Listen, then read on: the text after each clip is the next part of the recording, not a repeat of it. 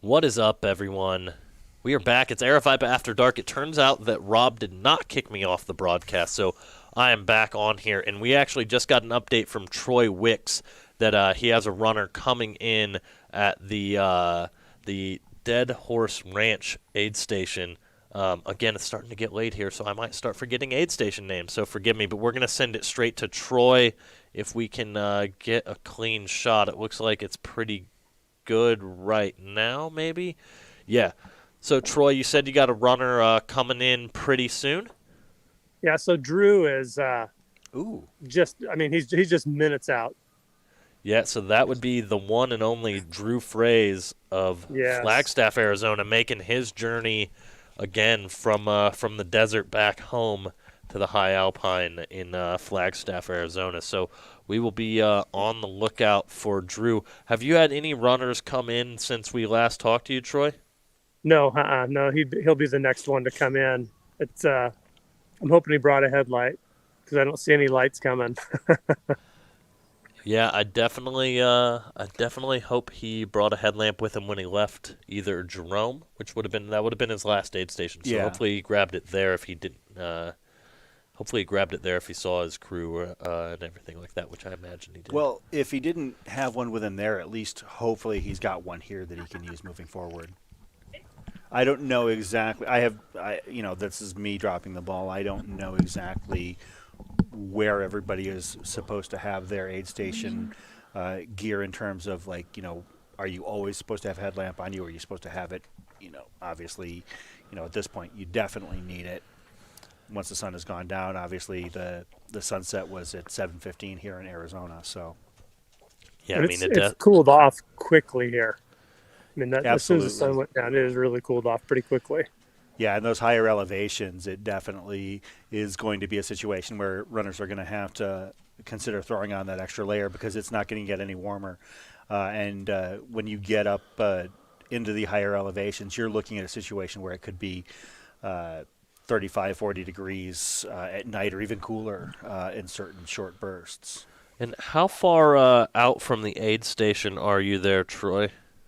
I'm pretty close to it. Okay.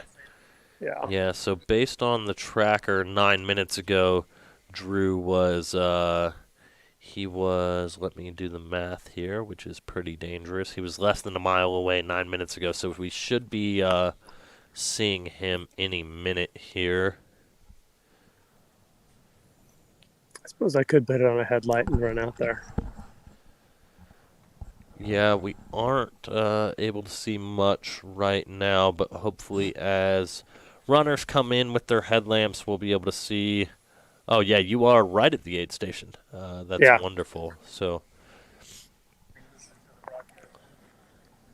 I could smell coffee, and it kept me close by here. I couldn't find it within myself to walk away from it. yeah, thank you. Thank you for that reminder. I have just refilled my coffee for this Aravaipa After Dark segment, so we don't know how late into the night we're going, but we do know that we are going to keep on going. As long as And we we'll can see. keep moving, or as long as they can keep moving, and we're able to stay awake to talk about it. Yeah. Troy, have you seen Taylor Spike? Is he still in the aid station, or he might have gone Here down? comes It the looks headlight. Here comes the headlight now. Okay, here we go. It looks like our next runner, who should be Mr. Drew Fraze, is I see two headlights, so it must be his pacer too. yeah. I would imagine that that is the case. And he would be walking it in. Yeah, that's okay. Hopefully Drew is able to come into the shot here. I can see the headlamps, which is really cool. To just be able to see runners kind of traversing these trails by headlamp. I think there's nothing more like primal or rustic than something like that. Oh, 100%. I totally have I get a thrill out of every time we tune in to runners coming in out of the dark. It's like a cliffhanger on a TV show. Yeah, and so here you go. Looks like we have Hey, Drew. Mr. Is that his Drew pacer? That's a Fraze. pacer bit That's right the there on the pacer, leg. and Drew is coming in. Can you ask Drew how he is feeling right about now? Drew, how you feeling right about now? Hey, I'm feeling a little tired right about now. I don't blame you. Over there. Flagstaff's own Drew Freeze, Aravaipa Racing Team member. Drew, it looks like you're still moving at a fairly decent clip. Are you going to be taking an extended break at this aid station? Or are you going to kind of play it by ear? Yeah, I feel like extended break sounds nice and try and knock out a bunch of lime kiln. Since I feel like I know that, I run it with both of my pacers that are here. I feel like it'll be a nice hike to knock out on the night. So, yeah, definitely take a big break, get some calories in, get rehydrated, try and sleep, and knock out a bunch of lime kiln. I know you've got experience running 100-milers. Are we to the point where you're in uncharted territory personally? Oh, definitely, yeah. I think that started sometime this morning. Yeah, for sure. But it's fun, enjoying it. Cool. Awesome. Feels Well, weird. I'm glad that you are still having a good time, Drew, and we want you to get on into that aid station and get refueled up and get a nap, and we will check back in with you later. We're going to be on coverage for a while, so hopefully we'll be able to get you leaving the aid station here at some point tonight or into the early morning, depending on how long this nap is. Oh, totally. Awesome. Yeah, thanks for Have a having good me. one, you. man. Take care, Drew. Great job. So nap up pretty quick. This is what it's all about right here, and you can see from the comments on the YouTube feed that everybody is kind of the same mindset. Of course, this is, for those of you just tuning in, this is the Cocodona 250, the hashtag Aravaipa After Dark section of the broadcast, where anything and everything can happen. No, we just made that up. It's still the same race. We're just trying to do a little bit of branding and have a little bit of fun with it. And it looks like Brandon in the chat is looking for any cams or news from Mike McKnight. The tracker is still showing him at the Deer Pass aid station as of 4 minutes ago. Again, Hector Rodriguez is on the ground there. He is crewing Michael McKnight, so I don't want to take Hector away from his duties as, both a crew person and a friend. Yes. Because I think that is the most important thing first and foremost. But if Hector at any point has a minute, he knows he is always welcome to pop onto this live chat, and we're going to bring it back into the studio here real quick as we're losing that feed. Hector knows he can pop back in anytime he wants, and we will bring him straight on. But we have no expectation to hear or see from Hector because, again, we want him to focus on his duty as a crew person, a pacer, and most importantly as a friend to Michael McKnight. 100%. One of the things also, it is actually just about 8:15, which was the cutoff at Whiskey Row. We're going to have to see if we can check in with Aravaipa's own Jen Laughlin, who was sweeping the final runner. For those of you that were following along, of course, that was Stan Berry, number 92. And Stan's story has gripped the YouTube audience and the Facebook audience because it's just pretty amazing. Stan is 61 years old. He is bringing up the rear, and he knows, and we do know, that his race is drawing to a close as he is heading into Whiskey Row. But, the grit and the determination and the effort that he's put forth this week has been absolutely stunning.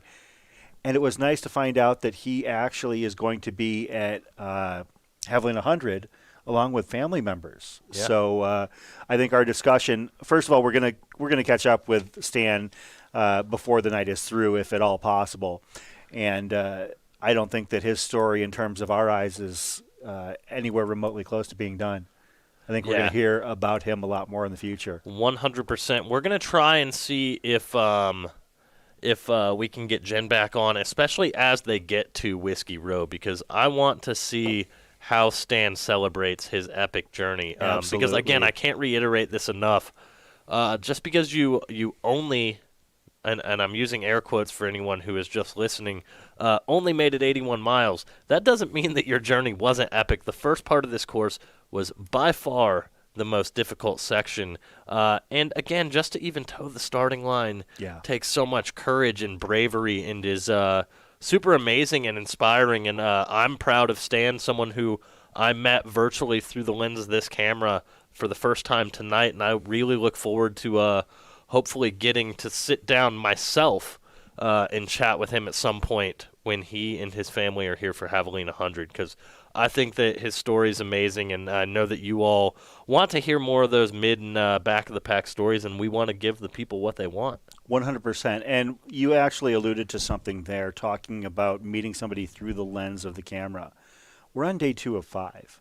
There are a lot of stories yet still to be told between the front of the pack and the back of the pack. There are people that are going to be finishing this race on Saturday. And it is going to be it's going to take everything they have and some of what they didn't even realize they had within them. It's going to take, every single bit of effort that they could possibly muster. And they're going to craft stories and tales that I can't even begin to comprehend right now. The amount of emotion, the amount of grit, the determination that we're going to see out of these runners moving forward. We've seen a ton already. We've seen these amazing efforts from these runners that are, whether they're 80 miles in or 150 miles in, they're doing fantastic. But the story is barely half over. Yeah, 100%. And Stephanie David in the chat, who I believe is Stan's niece. Yeah. Again, it is a little bit late, so if I am confusing my relations, please let me know. But she said, Stan inspired and paced me to run my first 50-miler when I was just 21 years old. He's amazing and an inspiration. And I can second that Stan is an inspiration and is amazing just from our brief conversation. And based on what he's doing, again, just towing the starting line is truly amazing. So we look forward to hopefully checking in with him a little bit later when he is closer to Whiskey Row, where his journey in this year's Cocodona 250 will come to a conclusion. And so I am going to bring our live tracker in here because we have to take a look at our leader, Michael Versteeg, who is out at mile 151. Again, Michael McKnight is still at that aid station, and again, we really hope that Michael is in good spirits and healthy and not injured and is able to solve whatever problem needs solved and get back out there. And we will definitely keep an eye on that. Yeah, Michael, for those that are just tuning in, Michael is in second place right now. He was leading the race as recently as earlier this evening. But he had passed Mike Versteeg when Michael Versteeg had taken a nap, and now McKnight has taken a pause at his aid station. Which aid station is he at again? That is the Deer Pass aid Deer station. Pass. Yep. Okay, so we don't have any word yet. As we mentioned, Hector Rodriguez is there and crewing him. Hector has also been doing a lot of filming for us, but his obligations first and foremost lie with his runner, and I know that he is going to do everything he can to get to make sure that Michael's okay. For all we know, he might be just taking a nap. This is uncharted territory for Michael in some ways. He's known for not having to take long rests during these 200-mile races, and he's already taken several short ones up the very first climb, the very first day. Who knows? He might be just taking a quick nap here. We don't know. We'll see, and we will obviously get some more information as it comes forth. Then you look at our third place male right now, Dax Hawk. Dax, when I first walked into the studio yesterday afternoon, 27 hours ago, I literally walked in to see Dax losing his lunch on the side of the trail. He looked like he looked bad, and now this is when he was like in 8th or 9th place. Runners were 90 walking miles by him. ago. Yeah, it was 90 miles ago. I mean, now he's in 3rd place, and when we've seen him at aid stations, he looks strong, and he looks like he's in great shape moving forward. And he had a couple tacos at the Dead Yeah. Horse Ranch aid station not that long ago, about So 8 miles prior Whatever to was this. upsetting his stomach is no longer upsetting it. And then we're going to go back here a little bit and check in on the ladies' field while we have the tracker up. And it looks like the ladies' leader, based on the spot tracker data we have right now, is none other than Dawn Greenwald, the Flagstaff, Arizona native, again Running home. running home. I think that's a little bit of a theme for some of the runners up near the front of the field right now. So Dawn she's been running really strong most of the race. Yeah. She was in pretty good spirits when we saw her at Crown King yesterday. Mm-hmm. And typically, if you were in pretty good spirits at Crown King, you were in the kind of in the minority in regards to how you felt, because most people felt like garbage by the time they got to Crown Yeah, King. people were in rough shape as they were hitting Crown King yesterday. So Dawn being one of the few that looked like she was having a good old time, that good old time has continued. And she's been within the top 3 or 4 the entirety of the race. And it looks like she's made her move on Maggie. And now I don't know how far is her lead right now at this point? Do we know? Yeah, so we will, right now she is at mile 129.6, and Maggie is right here. Maggie Gutierrez is at mile 128.5. Maggie's last ping was 3 minutes ago. And let's see what Dawn's last ping for Dawn was 1 minute ago. So Maggie a is mile. probably a little bit inside what the distance shows right now. But Dawn still definitely has a lead as they come out of the Jerome aid station and are now making their way down towards the Verde River. Yeah, I mean, at this point, a 1 mile lead is essentially nothing. They're spending that kind of time in aid stations at this point. Most runners are spending anywhere from 10 to 15 minutes in an aid station at the very minimum. That's if they're not stopping to take a nap. So, a 1 mile lead, I mean, we might see them switch back and forth several times over the course of the next few hours. Yeah, definitely. And then it looks like Maggie is running with Trevor Medding. Again, depends on the spot trackers here, but they're pretty close right there. And then let's try and look for our next female runner. Let's see here. And I believe this is none other than Jessie Morton Langhow, who has been running pretty solid for most of the day-to-day. Is She's staying at really tough. 127.3. 127.3, and that is updated as of this minute. So she's only a mile behind the others. Yep. So we've got 3, and actually, if you And go then there's back, another yeah, Elle Spacek. We've got a lot of women here between 126.7 and what was Dawn? 129.6. Yeah, so within a 3 mile span, we have, it looks like, our top 5 women, or our top 4. Yeah, top 4 women. Let me zoom into this aid station again. I don't know if Elle is coming in or out of the Jerome aid station, just because you go in on the same road Yeah. that you come out, but we'll keep an eye on that as well. Luca asks a question in the feed that I knew that we would see from some people. Did we address if this race is a Western States qualifier? It is not.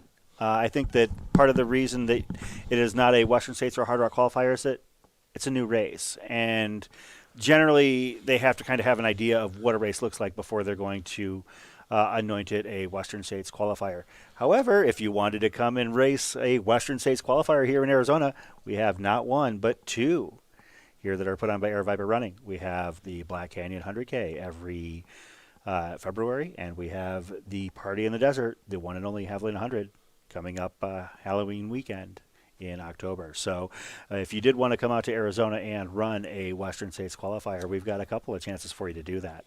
And having been out at both, I can safely say I would much rather run Black Canyon every year. And I do. I've run Black Canyon 4 times. Yeah? The last 4 years, yeah. See, so you'd be suited for the Cocodona 250 next year. You've got good experience on the early sections of this course, which are a little bit harder. Yeah, okay, so I've done Black Canyon 4 times, and I've done Crown King 6 times. Actually, 4 finishes, 6 starts. But no. You should see me after that race. After the Crown King Scramble, after the 50K, I'm done. I got nothing left to give. I definitely don't have another 218 miles left in me after that. Nathan ends in the chat, what mileage are the women's leaders at? So Dawn, Miss Dawn is our women's leader right now. She's at mile 129.6 per our last update, which was probably just a few minutes ago. We've got Miss Maggie Guterrell at 128.5 and Miss Jessie Morton Langhow at mile 127.3. And then Else Basic is at mile 126.7, which makes me think, yeah, that ping just updated. And let's actually take a new look at these women's leaders. So it looks like Dawn Greenwald is at mile 130.5 now. Maggie Guterrell is with Trevor Medding. It's not letting me click on Maggie, but they're at 129.5. Jessie Morton Langhow is at mile 128.2. And it looks like Else Basic was going into the aid station there. So she is at mile 126.6. So I know that said 126.7. Probably just a little drift in the aid station. Yeah, there. there's definitely don't expect exact 100% precision when working with our tracker. It is a reasonable estimation as to where runners are on the course, as well as when you have 2 runners whose dots are right next to each other or within a minuscule difference. It's not necessarily indicative of one person being in front of the other. Yeah, and we had a question, where is Van the Man Patterson? Man. He's an Aravaipa favorite here because he does all of our races. So we and he's a good runner. Yeah, and we want to show love to Van. It looks like the most recent update has him at mile 111.4, which means he is making that climb up Mingus Mountain, and hopefully we might be able to get a Van Patterson sighting at Mingus Mountain.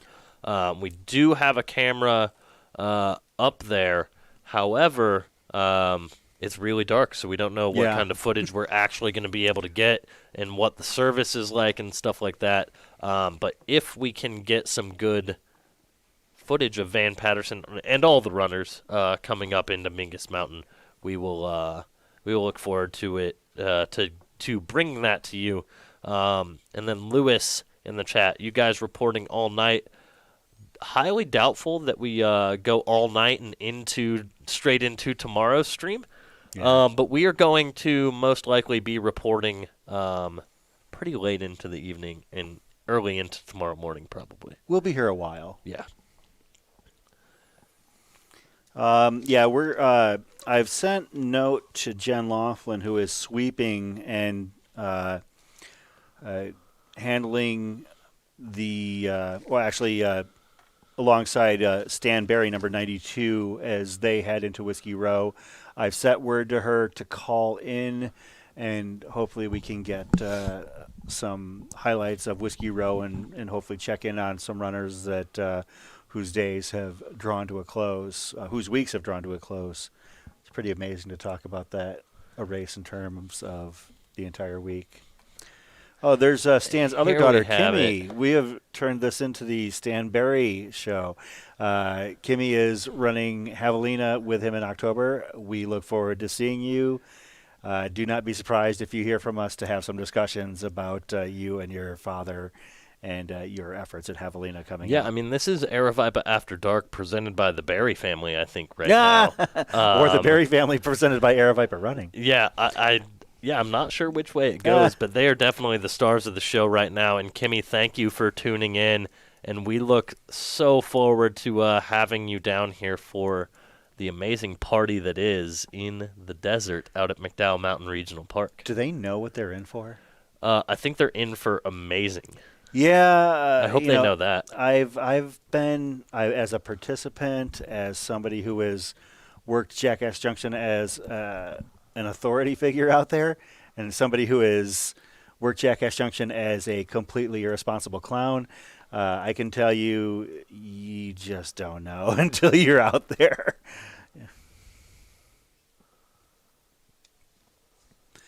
I got a message from one of our Aravaipa community members who is a volunteer tomorrow. I believe that she's volunteering at Dead Horse Ranch tomorrow afternoon. Kelly Garcia is watching along with her daughter Parker and enjoying the coverage. I guess that Parker's being allowed to stay up a little bit later than normal to follow along. So we're glad to have you. We're glad to have you along tonight.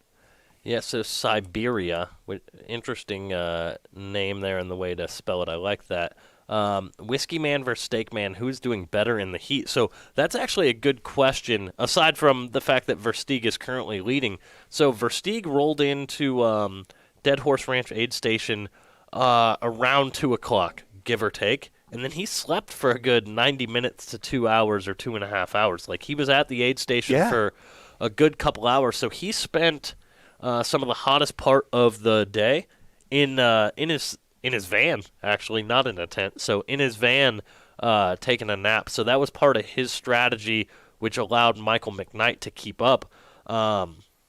As far as who's doing better, I think they both have had real rough patches in the heat because Michael McKnight was suffering from some real bad dehydration at one point during the run today as well. So I'm going to call it a draw, like a 0-0 draw, because I think they both really have suffered at times. Oh, yeah. And, at this point, show me a runner who hasn't suffered this week, and I'll show you somebody who hasn't run Cocodona. Yeah, exactly. Or I don't know. The live stream people here have also been doing it. Whether they've been tuning in for long hours, we've had some people who have basically been in this chat. Most of the day. I and see so some that's of those like an names. ultra marathon in and of itself to be watching some just people talking about this wonderful sport we have. Yeah, some of these names that I see on our chat have definitely been hanging around for a long time. Today and then also yesterday. We appreciate you being here. We are doing this coverage because you are paying attention to it. If you were not paying attention to this coverage, we wouldn't be here. So we're glad to have you. We are giving you as much of our time and effort and attention as we can give. We're kind of in a limbo situation right now, and we'll try and explain that for you here. A lot of our runners are in a bit of a dead zone in terms of our coverage. They left Mingus Mountain, and their next aid station from there is Jerome, and we're not covering Jerome directly because of requests by the town itself. We wanted to respect their wishes. We're not filming there. We're not doing any sort of... they just want their quaint mountain town kind of to themselves. They're peace and quiet there, and they're gracious enough to let us kind of enter for an aid station and exit. And so we want to be respectful, and we're thankful that they're letting us have an aid station there so that the runners can see the magnificent city that is Jerome. One thing, I know our job is to bring this live coverage to the viewers, but the whole reason this race exists is to take runners on an amazing journey. And so I am going to actually cut myself off right now. We have Hector Rodriguez who has just popped in there. Hector, if you can hear me, can you unmute yourself? And we're going to pop in and chat with you right here. Hector, how are you doing, man?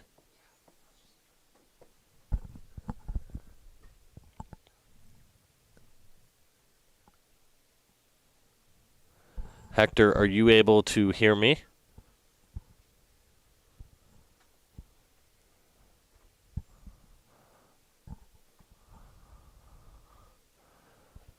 I can't hear Hector, but that does look like Michael is moving. No, that's Dax. Oh, that is Dax. I apologize. Yeah, it looks like We're going to stay on this footage, though, so that you guys can we're see going to this kind of runner come speculate in. and narrate here to the best of our knowledge and abilities.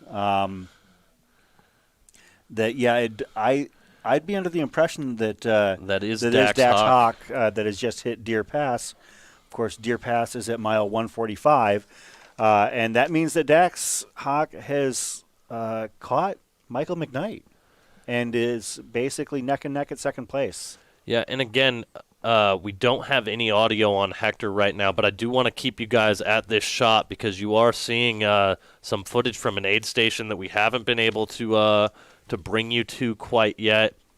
And again, we need to say how grateful we are for Hector for bringing us this footage because again, his first role is as a pacer and a crew person and as a friend to Michael McKnight.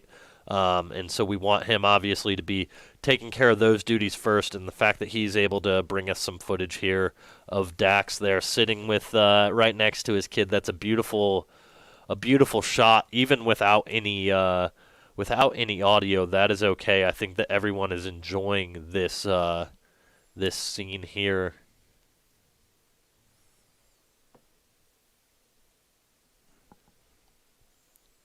And Dax still looks like he's in pretty good spirits there, just from reading his body language. 100%. Of the three runners that have actually hit Deer Pass, of course, as we mentioned earlier, Michael Versteeg came in, kicked back, relaxed, and just crossed his legs to hang out.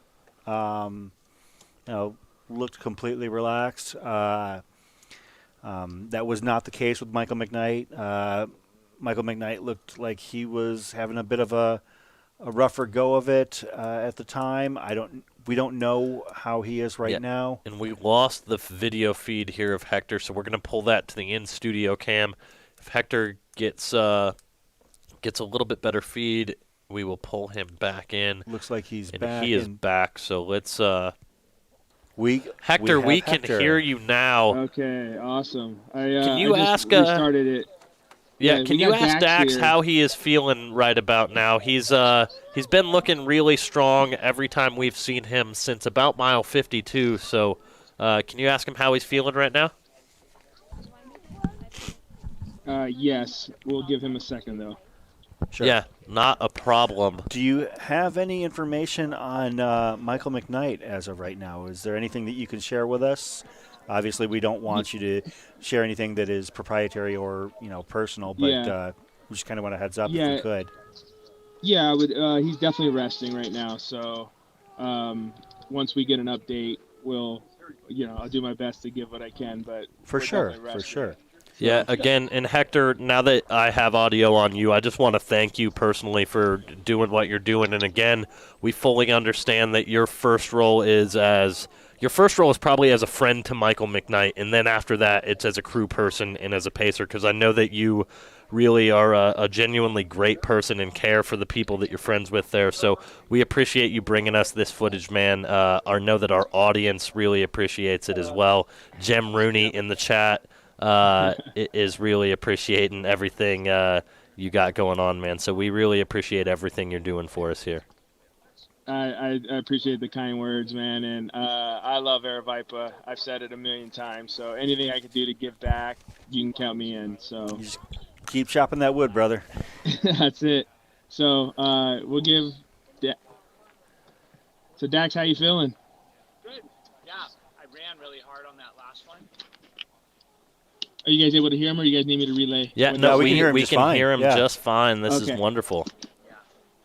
Yeah. Okay. They hear you good. If he can hear us, Dax, your recovery from this. Oh, he can't hear us? He can't hear you. I got headphones on. Okay. Can you ask Dax, just how he recovered from where he was 24 hours ago? He looked like he was in pretty dire shape around mile 50, but now he looks fantastic. They were saying that at mile 50 you looked like you were struggling, and now you're doing pretty incredible. So, is it what he's done in the last 24 hours? Yeah, like how did he make such a good comeback? How did he keep his composure to do that? How did you make such a good comeback? nutrition, he said. It's just, it takes me like 50 miles or a whole day before my stomach will let me start eating solid food while I'm pushing. And so I was on liquid calories. If you look at the first 30 miles, or maybe like, let's say 29 miles before I ran out of water and calories, I was doing really well on like liquid calories. But I think I kept that going a little too long. Okay. All right, well, thank you very much, Hector. Stop, Oh, sorry. let your heartbeat settle, and let your body cool down a little bit so you can like have an appetite. But if you do that and you eat, like, then your body starts getting in the flow. Like now I can come in from hard running and just gobble up solid food, no problem. But it takes a while to acclimate to that behavior. You guys got all that? Yeah, that was awesome. And then I have one last question before we let him keep going. For you. Can you just ask him how the tacos were at the last aid station? How were the tacos at the last aid station? They're asking. He's from San Diego, so that's a question. For an aid station, taco. The fact that they had tacos was pretty bomb. Yeah, he said a pretty bomb for. I could choose between a hard shell and a soft shell, which is pretty cool. That's pretty cool. I mean, it's not Southern California, you know. Yeah, it's definitely not SoCal tacos, but we're glad that you enjoyed them and that they helped you get to this section here. Taco with lettuce. Great job, Dax.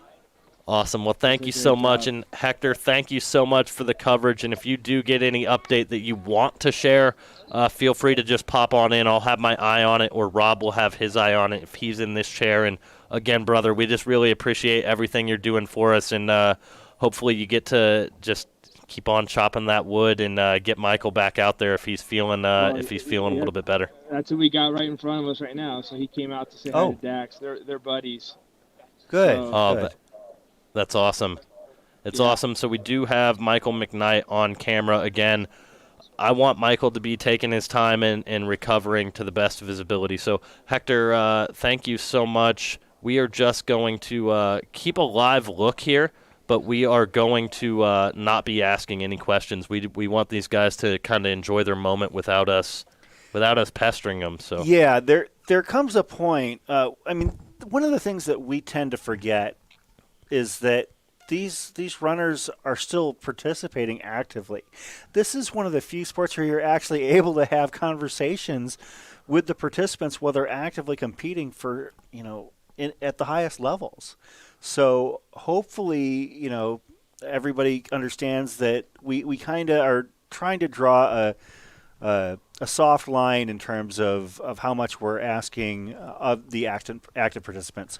Yeah, as far as crew and people of that nature, we love having them, but looks like we've got... yeah, Hector, we're going to pull away from you for a minute, man. I hope you enjoy your time there, and if you do have any more updates, definitely let us know. But we are actually going to go, Hector, just so you know, we're going to go to the last runner on the course here with Jen Laughlin. So let's go right in Whiskey Row. I know that block real well. I can walk that block blurry-eyed at 2 in the morning. I don't know how. Can you guys hear me? yes, we can, Miss Jen. How are you doing? We are good. We are almost to the Whiskey Row aid. Yeah, you're just across the courthouse. Yep, we're still together and almost there. And I have a kind of a cool story to share. So right before we tuned out back there in that neighborhood, actually right after, a car pulled up, and it was a couple that was actually watching the live stream, and they were watching us on there and realized that we were basically in their backyard. So they hopped in their Jeep and tracked us down just so that they could come and cheer on Stan and let us know how much they enjoyed watching the race. They actually filmed the racers going down their trail behind their house, and they sent me a whole bunch of emails with video. Wow. And let us know how inspired they were by Stan and by this whole event, and that they're going to start running because of it. That is wonderful. They live in a wonderful place to be running too. They Obviously, do. Prescott has great trails. We just all experienced them just a couple weeks ago. For those of us that went to run the Whiskey Basin Trail runs. Yeah, it was awesome. They were so excited, and it just, their energy was just unbelievable, and it was just really cool. They literally tracked us down just to cheer Stan on. It was awesome. Is Whiskey Row hopping tonight, or is it kind of quiet? I know last night it was pretty quiet. It looks pretty quiet. Looks pretty quiet, but it's nice. It's welcoming. Yeah. I've spent many a night down on that street. So. Yeah. And then does Stan have any plan for how he's going to celebrate when he gets into Whiskey Row here to celebrate his amazing adventure from Black Canyon City here to downtown Prescott? I think we're going to get in the van and go home. I don't blame you one bit for that. I don't blame you either, Stan. It's we're excited to have been able to follow along with this journey, and it's amazing how many people you're inspiring. I mean, we have Skylar Hall in the chat right here. I'm not crying, you're crying. So your story is inspiring even to Skylar here and many others. No one has gotten the kind of pop in the YouTube chat that Stan the Man has here. 100%. It's been crazy, and it just goes to show you that you really are inspiring a lot of people out there for just towing the starting line. And I'm even getting a little teary-eyed here now too, Stan. So we really appreciate you coming down to see us, and we'll definitely look forward to sitting down with you and chatting before the Javelina 100 with the rest of your family. So your daughter Kimmy is also in the chat. She popped in. So it's like a family affair here. You've got your niece. You've got two daughters in the chat between Allie and Kimmy.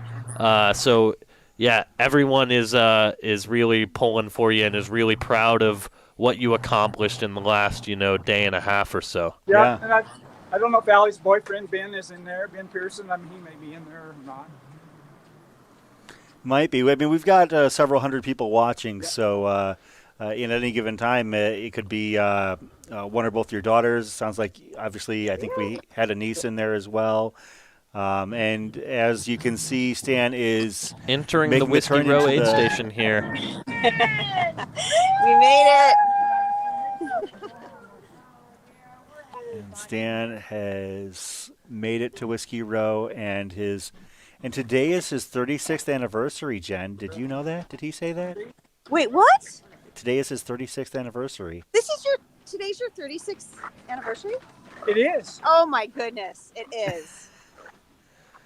Is your wife a part of the crew, or is she in the chat here? Actually, she elected to go and see Allie and Ben this week while we were out here. So she's over hopefully with they're them. all watching So together. She's following along on the chat, I'm sure. Well, Good. do you want to send any message to your wife on your anniversary here while we have you on the live stream? Yeah. Yes, I certainly love you so much, and I really appreciate all the support that you've given me all the years when I was out doing crazy things and running and all hours of the night and day and all that kind of stuff, and putting up with all of my shenanigans. Well, that's awesome, great. Stan, and thank you so much for not only sharing your journey with us during this year's Cocodona 250, but sharing your wedding anniversary with the Aravaipa family here. So happy 36th wedding anniversary to you and your wife, Stan, and we look forward to meeting you guys when you're in town for Javelina. We'll definitely have to link up to have a chat, but we look forward to meeting you when you're here.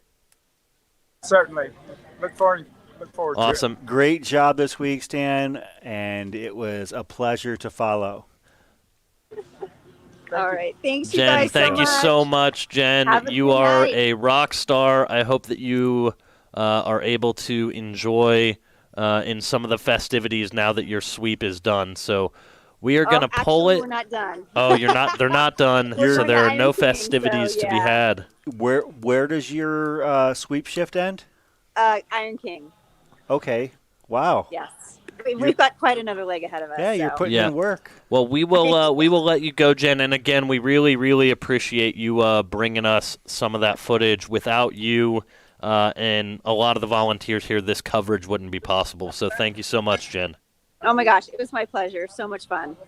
All right, we are going to pull it back into the studio here, and I nearly cried on air, Chris. Yeah. I'm not going to lie to the viewers. We're honest people here. We're both Midwesterners, first of all, which we're honest people. But that was really inspiring, and to see the level of support in the chat for Stan nearly brought me to tears, and to see his family in the chat and how much love they're giving him was truly amazing. 100%. Yeah, it was great to follow, and as we've stressed, I mean, we want to follow and we want to cover as many stories as we can. We're limited by the manpower, the machines, and just our resources, not our desire. We're doing our best to, at least give everybody a tip of the cap and a little bit of a moment in the spotlight, if at all possible. And it was a pleasure to follow Stan as he gritted out the final few miles of his journey. Obviously, he didn't make the cutoff into Whiskey Row, but he might be disappointed that his day isn't continuing. But I don't think he's disappointed in the experience, if that makes sense. Yeah, no, I definitely I think that is certainly the case. I mean, you could sense maybe disappointment in his voice at times, in the sense that he wants to keep going forward, right? Yeah. But yeah, I mean, what an epic journey. And again, I can't begin to tell everyone how appreciative we are of Jen for helping bring us that footage, Stan for being open to sharing his story with us, and then third, I think we need to give a shout out to Stan's wife for allowing him. I mean, this is their 36th wedding anniversary, and Stan is out meandering from the desert to the pines, just having the time of his life. And I'm sure his wife is having a fun time with other members of the family. But yeah, we definitely appreciate her for letting Stan participate in our event, because without her, we wouldn't have been able to share this story. Yeah, I'm not a married man. I know that you are. Yeah. And if you plan to make it, to 36 years, do you see yourself being able to sneak away for a adventure across another state on your 36th anniversary? You must have one heck of an understanding wife. If you do. I believe that my wife would be understanding, and I believe that my wife would be there crewing. I think that she would love that adventure as well. And that's how you know that you married the right person, is when you have someone in your life who supports your crazy endeavors. For sure. And so shout out to, I'm not sure what her first name is, so I'm just going to call her Mrs. Stan for the time being. Mrs. Stanberry. Mrs. Stanberry. Yeah, that is a proper term, but if Miss Allie or Miss Kimmy or Miss Stephanie can share her name in the chat, I would love to address her appropriately with respect. We're on a first-name basis with her at this point, right? Yeah, but we appreciate her, and it looks like we have Emily Donner popping in the chat, so we are going to pull her in. I think that this button will pull Emily in. Yeah, Emily, can you hear us? Hey, I can hear you. Can you hear me? Yeah, your feed's a little pixelated right now, but we can hear your audio pretty good. Can you just share with us what's going on out there? And then there we have, maybe the second star of the show next to Mr. Stan. We have Fox, the Aravaipa mascot, in the house. So can you, we aren't getting good video quality, but we are getting good audio. Can you share with us kind of what you're seeing out there? Yeah, so we are, in between Jerome and Sedona, I think Dylan said, Bill Gray Road. We're on like a dirt road somewhere. But it's Peter Mortimer, it looks, according to the tracking, that should be coming up, because Dax passed us quite a while ago, so we've been waiting for the next group. So we see a headlamp. Pretty sure it's Peter. Yeah, and what was the so it looks like Peter should be the next in line here. I'm not sure your exact mile mark, but I think that I have it roughly where the lime kiln Maybe if I go trail to- crosses the road. But yeah, we would love to get an update on Peter Mortimer if we can. That doesn't really tell you much. No, it doesn't. But again, we appreciate you being out there and giving us any footage you can. And again, we love seeing Mr. Fox. What a cute dog. He is. Love seeing Fox out there just living his best life out on the out on the trails. You have not experienced life until you have seen Fox in the middle of an absolutely brutal race. At the top of Delano Peak in the Tusher Mountains, I sat there and Fox sat in my lap as I knew that my day was drawing to a close. Out at Nardini Manor when I was done after 14 hours, Fox is sitting in my lap. Trust me, Fox is the dog that you most want to see when you're having a rough time at a trail race. Mm-hmm. Yeah, and so for those who Headlamp stuff. Headlamps in sight. Yep, there we go. We are seeing a headlamp. We believe this is Peter Mortimer coming through. Again, the footage is going to be a little pixelated, but we want to provide you guys and gals with any footage that we can at this point in the night because it's pitch black, so there's not a lot of footage we're going to be able to get outside of aid stations, and so this is one of those opportunities, and we are going to do our best to bring that to you. So, again, we apologize if it's pixelated. You also have to remember this is part of our documentary crew, and they're basically in the middle of nowhere right now. Yeah. I mean, I'm just Not a looking lot at the going on out map, there. and they're kind of in the middle of nowhere. That's why I don't exactly know the name of the road.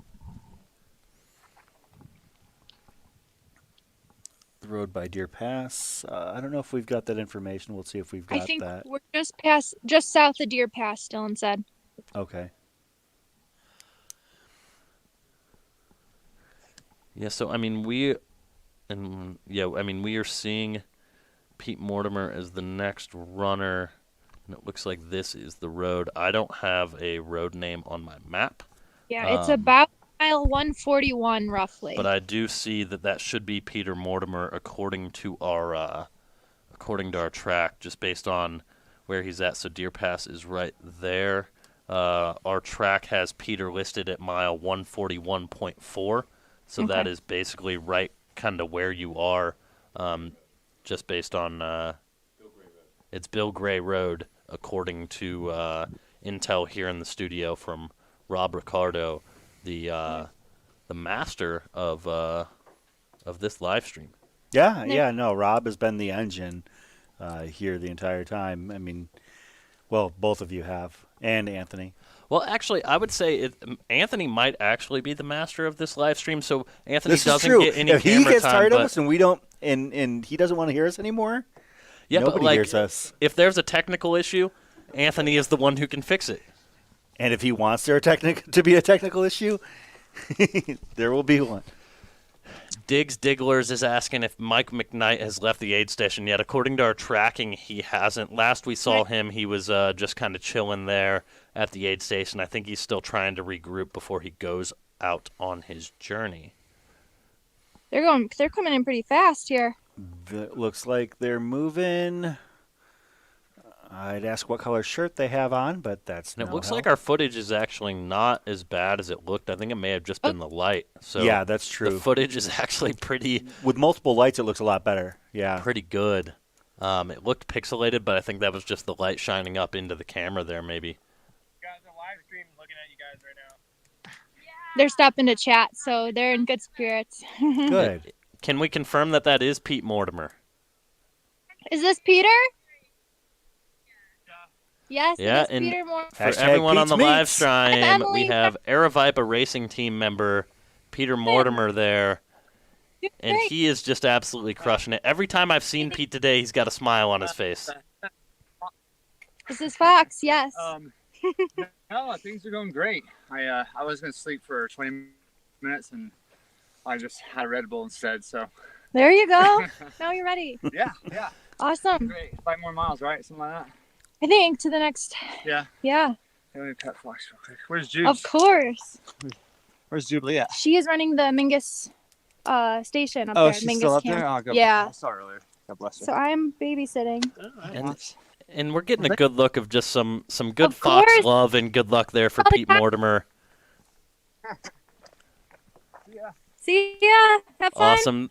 Thank you so much, Emily. It doesn't look like it looks like the next There's runner is Joshua, about but he's about a mile back, so we might check in you later if you still have a stream, if you're still able to stream, but we will pull it back into the studio for now, and we will check back in with Emily and the Wonder Dog Fox a little bit later as Joshua Locke gets a little bit closer to them around Thank you.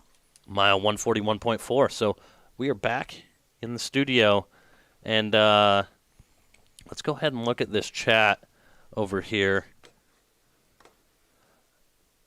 Do they know about the Maricopa Trail that you just did? Oh, and we have a clarification. What is the clarification? Mrs. Stan is Mrs. Cheryl. Cheryl. So her name is Cheryl. So Mrs. Cheryl, I want to give you a proper, respectful shout out here. Thank you so much for letting Stan inspire so many people and coming here on your 36th wedding anniversary. And Run Flat, Stay Low's own Skylar Hall wants them to have their own couples IG, couple Instagram page. Wants to see it happen. So if Stan and Cheryl's girls can work on that and let us know, we'll definitely follow in.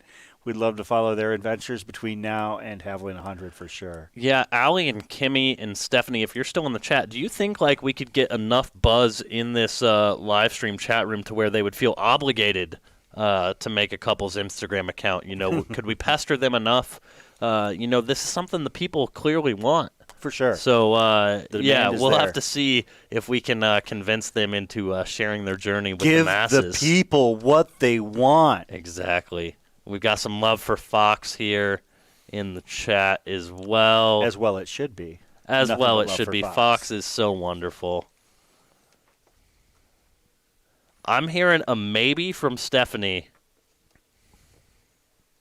And, okay, Allie Berry, who I believe might be with Mom or is in contact with Mom, we will keep everyone posted on the social game. I think that that's a maybe. I think that's a hard maybe. So I think there's a chance. That's a verbal right there. We will try our best. I love it.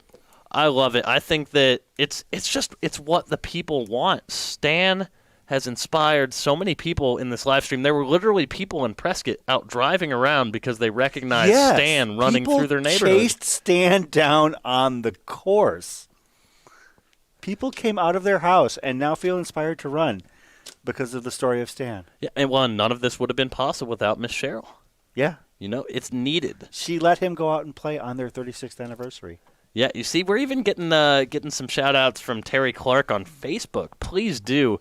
Yeah, I don't know. I don't want to overpressure Cheryl, though, because Miss Cheryl did let Stan run. This is so true. If Miss Cheryl does not want Instagram, I'm okay with that. But just know that the people would love to follow your guys' journey as you continue to explore. And as you come down for the Javelina 100, perhaps, we would be able to follow some of the training and some of the journey there on Instagram. 100%. Diggs asks, now that Stan has graciously withdrawn, who is bringing up the rear now? Yeah, we'll get to work on that because one of the things that we've got, actually, this is a good transition point. We have updates on the cutoffs now.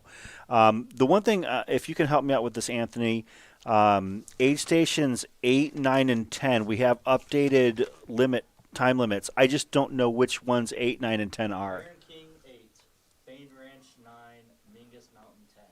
Yeah, so we have updates for Iron King, Fane Ranch, and Mingus Mountain. So Okay. we will provide you, Chris will provide you with those in just a second. Yeah. And I am going to go and grab some water because I've had a lot of coffee. Sure. And you should probably balance that out with some actual hydration as well. Yeah, 100%.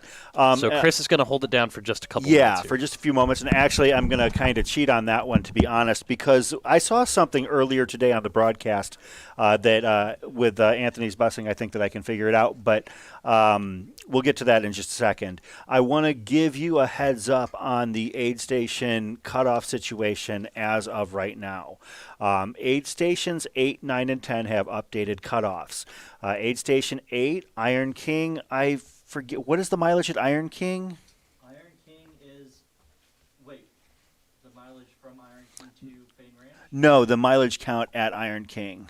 At Iron King is 94. Okay, so Iron King, mile 94, I've actually just found it on our, if we can go to the iPad. Let's see here. iPad and then show. Oh, iPad. Stepping here to bring in Aravaipa After Dark. Aravaipa After Dark.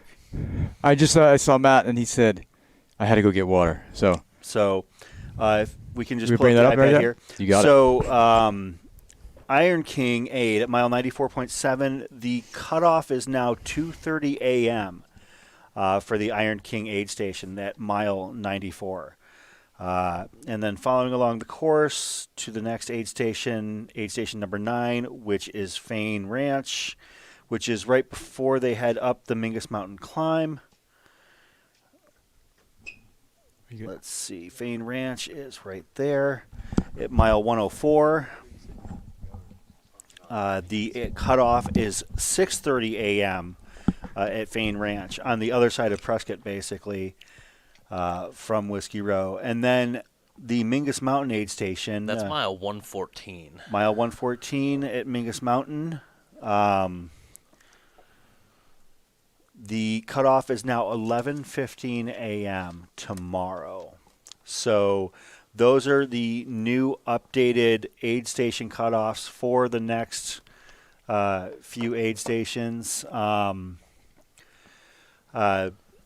One of the other things I wanted to before we get into this, sorry, no I did have a worries. question in the chat. Is get water some TV speak for use the restroom? So I did go get some water. I actually also put a throat lozenge in my mouth because I've been talking basically nonstop for the last 2 days, and then I did also use the restroom. So it wasn't initially planned like that, but Rob was sitting here, so I figured, might as well make the most of my time here. So Brian B., thank you for calling me out again. We're breaking down the 4th, 5th, and 6th walls here. And so, yeah, I did want to address that because that was the first chat I saw when I sat back down here. So now the floor is back to you there, Chris. Sorry about no that. worries. One of the things I wanted to do, I was watching earlier today, and I wanted to kind of circle back around to this because the runners are starting to hit Sedona. They're going to be hitting Sedona tonight and into tomorrow. And the Aravaipa or the Cocodona Stories episode that entailed their voyage into Sedona was actually really great. And I don't know if we've got the same audience or a lot of the same people.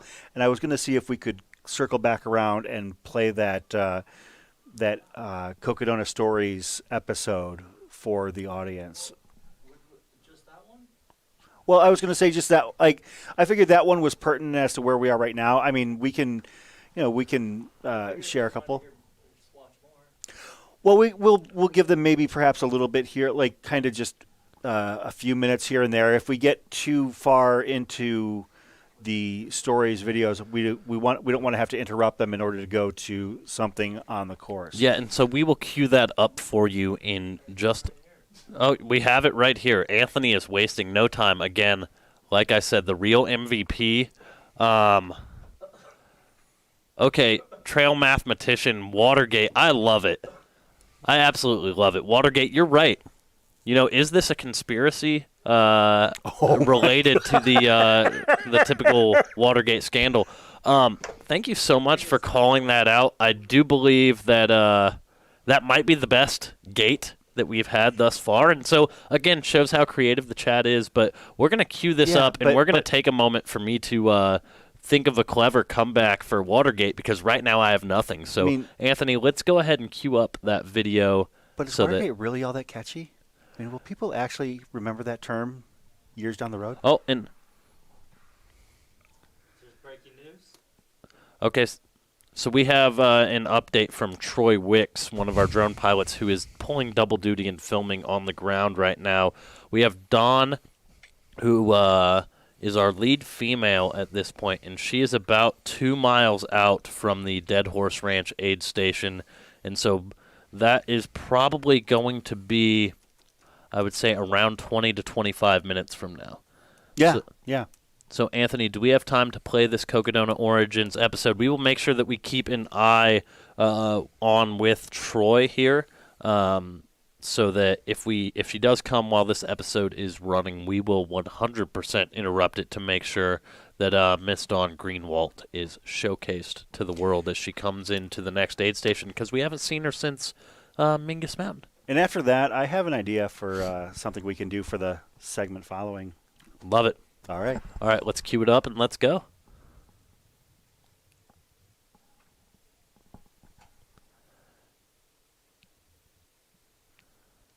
Maybe. There we go. Running ultramarathons has allowed me to explore my limits in so many incredible and inspiring places around the globe. From the peaks of Andorra to the depths of the Copper Canyon, to glacial valleys of China and more, I'm continually drawn to these equally brutal and breathtaking experiences. What the? We're now bringing that same sense of wonder and adventure to my home state, with a route across the heart of central Arizona's most historic towns, desert canyons, and mountain landscapes. In 2019, I scouted over 200 miles of the Cocodona route with my good friend, Anthony Culpepper. This is that story. You see Sedona in the distance, and it's very subtle. You're kind of in some red sand even early on, but as you go, you just it gets closer and closer and closer, and the anticipation is building because Sedona is just this world-class trail system, so well known around the world.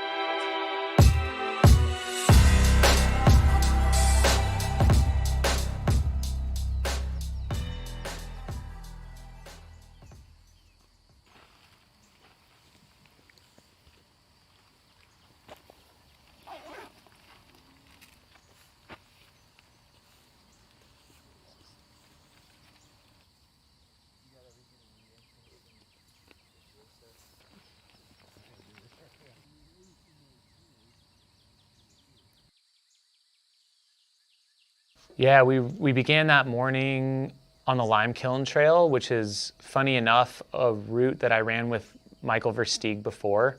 We did a point-to-point from Dead Horse to Sedona. It might have been, I don't even know if it was pre-scouting for this race, but it was something I'd done before. But doing it with Noah and Anthony was awesome.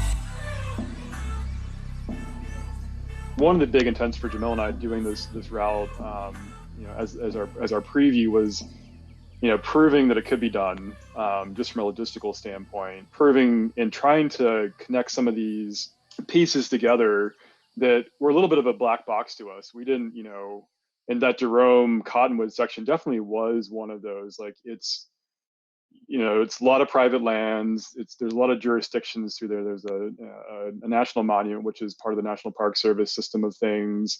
There's a state park, which is where we had camped that night.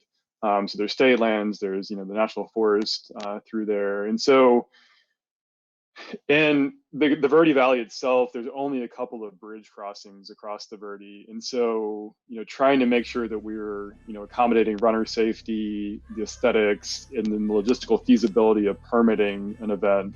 So that's kind of all the stuff that's happening in the background as Jamil and I were trying to make some miles. So a lot of looking at maps for sure.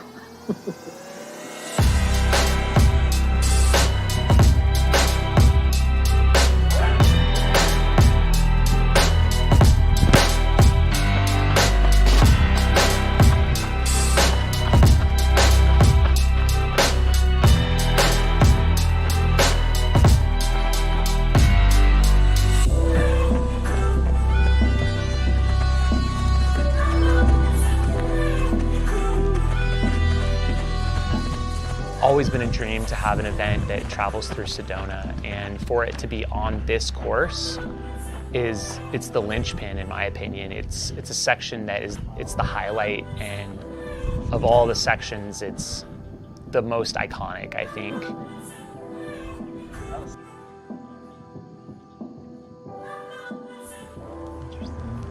Because that looks like it. Because this is going to be more like on the city side. Yeah. And this might be more interesting. So we hook down there, then up. It's a little windy, but yeah, whatever. I mean, so we're still gonna be if we do Herkenheim, we'll just be down below here. Hitting Sedona, I mean, it's an amazing place. Just from the aesthetic standpoint, for folks who have never experienced Sedona, who are running this event, like, welcome. It's beautiful.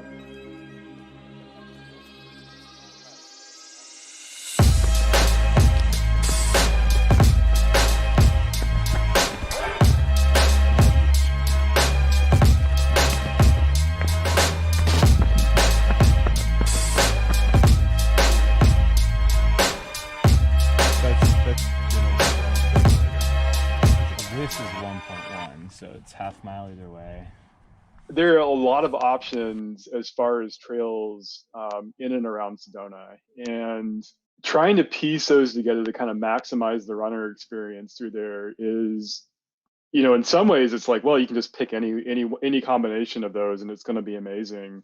But there are some tricky logistical components to putting on an event in Sedona due to the proximity and the size of the wilderness areas around Sedona. And so, the route that we're doing is around Sedona. It's like the kind of loop around Sedona. That's all, all non-wilderness areas, but they come really close. And there are a couple of sections where, if you look at one map, maybe it's going through wilderness. If you look at another map, it's maybe not.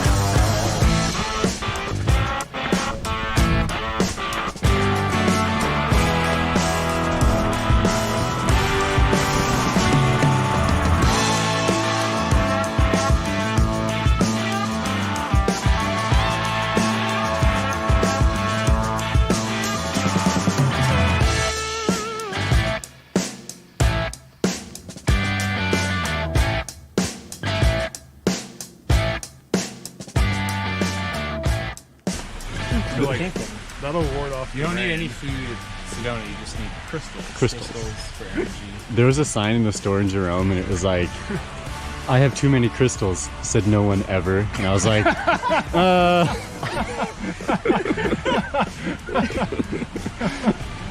Someone would buy that. It's a small market, but somebody's gonna get it. Yeah. You're gonna...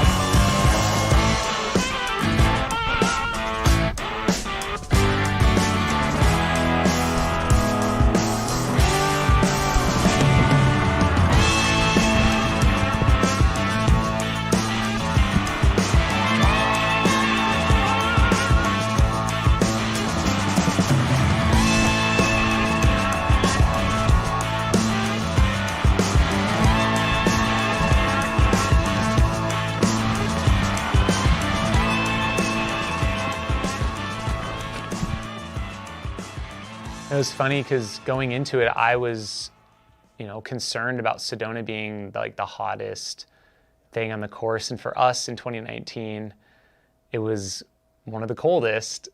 So we had to, I think at one point we spent 25, 30 minutes in cars just trying to warm up because we were so soaked.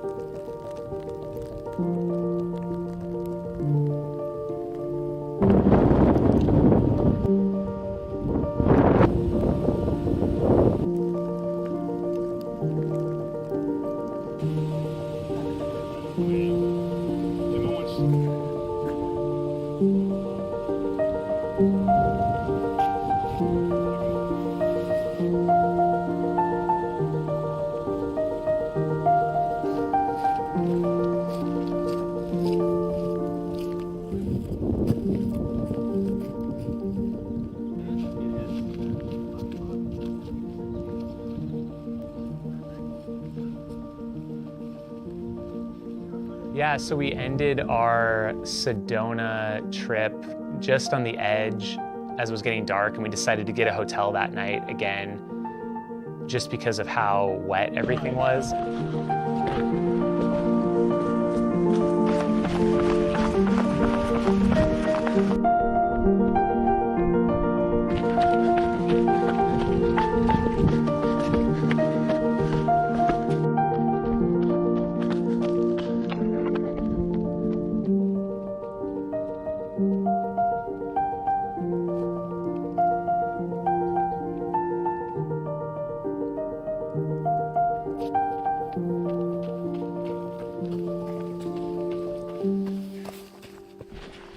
This is such a weird trail, but it's kind of the perfect way to cap it off.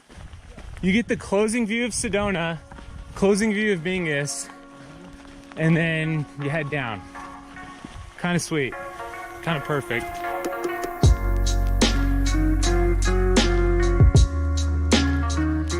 See you guys in a few hours. Have fun.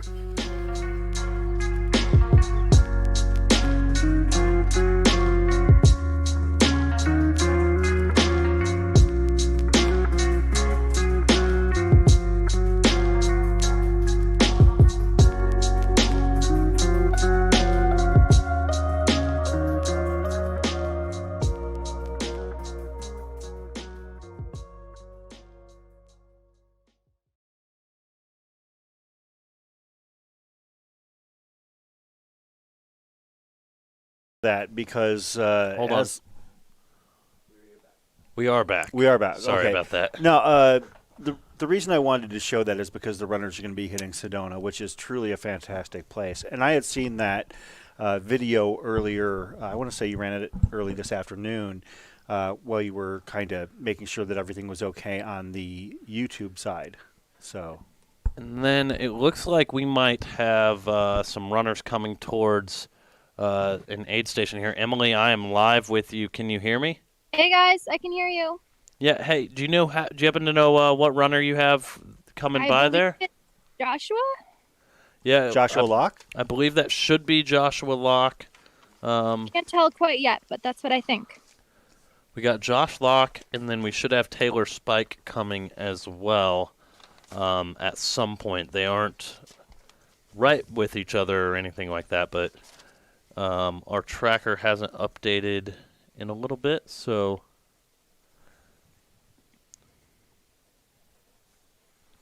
Awesome.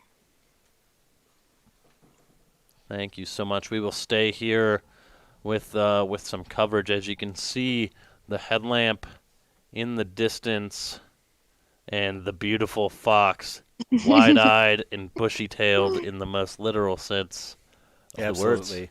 He's like, Fox. when do I get to go to bed?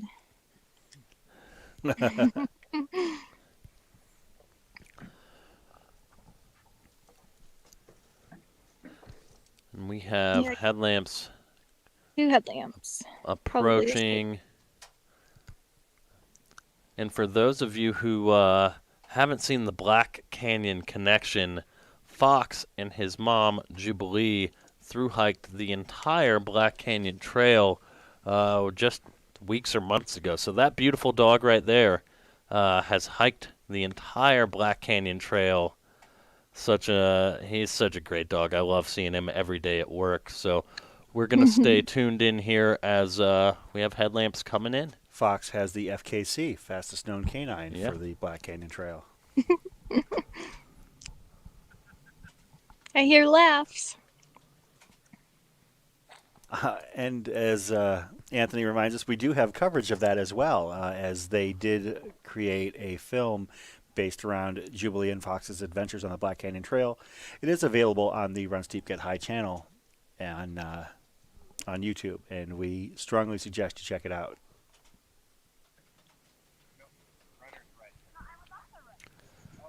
And here we go, checking in. If we can get a bib or a name, that would be wonderful, Is this Emily. Joshua?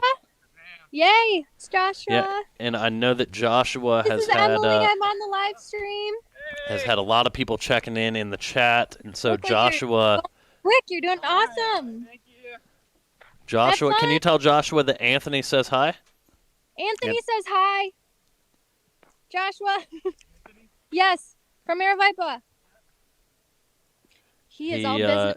He just ignored you, Anthony. I hope that you guys can still be friends after that. But he's No, a he man was on a all mission right business. now. He is. He's He was moving very moving well. Quick. He doesn't have time for hellos and things like that. I'll give him hell afterwards. He's trying to get to the next aid station. Awesome. He looks good though. All right. Well, I'll still be up when we have who's next. Yeah, is that another headlamp in the distance, or Would is that be that part of the Dax? crew?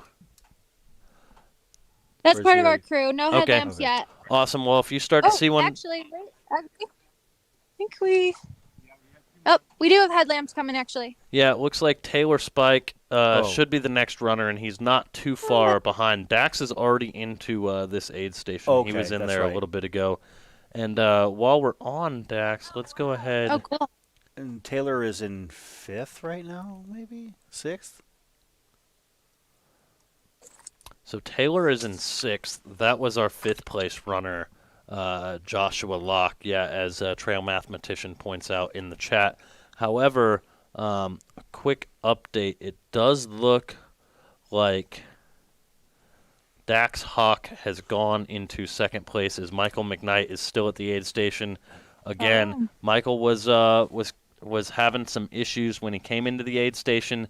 He's a veteran of these 200+ mile races, and so first and foremost, we hope that he's okay. But he's definitely there, trying to troubleshoot whatever problems he's having, and trying to just take his time and see if he can reset.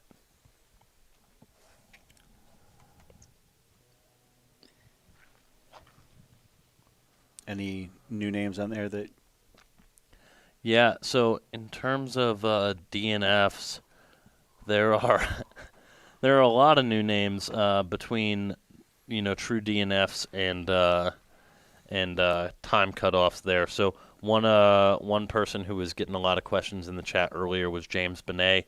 He did pull the plug at Whiskey Row earlier right. today.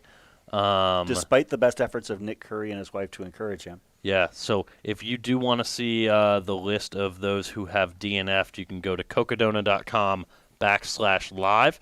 that will take you to this tracking, and if you go over to the sidebar there, you can filter by distance, and those who have DNF'd will be at the very bottom. They are coming slowly but surely. Yeah, and so it sounds like, as you guys just heard there, Taylor Spike and his pacer are making their way down the trail. You can see their headlamp off in the distance there.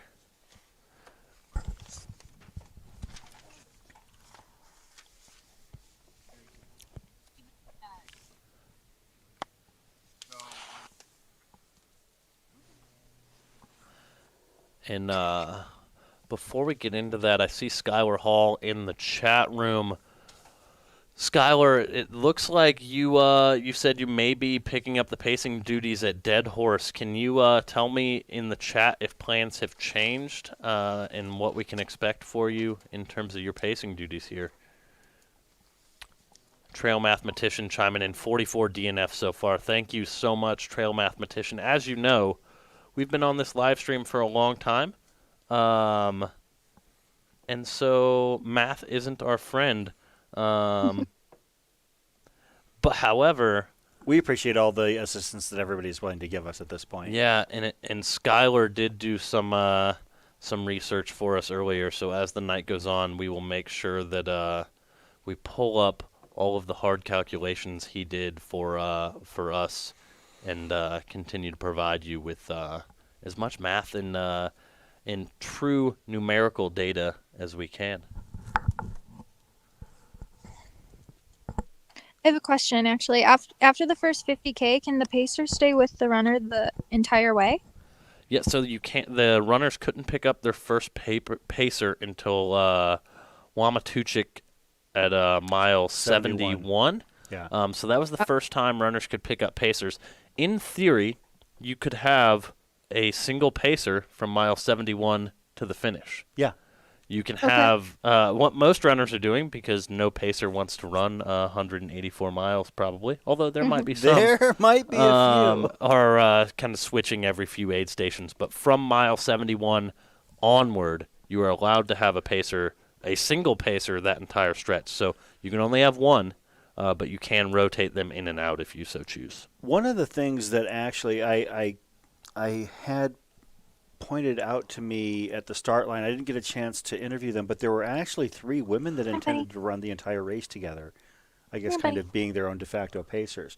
I didn't follow up on their story, and I don't know what happened to them, but yeah, there were 3 women in one of the later waves that were intending to run the entire 250 miles together. They're coming quick here. Yeah, and so we should have Mr. Taylor Spike coming in here. Oh, it looks like he has his new light on his chest, maybe. Is this Taylor?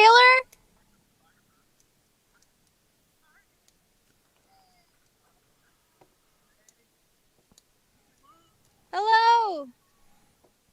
Is this Taylor? What's that? Taylor Spike? Yeah. Hello? How's it going? I have you on the there live we are. How are you feeling? I'm awesome. Awesome. This is Mr. Fox here. You want to say hi? Hey, Mr. Hi. What's up? All right. Let's go. Let's keep running. Who's in front of me? Who just passed? Joshua Locke. Just passed. Just passed. So is that like, was he walking?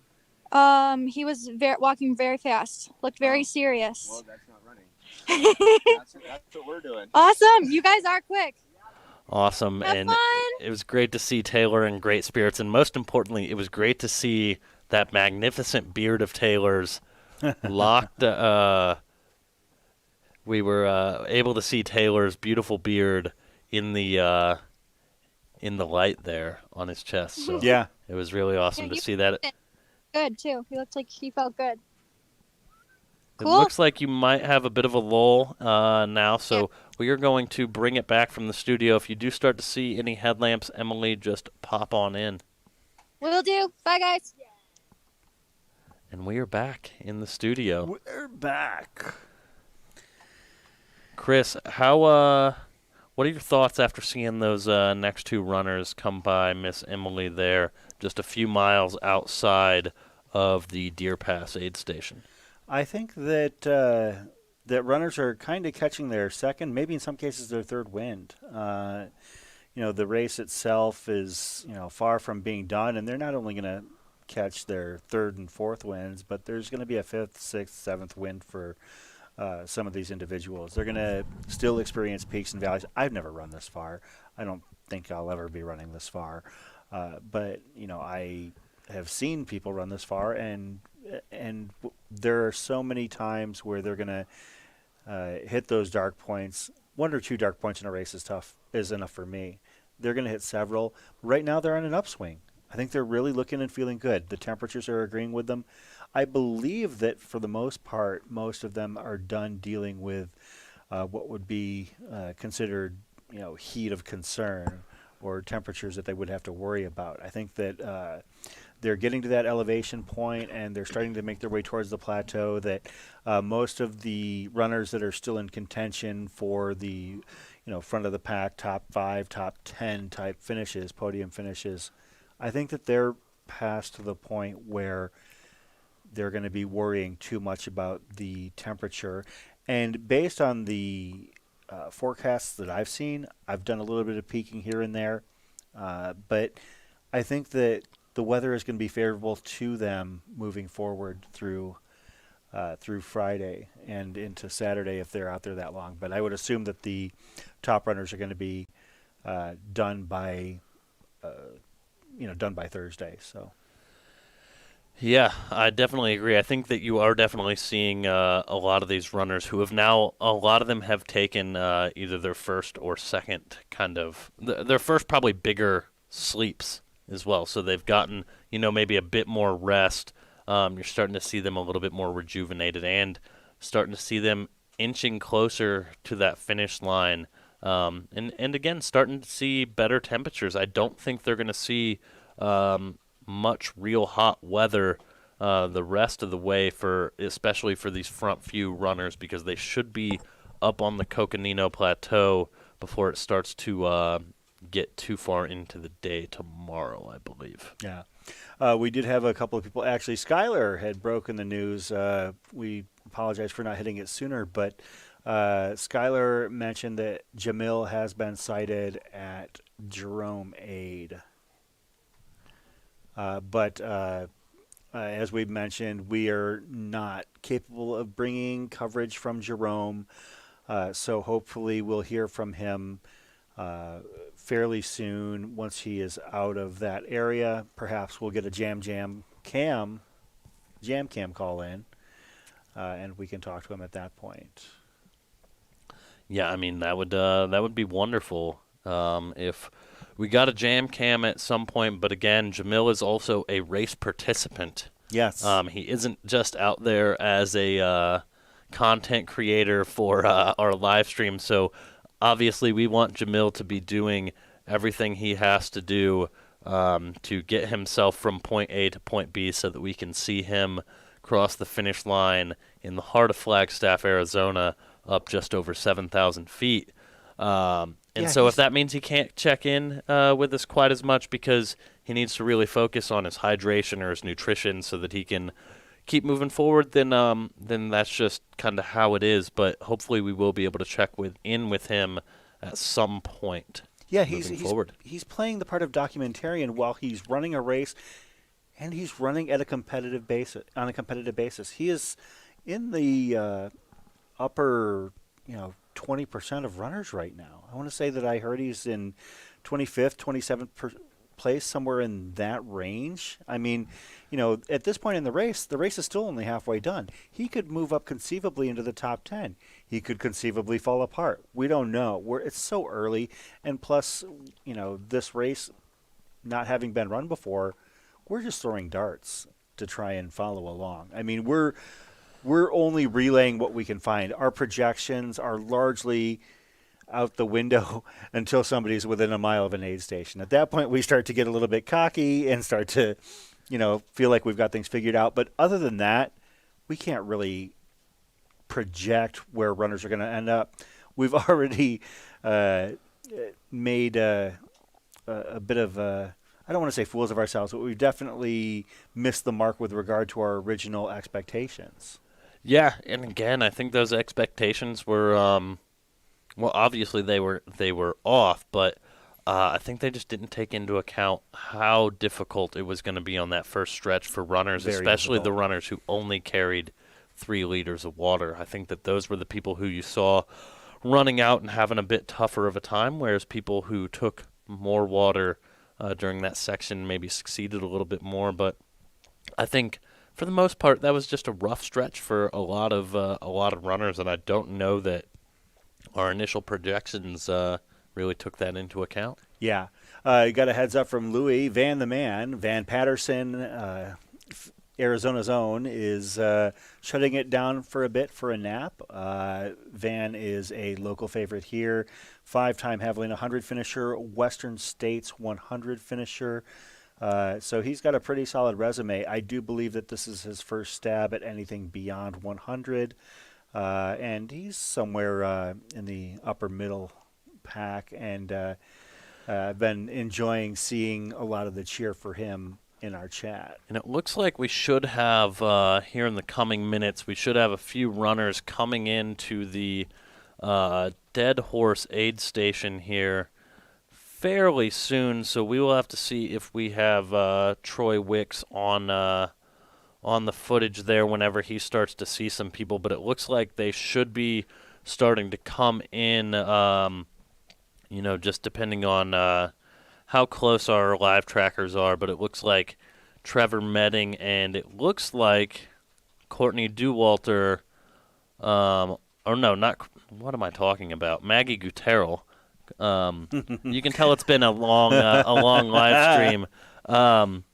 Are just a few miles out, not even about a mile out as of a couple minutes ago. So they should be coming in probably in the next 5 or 10 minutes, and it does look like Maggie has overtaken Dawn Greenwalt here, who is not far behind though. So we will get a better update as they come back in for back into this next aid station at Dead Horse Ranch. And Sandra Scott asking for an update on Todd Scott. We don't right now have any video footage from Mingus, but I will pull up the tracker and try and look here for you. Bib number 59.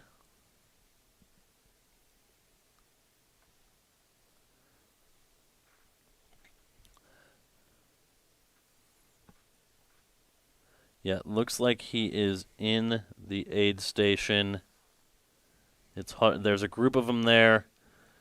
Looks like he's been in the aid station for about a little while now, so he may be just taking his time regrouping, or he may be resting as well. Yeah, we're at that point, and one of the things that I've noticed there in our chat that some people have been concerned about runners that seem to not be moving for a while. At this point, they've been on the course for 24, 36, 37, 40 hours. So some of them are going to be taking sleeps at this point. And so, you might not see their tracker move for 2, 3, 5, 7 hours. So, it's one of those things where we can make certain assumptions, but unless we actually have eyes on the ground at that particular aid and a signal, because that's equally important as well, that we can't really give much more information. As we mentioned yesterday, as I mentioned yesterday, you have as much information as we do for the most part. I don't think we have very much information in terms of where the races are at that you don't have. So, Diggs brings up a question. How different would this race look if travel restrictions weren't affecting international racers? Would this be a race on the big names radars around the world? My answer, if I had to guess, maybe. With it being the first endeavor, people might have been a little bit hesitant to jump in. But I think that what we've seen this year is definitely going to cause next year to be huge. This race is going to be enormous next year. You're going to assuming travel restrictions are lifted and we've got some semblance of normalcy, you're going to see a lot more runners from all over the world next year that are going to want to take part in this race. I truly believe that. Troy, do you have any update there from Dead Horse Ranch? We're just watching them just like you guys are. We're trying to decide if they took the back trail, if Maggie and Trevor missed the turn, and they're just kind of running behind us in the woods. I don't know if you see that same thing. Yeah, let me...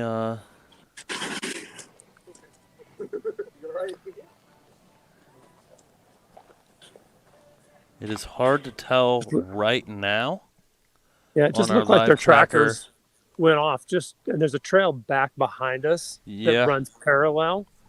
Suppose we can just start yelling, "Come back!"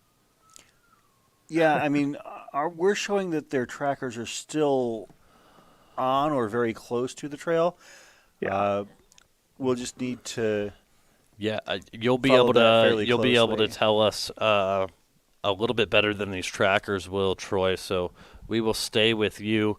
Let me try and get Anthony in here to fix our kind of video issue. I'll throw some light over here, and hopefully, if they're off. Yeah, Troy, are you able to turn? Do you have your phone? Are you able to turn it the other direction, horizontal?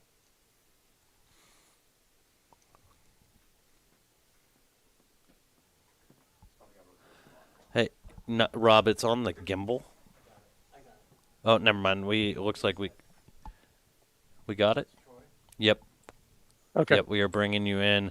Again, the footage here is going to be a little bit grainy, but we want to stay with this so that we can get an update on kind of what's going on, because it sounds like we may have runners on trail, we may have runners off trail. We aren't 100% sure. Yeah, do you want to pop the tracker on? Oh, we've got video. I didn't realize We've got video here. Obviously, you can't see a whole lot, but we will also start to have Dawn Greenwalt, who is definitely on trail, will be coming down here in the coming moments as well. So we're definitely going to continue following this. Question in the chat, is Dax gaining ground on Versteeg? I think Dax is gaining ground on everyone. Yeah, I'm not 100% sure on that. But we will try and make sure that we mark down what time Michael Versteeg comes into Sedona, so that we can get an accurate kind of split difference, and we will then mark when Dax comes into Sedona there. So, again, we're at Dead Horse Ranch State Park. We are on the lookout because we were hearing rumblings that there may be some runners who missed a turn. It's not showing up on our tracker, so that's why we want to kind of go to our boots on the ground, Troy, here, to see kind of what's going on out there. I really figured we'd see Trevor and Maggie right now. Yeah, What kind of visibility do you have out there? It looked like they were about a half mile out the last time I checked the. I mean, probably a quarter mile, because they pop out of the woods right over there. But I just don't see any headlights or anything. It's not that dense. Yeah, so 4 minutes ago. Oh, here we go. Here we go. I see headlights. Definitely a Kugala light. I can tell that. Diggs asking if there we go. is There's three still runners behind coming Versteeg in at this point. McKnight is actually not only behind Versteeg, but he's behind Dax now. As well. Yeah. And this should be Is Maggie it- Gooderl and Trevor Medding coming into the aid station here at Dead Horse Ranch State Park. Nice job, you guys.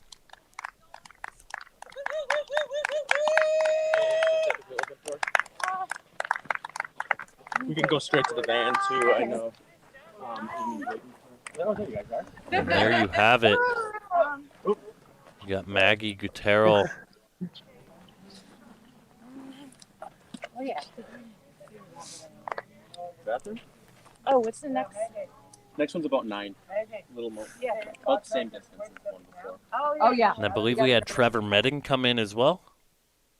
So we got. Yeah, he's already Yeah. ready. Yeah, there's Trevor Medding.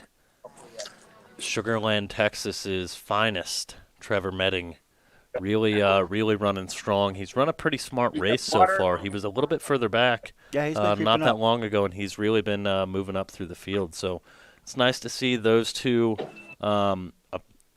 They are currently on course, so I don't know if they went off course at any point and had to retrack, but they're currently on course, and we will have Miss Dawn Greenwald coming in the not-so-distant future. It looks like as of 3 minutes ago, she was about a half mile from the aid station, so she should be coming in the next few minutes here.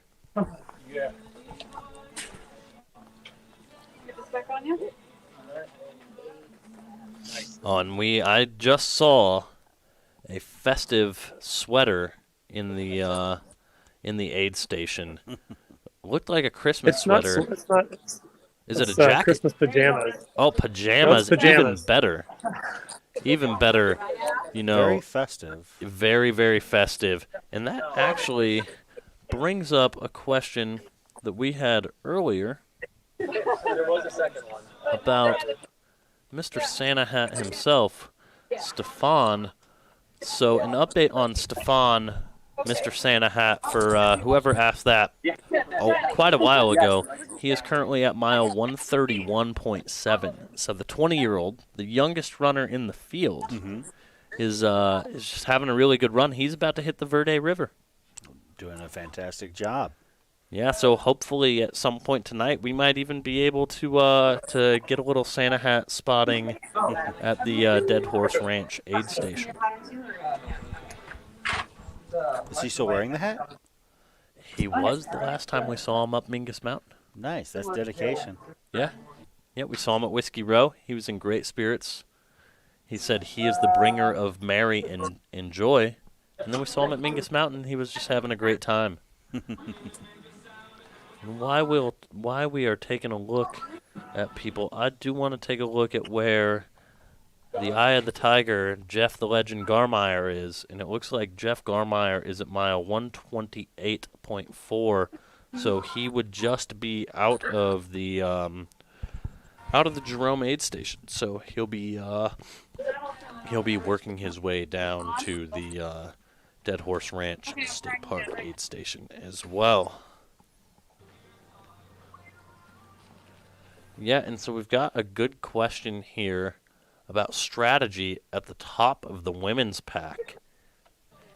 That's a really good question. I think that the strategy for both these women, I think it's going to come down to as close as they're running right now is who's kind of timing their sleep and nutrition the best. Yeah. I think that you know, just learning how to ration that sleep time, that recovery time, is going to be huge. I mean, I think obviously the person who seems to have done the best job of that was Michael Versteeg.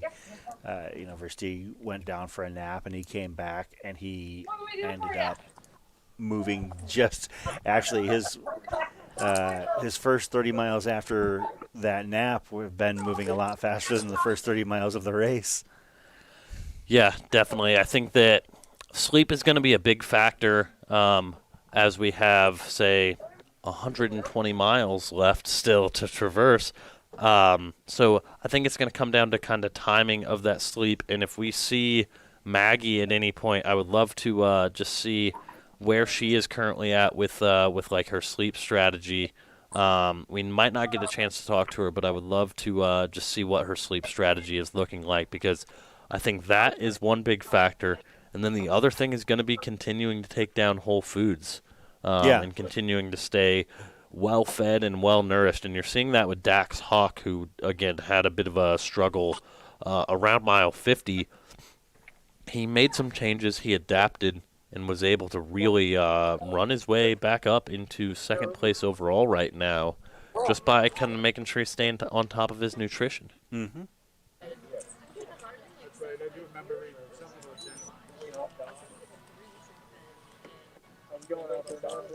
Yeah, and Ageless Wonder, just to follow up on that, we don't have any inside information or anything like that on what's going on with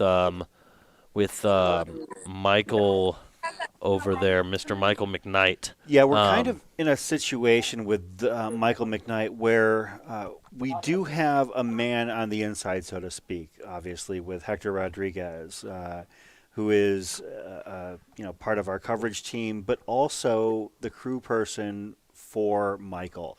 And it's kind of tricky because, yeah, you want to get the information and find out about the runner, but at the same time, we're also not going to violate the idea of keeping what Michael needs to keep to himself. We will listen to what he is willing to share with us, but I would not ask, nor would Hector violate Michael's wishes in regards to talking at any great length if Michael is having issues that he doesn't want to talk about.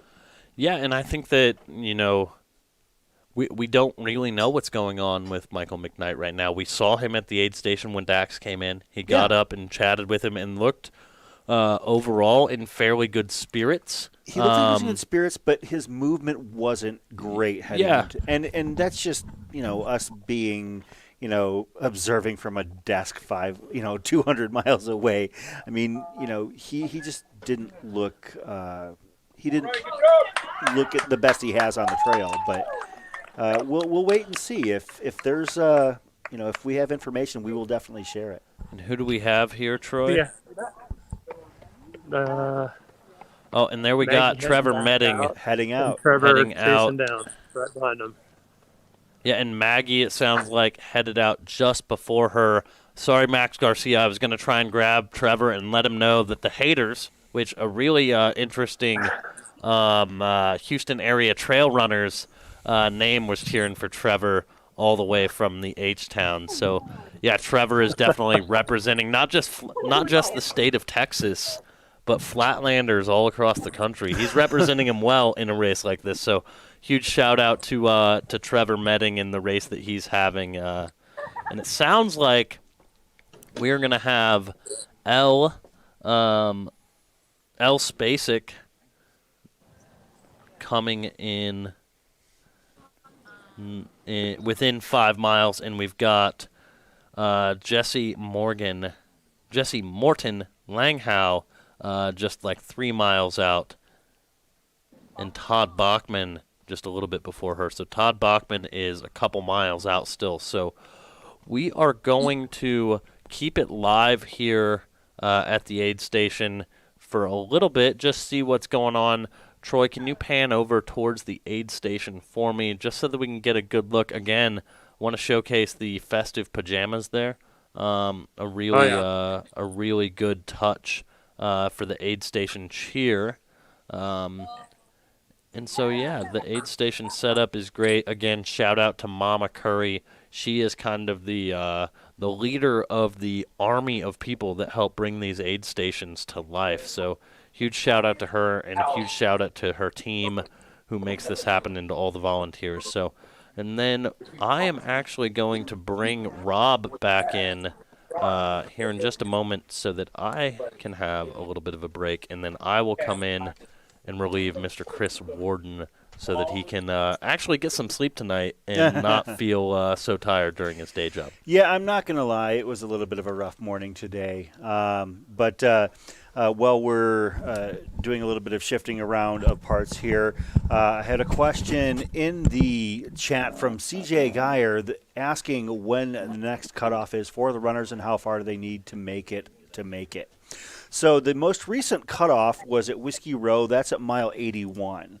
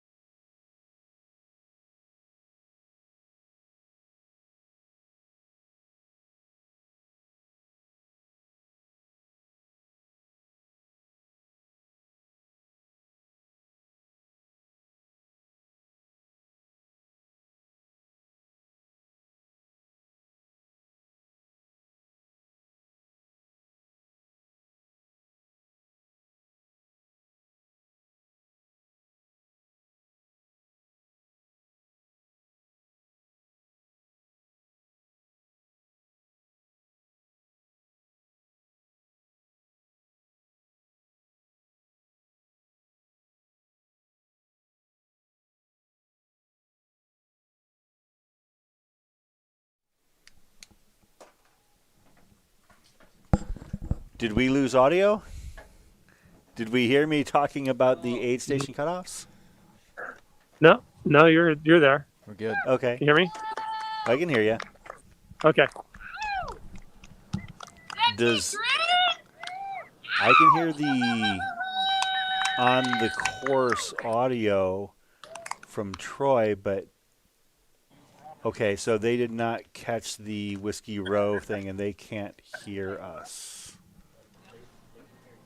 We're good. We're good. Okay. Yeah, we just have to change the scene to get his audio.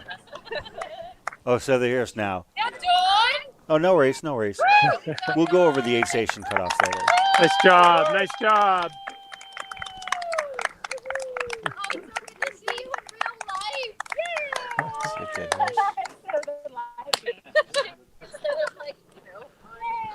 Can you, Anthony, would you be able to put together a graphic that basically shows this real quick? Just snap one together. Thank you. I'm sorry. Anthony Esposito is going to put together a quick little graphic to show rather than tell the aid station cutoffs that are coming up. Happy to pass the torch. All right, cool. Okay, yep, we'll get you taken care of. Yep. Team green. Do we know if any of the running clubs in the region or in the state have any of these remaining aid stations, like, for instance, maybe the AZ Trailleggers or, groups out of Flagstaff, Prescott, or Santan? Do we know if any of those are sponsoring any of these aid stations that are coming up over the So I next know stretch? two of our main aid station partners are Soul Running Sports and Tortoise and Hare. Soul Sports and... Yep. Okay. Yeah, Soul Sports Running Zone and Tortoise and Hare in Glendale, AZ. I know those are two of them. Dawn, is she already heading out? No, they've got a fairly elaborate setup over here. I don't want to encroach too much in their world. And Very fair. I think Courtney's actually going to pace with her, unless I misunderstood and it was just an inside joke. But I think that the baton has been handed off to Courtney for the next leg. So Courtney DeWalter is going to be pacing Dawn Greenwald? That's what I think's going to happen. We'll have to wait and see. Like I said, I'm not sure if it was an inside joke or not. But well, the we know that massage Courtney table and stuff that was set up is for her. Oh wow! Well, we know that Courtney paced Jamil earlier, and that she went and had a burger, I believe, after she was done with that. And we know that Courtney's got more than one pacing shift in her. She, talking about somebody who could pace for 150 plus miles. Yeah. But let's see if let's see. Ira thinks that it might be Neil or Colleen Lingley. That would make more sense. I don't think that maybe they were just doing an inside joke. Thunderbird Trail Runners group leader is Manning Huntley Tank. Would that be? Is that Joseph? Are you talking about? Is Michelle going to be running that?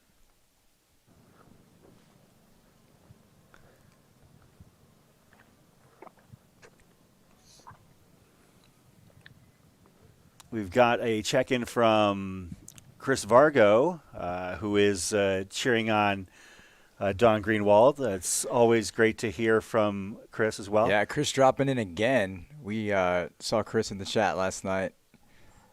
Fun fact, Chris Vargo is Matt. So Matt Feldhake and I, who Matt was just on air, and this is Rob Riccardo speaking now. Obviously, you can't see me. We made a quick switch to reprieve Matt. Chris Vargo is one of our favorite just people in the world. He has a very special place in Matt and I's running history. He's actually half the reason why I'm out in Arizona right now. I talked to him 5 years ago at a race, and I said, like, where's the best place to, like, just train? And he said, you got to move to Arizona so you can run in the Grand Canyon all the time. Nice. Literally half the reason why I started looking at Arizona as an option. Yeah, Chris Vargo is an amazing athlete. Is he still with the Nike trail running team? Oh, I'm not sure.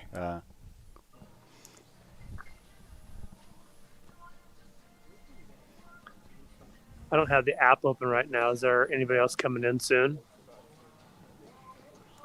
Yeah, so I actually, so been the last couple hours running some filming logistics for the next couple days, but I also want to jump in with some updated potential split times, and these are courtesy of Skylar Hall. He dropped by and gave me a pretty wicked spreadsheet, classic Skylar Hall style, and working through some of his formulas right now. We have some predictions that are going to be, they're going to kind of update against those like 60-hour split times that we originally thought before the start of the race.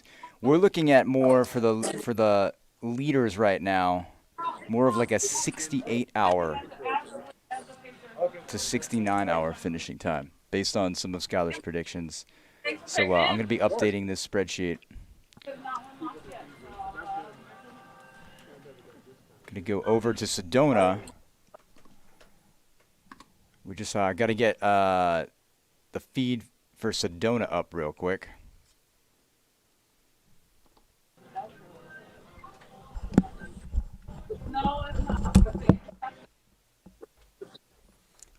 We can hear. Is that Cheryl?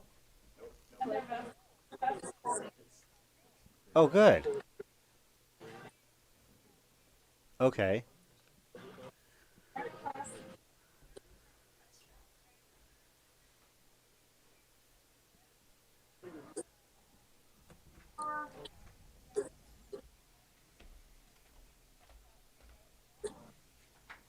So Versteeg is, if we were to take a guesstimation, let's see, 157. 3.7 miles. 3.7.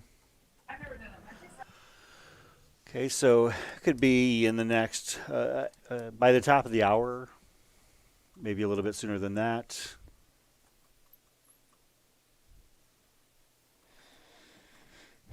Yeah, we'll start to see if some of these updated splits, they actually are looking pretty spot on. So kudos to Skylar.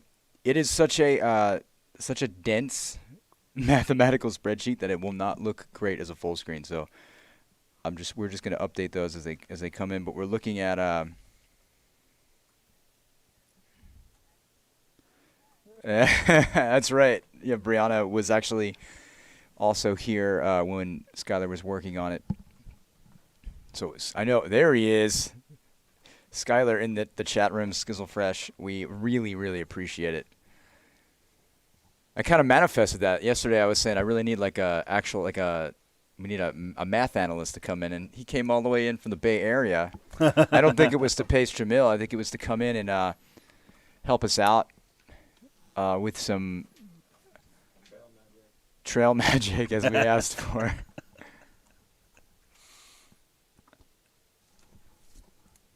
So yeah, we're looking at Sedona Aid right now. Actually, we are not looking at Sedona Aid. Yeah, we're still on Dead Horse. Sorry for that, folks. At nighttime, a lot of the aid stations look the same. And then I noticed we're looking at a taco bar, and unless Sedona also has a taco bar, you do not. But you do have like an indoor sleeping area. Is that accurate? Heated, right? Sweet.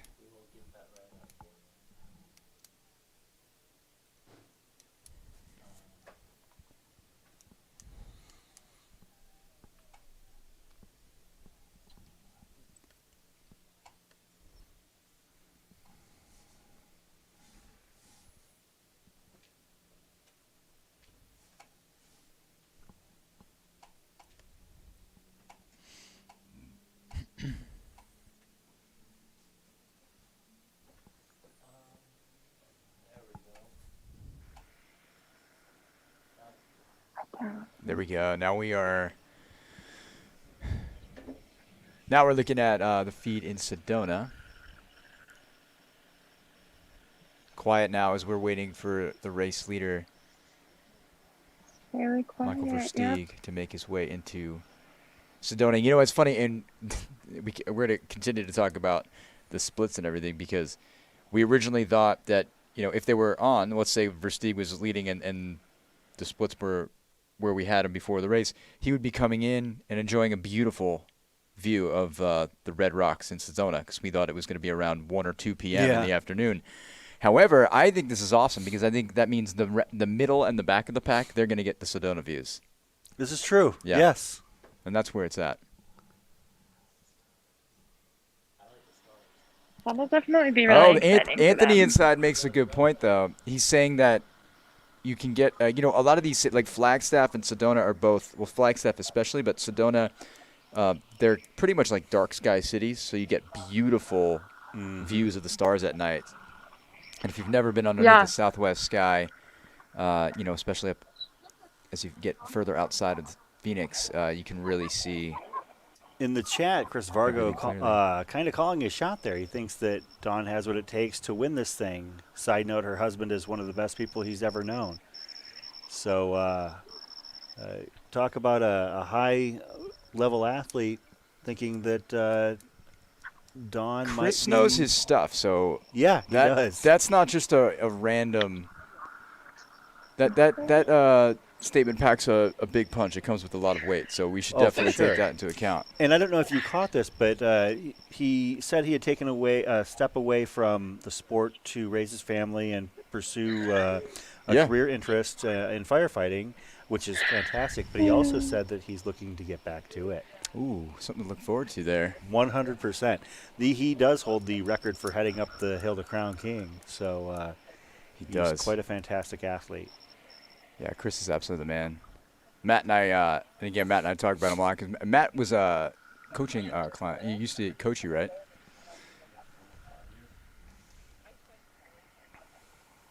Yeah. So we're still on the scene here, just waiting Michael Versteeg to come into Sedona. And then, for me, another thing, I'm just going to last shout out, I swear. Hopefully he doesn't mind this, but he's actually a big reason why I chose a life of sobriety, which has been a little over 5 years for me. And honestly, same conversation. This is just fun fact during Aravaipa After Dark, and I know Matt and I share similar stories in that regard. So again, shout out to Chris Vargo. It'll be interesting to see how that prediction plays out too about Dawn's, because she is really looking strong now that I look at the. If you really look at how she's been moving up the field, I do want to check in to see where the pack is just so. This is just going to be amazing to see what it looks like by tomorrow's sunrise. Because this second night that they're entering.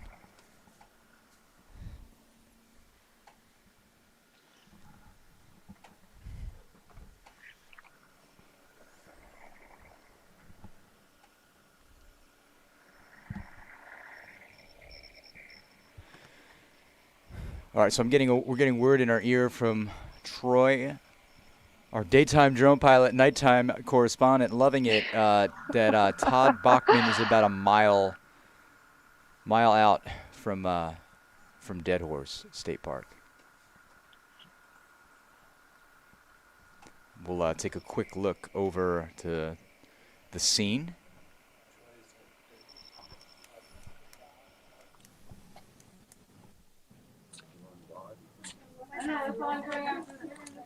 And I don't know about you, Chris, but Worden, I'm getting a little bit of deja vu here. It looks like we have our night 2, similar to it's the Cocodona campfire situation again. This is what happened. We saw a very night. similar scene at Camp Kippa at mile 65, and now we're Kippa seeing it. Was fantastic. I mean, at one point we had, 4 of the very best runners in the race, all just hanging out by the fire, kind of, regathering their wits. That was, just such a great visual, and maybe that scene will be recreated tonight.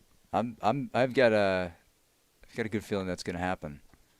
It's tempting to walk away from a fire, and I think this is a wood-burning fire. I have to admit, that's one of the things that with everything that has gone over the past year, that I haven't gotten to experience that I really miss is a campfire with a bunch of people. They're just kind of sitting around, maybe having something to drink. The chairs are coming out too, so I think we might be able to see. I do love campfires. It's one of my favorite things. It's one of the few things I'll actually put my phone down for. The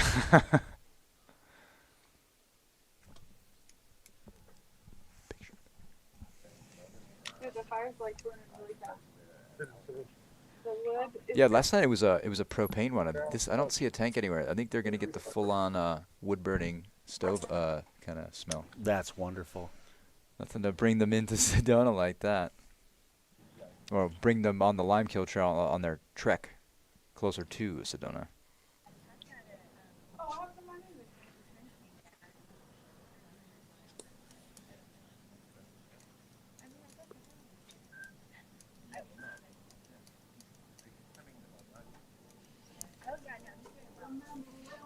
Jean, on an overnight race, leaving a campfire is atrocious.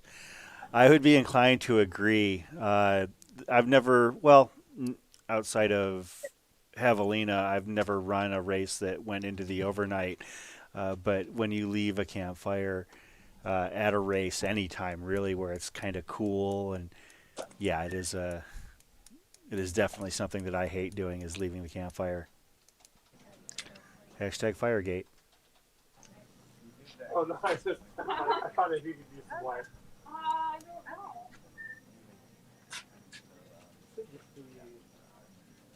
know. Lights. I wonder. I think I'm nearby.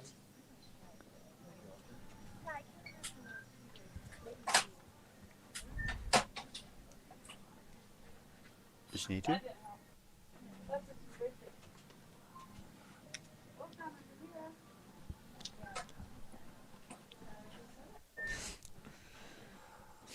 So I think I saw, was Emily,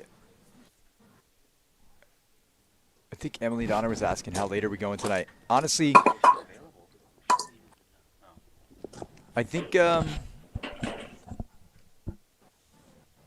how late are we going? I think, well, the plan, like last night was 10 p.m., but we quickly learned after yesterday, I'm like, a little less planning and a little more flexibility is kind of the way to go, because there's just so much amazing content coming out of this race. So right now we will probably end the live stream after we get our leader, Michael Versteeg, in Sedona.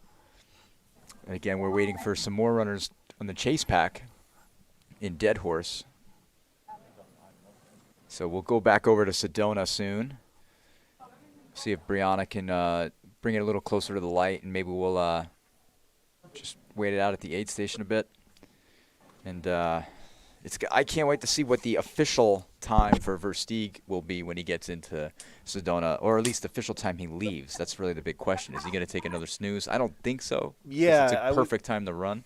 I don't think he'd be taking it. He took one, in his case, just about 8-9 hours ago. Mm-hmm. So I think that Versteeg is probably just going to come in, do what he needs to do, and then head out again. I'm really kind of curious to see how he looks, because our last visual on him, he looked so chill. He looked, just kind of relaxed and, legs crossed and folded back and really just having a great time. Do we want to pull up that graphic? We'll pull it up in a sec when it's ready. Sure. Whenever there's confusion, I go by the good-looking time. So that Kevin asking, what do the sweeps mean on the tracker? That's right. If everything is the way it's supposed to be, it is the people that are following up the final set of runners on sections of the course. More lights? I love this comment from Gojar in YouTube. Now I don't need to put my nightly Yule log on. This is kind of giving off that vibe. This is the Ultra Runners Yule log. I'm loving it. I feel like we're all virtually. This is like a virtual campfire sit. We should just start telling stories of carnage and ultra hallucinations, and just let it roll. Oh, I'm totally down with that. We could just talk about the climb yesterday. We could continue to talk about the climb, because there's endless stories about the climb. Tom Rogozinski shout out. Tom is a Triple Crown of 200s veteran multiple times over, and he brings up a point that most DNFs in 200s occur in the first half or so. Getting over the halfway hump is huge. Things might be different here with 255 plus miles, heat, altitude, and a largely uphill finish. Great drama. Hey, Tom, I'm actually a little bit sad that you're not out here, that I'm not seeing you on our screens, because I figured that you were going to be here. And if I remember correctly, you were the person that was sitting with myself and Jamil when I heard about the term Cocodona for the very first time back in Silverton at the Rum Bar. Oh, is this the story you were sharing with me the other day? It That's is the funny. story. Tom Rogozinski was the third person at the table with Jamil and I when I first heard the term Cocodona a few years ago. And did you you just think he was ordering something off the menu, or did he go in and explain that he had? They got quite the setup over there, don't they? Basically, with Tom, like I mentioned, Tom has several 200 milers under his belt, and Tom was telling Jamil, Jamil was asking a lot of questions about 200 milers, and I asked Jamil why he was asking so many questions. I asked him why, are you planning something? And then he mentioned he was running Tahoe 200, and I said, anything else? And Jamil's like, no. Fast forward 2 beers later. So it's called Cocodona. And that was the first time in July of 2018 that I ever heard the term Cocodona. And here we are. And here we are. The vision that Jamil, he had to have had it long before then. The vision has become a reality. And the first time I heard about it, was long before I ever thought I'd be having the opportunity to cover it. And Tom was at the table with us. Steep Camp needs to come back. I agree. Steep Camp was a lot of fun for those of us that experienced it up in Silverton, or actually the Steep Camp Sunrise version that was done the following year.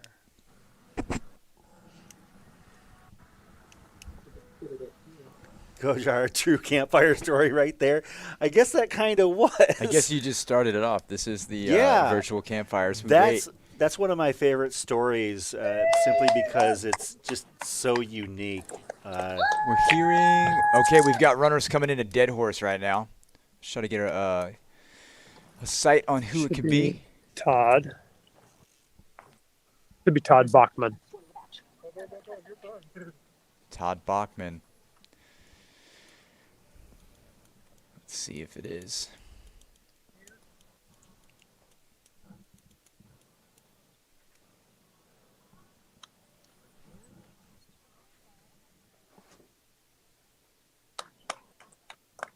Hey, nice job. They come in from that side. 22 and his chasers are coming in here. And there ain't no dead horse in this runner. Brianna, we can hear you, but we're going to stay on the Dead Horse cam real quick while we've got another runner coming in. But let us know when... Todd's he's heading for he's gonna take a little break.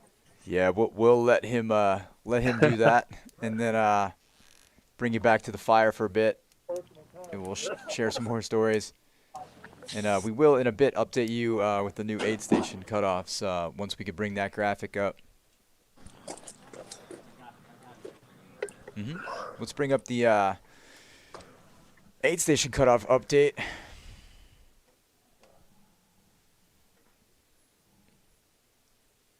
There we go with our new aid station cutoffs. As you can see, the new cutoffs for 3 of our aid stations, Iron King at mile 94, Fain Ranch at mile 104, and Mingus Mountain at 113 have all been pushed back. At Iron King, mile 94, the runners have to make it there by 2:30 in the morning. At mile 104, Fain Ranch, they have to make it by 6:30 tomorrow morning. And mile 113, Mingus Mountain, they need to make it by 11:15 a.m. Yeah, take a screenshot. Good yeah, call, that's actually Amber. a great idea. Take a screenshot, and then you'll have it handy on your phone.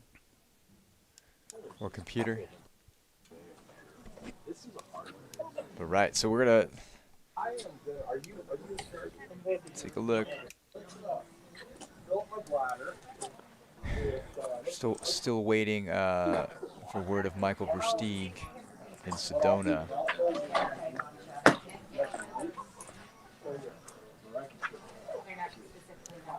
CJ, awesome. Thanks for putting that together. That is all Anthony.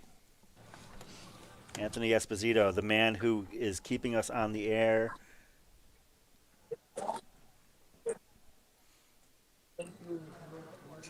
All right, sounds good. So we're just getting word in our ear that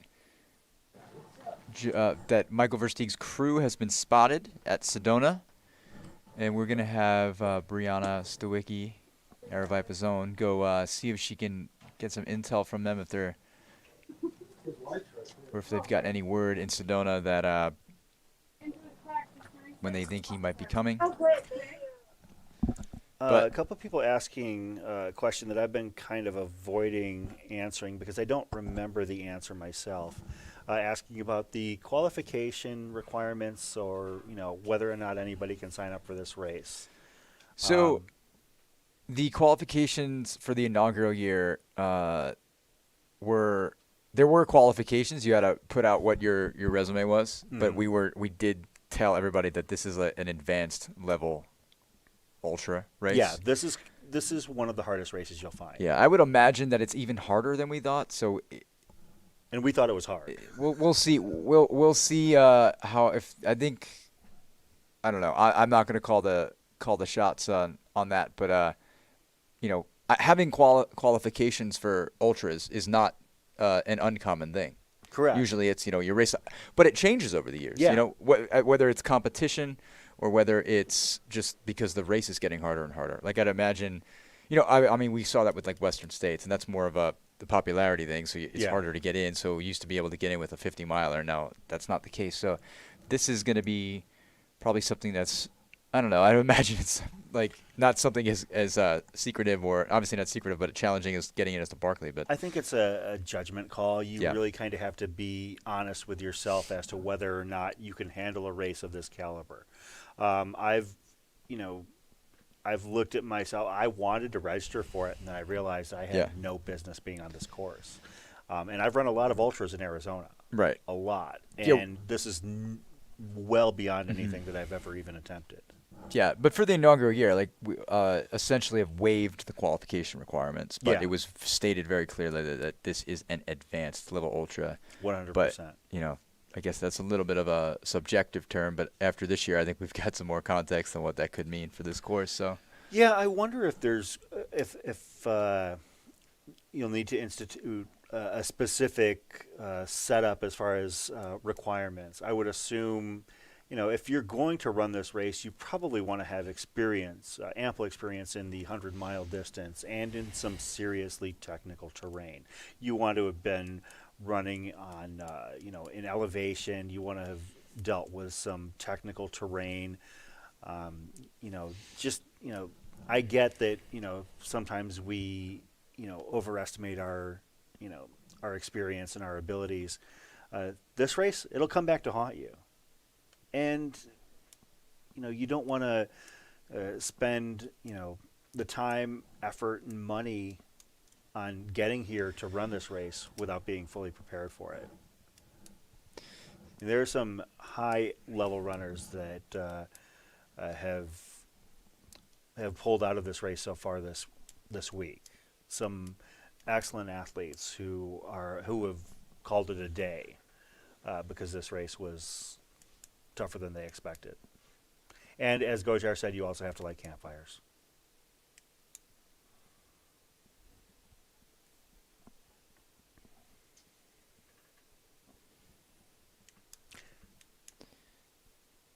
I'll say this because I missed it while I was in the other room working on some other things.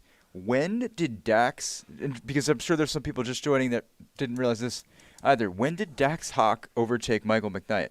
Can we recap Michael that? has not moved from when he got into the last aid station, if I remember correctly, unless he has picked up recently. Oh, when I left the room and I saw him at Deer Pass. He's been in there since. As far as I know, Michael McKnight is still at Deer Pass. Pretty sure he hasn't that's taken when like a Dax good passed him. sleep. Is that correct? Like, it's possible. We haven't heard from Hector. As we've mentioned, it's one of those things where we have an insider in their camp, but we also don't want to exploit that situation. We only want to take whatever information that they're willing to give us. Kevin B in the chat is calling it, saying Dax is going to win based on what he's been seeing. I mean, he does look super strong, and every time that we've talked to him and caught up with him, especially today, he was just in great spirits. Because, I mean, yesterday he kind of hit the reset button, as we talked about. He's had some GI issues, but he's feeling all right. That's going to be a heck of a story if he comes back and there's still a lot of. Oh yeah, we're still. I wish exactly whatchamacallit on the chat and YouTube is saying that's a lofty statement. Well, there's still a lot of miles. It's a fair statement, but I have to agree that there's a lot of trail left. Yeah. I mean, and our conjecture on who's going to run down whom and who is going to win. We've got a lot of time to cover. We're kind of just pie in the skying things here because we don't have a lot to work with in terms of analytics.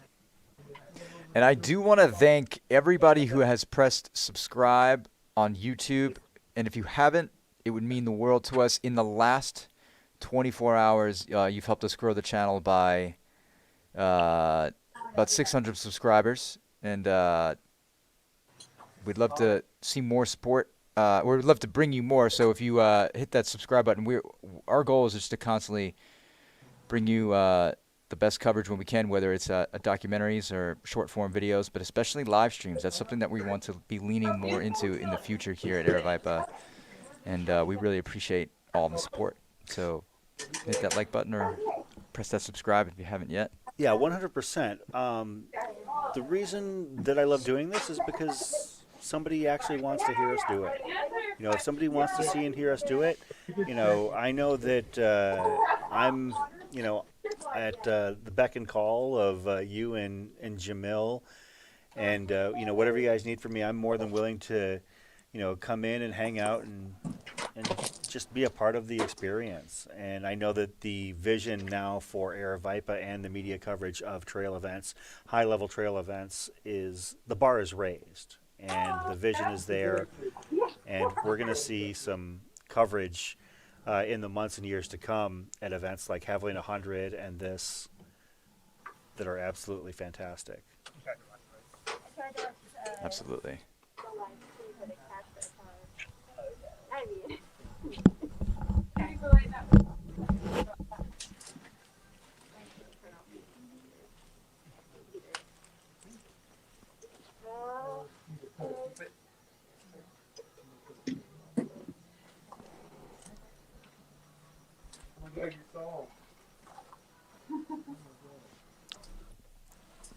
I'm sorry?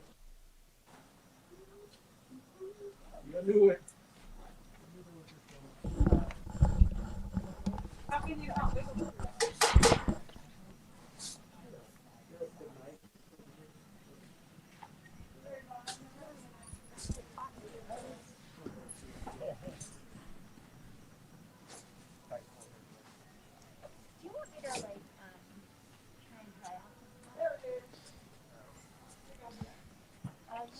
So if you're still with us or if you're just joining us, we are hanging out at the campfire at Dead Horse Ranch State Park.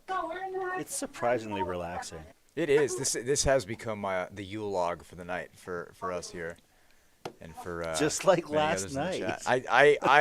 chat. I said if we have a Camp Kippa style moment, we will hang on. It's kind of working out pretty well because we are expecting Michael Versteeg, the race leader in Sedona, soon. He's gonna. So based on the ping, he's already made his way well around the airport loop. He's gonna come down. Yeah, he's really close, and so he's gonna get on this road right here. He's gonna get off on the trail for a bit, Then he comes down on the road section, and he's just going to hook a right into the church parking lot aid station there. And we'll see if he spends a lot of time or if it's going to be in and out, and then use the cool part of the night to get up onto the Cocodona Plateau by way of that Casmner mountain climb. So lots of switchbacks ahead. Oh, yeah. And I don't think he'll mind missing the views. I mean, as a Prescott local, he is no stranger to what this this part of the desert, or this part of Arizona, looks like. Yeah, as one of the Arizona native runners that are out on the course today, that's one of those things that, if you're, all other things being equal, does a home field advantage, so to speak, give a Michael Versteeg an edge, or Pete Mortimer, Drew Fraze? Does that serve them better than other runners who might have been traveling from other places? I mean, their familiarity with the terrain and their, maybe that, quote, home cooking until the very, right before the race begins. Yeah. Yeah, as we keep saying, because it's worth restating, like, it's a huge advantage when you live anywhere where you race. Yes. When you race anywhere where you live, rather. And that couldn't be more true with such a diverse state. Like, Arizona is one of the few states where within a very short amount of distance, you can cover such a diverse amount of terrain. So totally.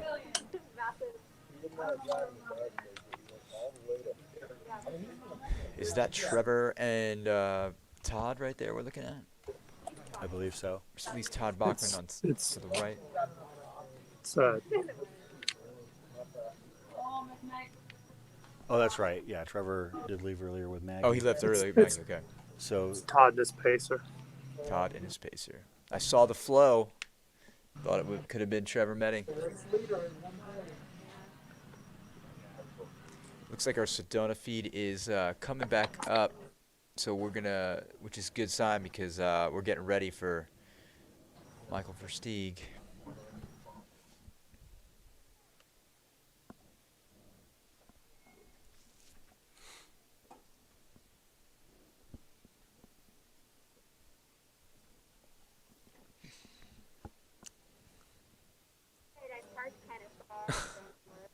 Diggs Digglers, what am I going to do when this race is over and my nights will never be the same? Well, good thing the race is got a few more days in it, so you won't have to figure out that answer yet. At least not quite yet.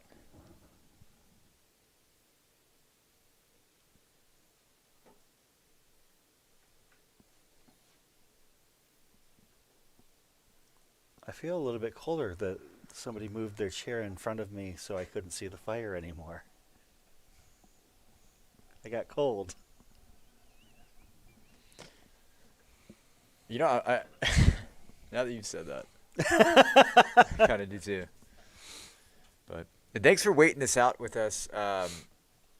We could have ended the stream at 10, which is like the soft plan for the last couple nights. But when you've got the race leader so close, and we do have a camera on the ground in Sedona, we're gonna try to get that so you can go to sleep with the image in your mind of Michael Versteeg. The next time I see Versteeg, I am going to talk to him about how much sleep he's costing me this week.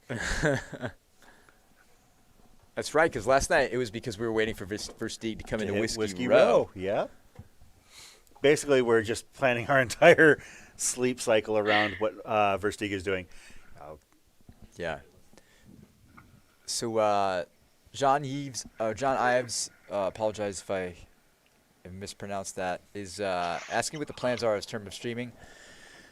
So I'm kind of working on a more solid schedule, but as we see, things just keep evolving. My plan is to try to get, I'm trying to work with some of our team that's throughout the course to get as much of the, while we use minimal gear, I'm trying to get that gear up to, at least up to the Flagstaff, so we can carry on and have at least an extra day more of coverage. We originally were going to wrap the live stream Thursday at noon, so I'm hoping to extend that, but more to come, so stand by. That is going to be, I will update as this race continues to unfold. I'm going to bow out of the coverage here and let Matt jump back in. But right before I do, before Versteeg gets there, I want to make a couple shout-outs to the people that were out on the course helping us today. Emily Connor, Amy Burnett, Jen Laughlin, Maria Bernardi, Hector Rodriguez, Tony Hill, Troy Wicks, and a special double thank you to Anthony Esposito for all of your work today and last night. It's been a pleasure. I'm going to bounce, and then Matt will jump in, and you guys keep doing great. And I know you'd originally said, a couple nights. I'll see you tomorrow. And we will always have you here, Chris. I told you you're always welcome. Thank you, Chris Worden, for jumping in. Just bumping that. We'll see Chris tomorrow for the After Dark part of the show, which is now the goal is to always have a campfire camera. So we're going to have to keep that going for the remainder of the race. And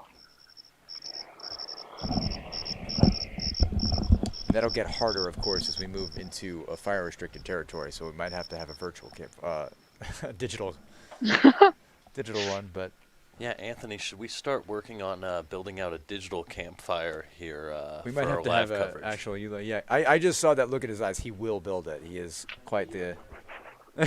He says, he committed to it. I want the live viewers to know that Anthony over here just said he would do it. So we're going to hold him accountable, and we're going to make sure that we have a digital campfire for you. Well, we got the real one right now, but hey, Bree, is there anybody that you can you bring that camera up so we can see maybe a scene out there? Is there somebody at the aid station? It seems pretty quiet for an aid station that's expecting the lead runner. It is very quiet around here. I'm currently trying to plug in my phone so we don't lose, that battery life, though. So that is why I'm doing. I just was with Versteeg's crew a few minutes ago, and currently we're thinking 20 minutes-ish out. At this point, probably 15. So he will probably be here around 11. And it is pretty quiet. It's a pretty quaint little area. We're definitely all excited for him to get here. There's a lot of excitement, even though it's not currently on screen. There's a lot of internal excitement. It is a little chilly out here, but I will say the stars are gorgeous. I was chatting with Versteeg's pacer, who's about to go out with him, and we were talking about, who gets the best view on this stretch, of course. Is it Versteeg? Is it the people who are going to be coming in tomorrow morning? And he was like, I'm kind of excited to run in the dark with these stars. I mean, guys, if I could show you these stars, I absolutely would.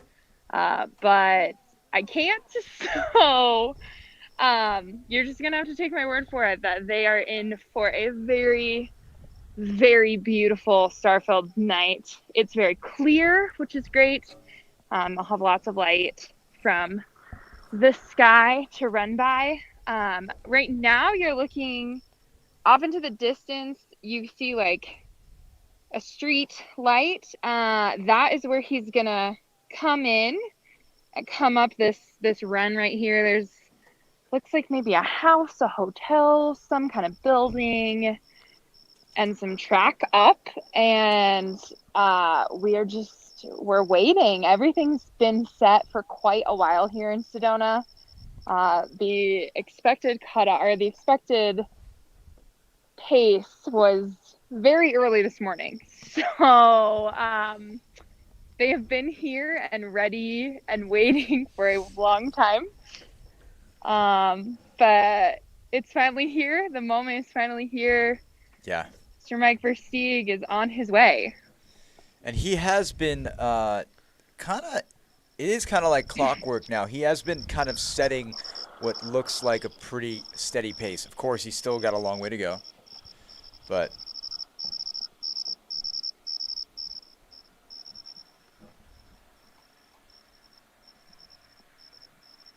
Yeah, can you guys confirm? I think we checked the tracker earlier, and Mike McKnight's number was gone.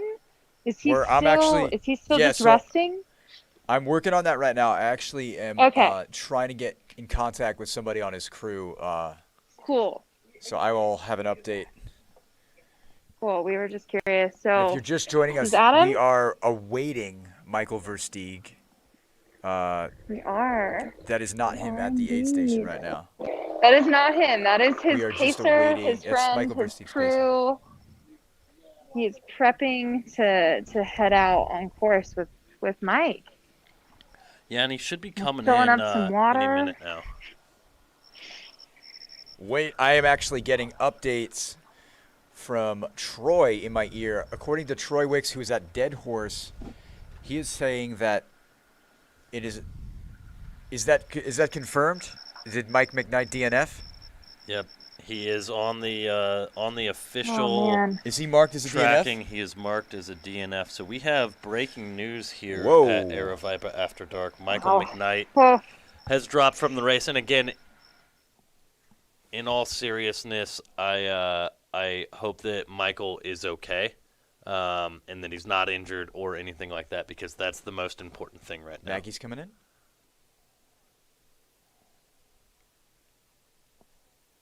Maggie and Courtney are going out at Dead Horse. That's them walking out in the top left of your screen as they dip into the night. Now Jesse's almost in, and Jesse is our Santa hat. It was actually his mom that told me that Michael had just DNF'd. Okay, so we've multiple sources on the course, and also now in track leaders, he is listed as a DNF.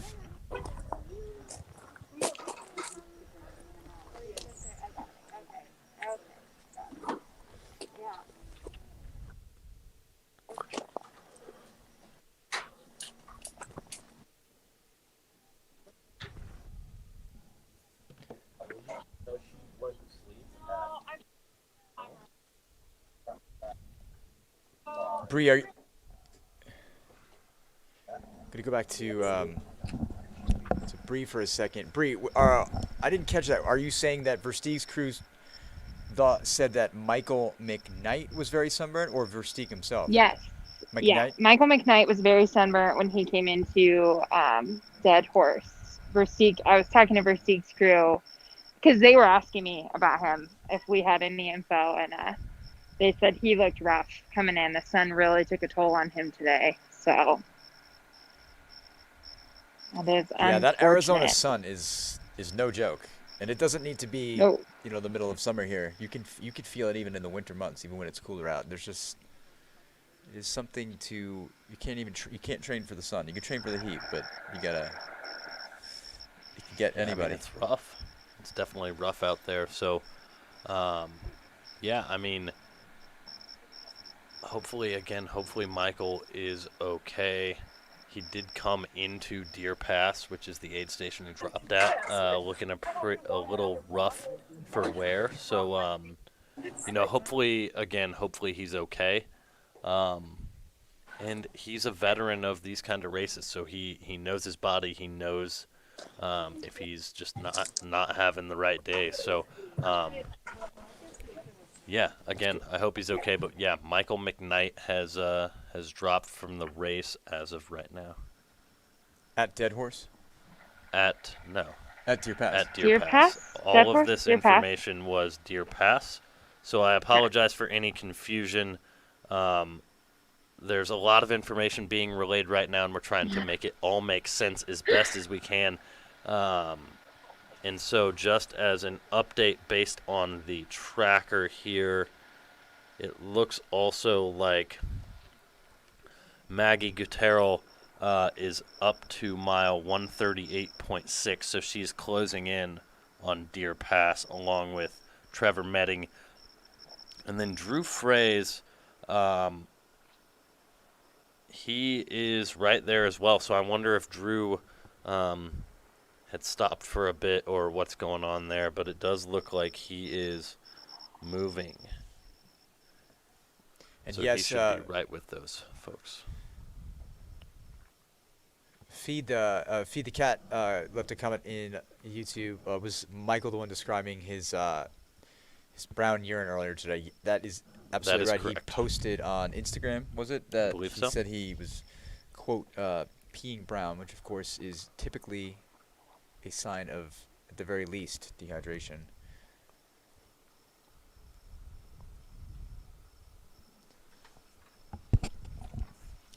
So we are waiting Michael Versteeg, the race leader. I'm really interested to see what he looks like compared to him coming in late last night in Prescott. He was flying down Whiskey Row. Came in and he talked about basketball a bit. We confirmed that. And then he kind of sat down in the chair for 5 minutes, got what he needed, and then headed out.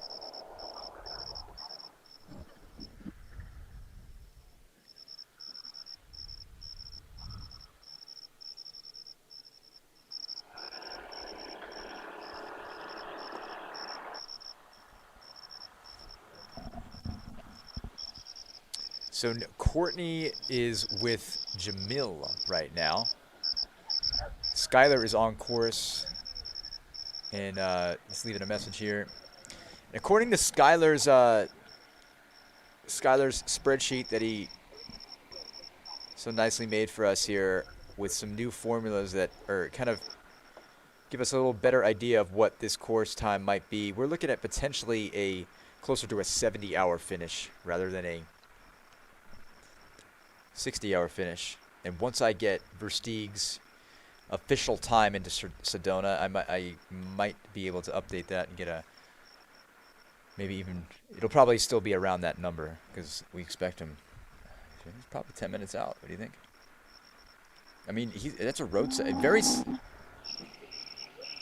Yes, according to Skylar, Courtney is with Jamil. He says, according to he says, confirmed with his own 2 eyes, Courtney is with Jamil right now. So. Yeah, I mean, based on this tracker, Versteeg should be rolling in any time now. The last update I am seeing is 17 minutes ago, and he was 1.7 miles out. So he should be coming any time now. I mean, that's a fast section. It's pretty similar to. It's actually kind of similar to how he came into Whiskey Row last night. You came out of the 80 miles further down his track. His crew was thinking about a 20-minute mile, so yeah, that gives you. They're thinking he might be conserving some energy for that big climb, probably up Kasner. Yeah, his most recent tracker has him running under 15-minute per mile pace, but again, that is just a very small snapshot. So who knows what his pace over the last few miles has been. Yeah, that's absolutely right. Yep. Just a lot of waiting right now, guys. It is a lot of waiting. Yeah, it's and exciting, that is the story That's of ultra ultra running. marathons. So is just a lot exciting. of enduring. You know, we just have to endure. It is for everybody involved. It is.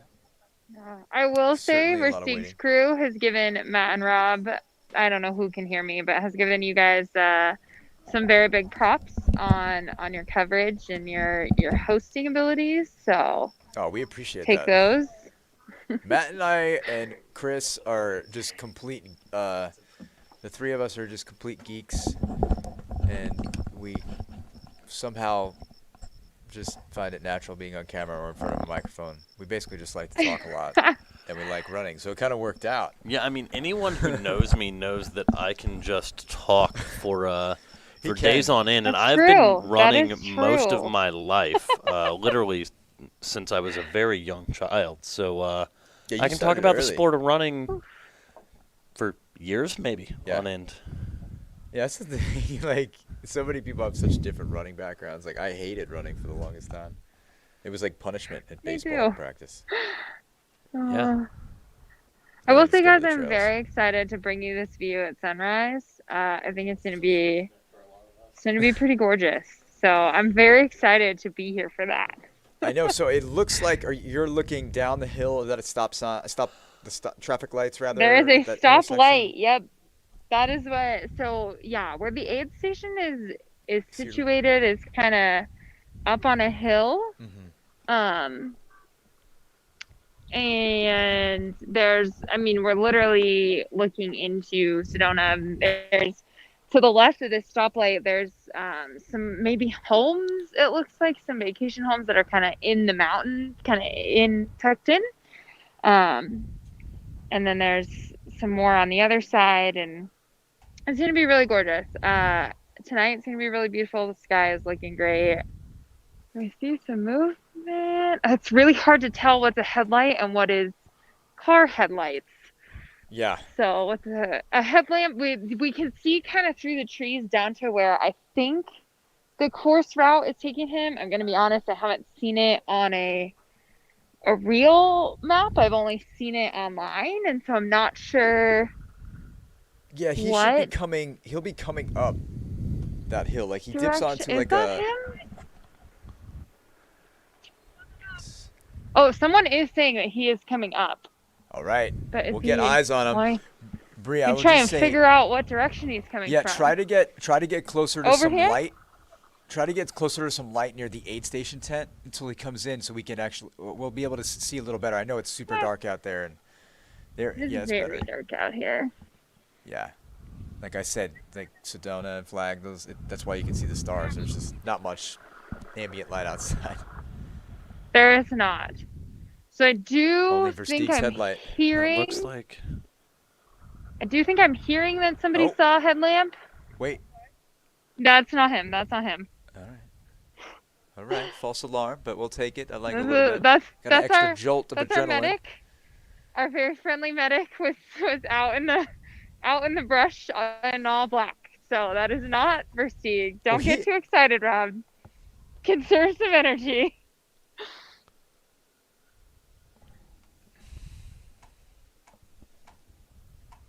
Let's see it.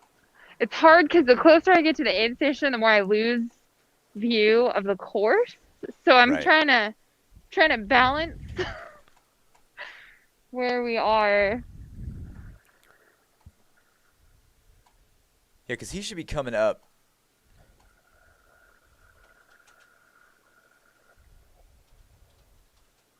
He should be here any minute now.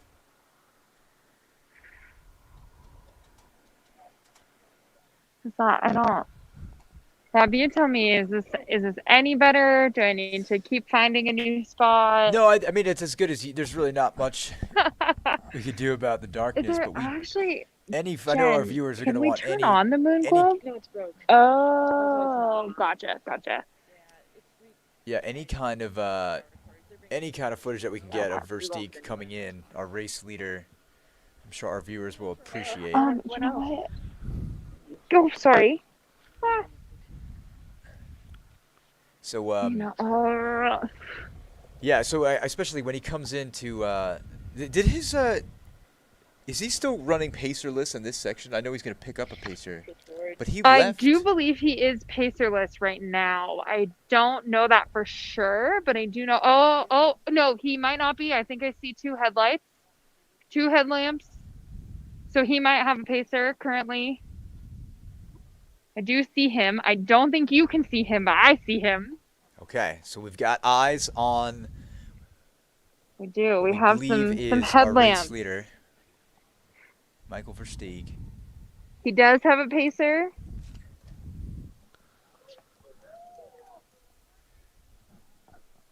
We're getting word that we've got another runner coming into Dead Horse. We got Jesse coming into Dead Horse. I think that's Stefan. Yeah, Stefan. Stefan, sorry, rather, the Santa Hat. Yeah. We are going to stay on Sedona because we are just very close. We're so close, to guys. Versteeg.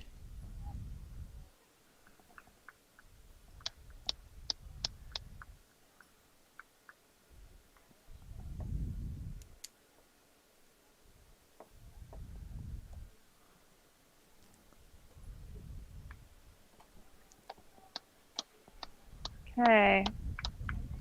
Happening. I promise he is there.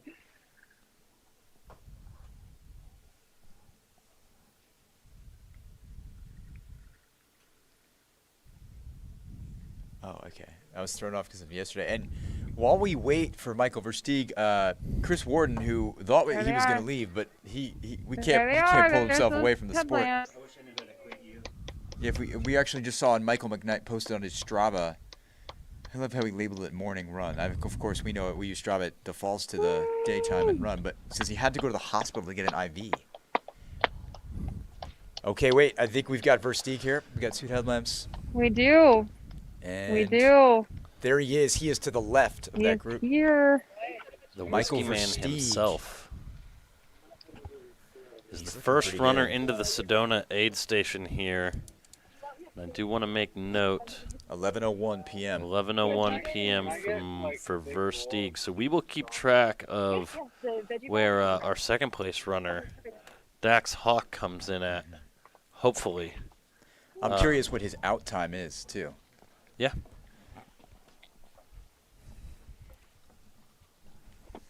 So Versteeg is headed to his crew.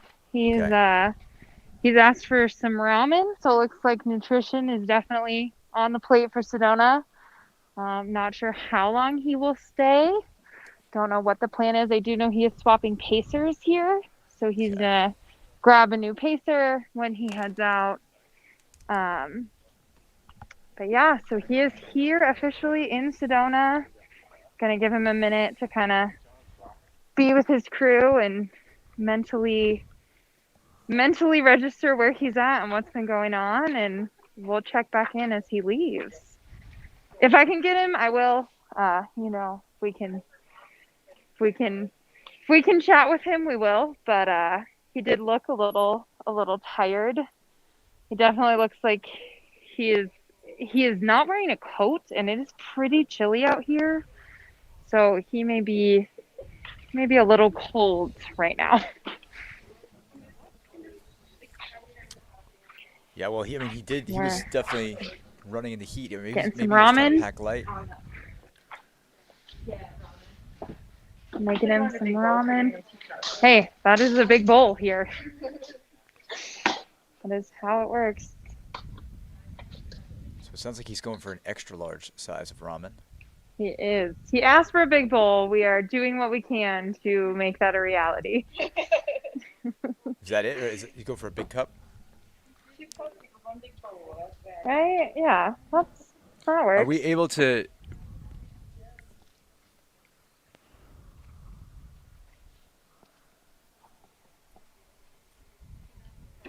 Bree, do we know... do you have, without like getting too close to, definitely, especially at these points in the race, we want to give runners as much, space so they can do what they need to do and enjoy the race. But we do want to try to give some context in the live stream, so we are always I will take torn the ramen to him, so that way we can try and get some more footage. So, there is not great light where his crew is that's stationed, so fine. we'll give you that warning. But we will go that way as soon as his ramen is ready. It sounds like Bree has been. Sounds like Bree has been just saving up all this energy for the live stream. She's just been chomping at the bit to get on air, and now that we have her on air, she's ready to take over the show. I think the Bree is actually, Rob, coming for my seat right here, and wants me to be down creating the wonderful merchandise like you can see on Mr. Rob We both Riccardo. do know how to sublimate now, so. Well, now, yeah. Rob I mean, knows I've how to known sublimate. for That a is long true. time. You now know. But I was going to say that she has been. She's been named she has been tasked with delivering the ramen. So we're going to be able to get a little close up to Versteeg, and maybe if he's open to giving us a word of how he's doing. I absolutely will ask the question, and when his ramen is ready, we'll be over there with that to kind of see if he is willing to chat for a minute. So Bree, stick with us. Let us know when the ramen is ready. We're gonna go right back to you in a sec. We just got That is Stefan fine. coming in. Hey, hey. Santa Hat is going Santa strong. Hat himself, he still looks very merry. Oh, look at he him! is Oh, stoked. he looks stoked. You know, he's doing something a lot more epic than the stuff I was doing when I was 20 years old. So, super proud of Stefan today. Again, the youngest runner in the race today, and is a Santa Hat wearer the entire time thus far. I got a question, Troy. Were you able to get a question from? I've got a question for the crew. Has it been the same hat the whole time, or has he been swapping out Santa hats like you would with shoes or shirts? No, on an ultra it's the same hat. I asked him that earlier today. If Yeah, you yeah. the same hat, it is the same hat. Not super sanitary, but come on. It's- None of this is super sanitary. It's not as white as it was No. a few hours ago. And, it's kind of sticking together, the hairs, but okay. That's a good question. I wonder if he has like at least he's got one for this race. But Anthony makes a good point. Is it like a lot of? Does he reuse this same hat for his next race? Okay, so they want to know how if you many use miles the same does a hat. Santa hat Yes, have? it's the same hat every race. Every race, He will the wash. same hat. He Wow, promises he's that washing Santa it. hat's Yeah, no, probably no, going to be really gross I'm not after trying to have this the same race, so I dog. hope that they have some good washing detergent to get that thing nice and Bree, clean. are you okay? The ramen is not ready. Hashtag ramen is not gate. ready. Ramen gate. So we're waiting to go back to Sedona, but right now we're at Dead Horse. We're looking at the youngest runner in the race. We've got an elf pajama set alongside a Santa hat. And this is what we needed for the Yule log. This actually should be next year's race logo. This is what we were missing from the Yule log. This is as festive as you can get. This is Christmas in May, and I think that's the second time we've said that on the air. So it's definitely a thing. Oh, and man, we got some ramen gate in the chat room.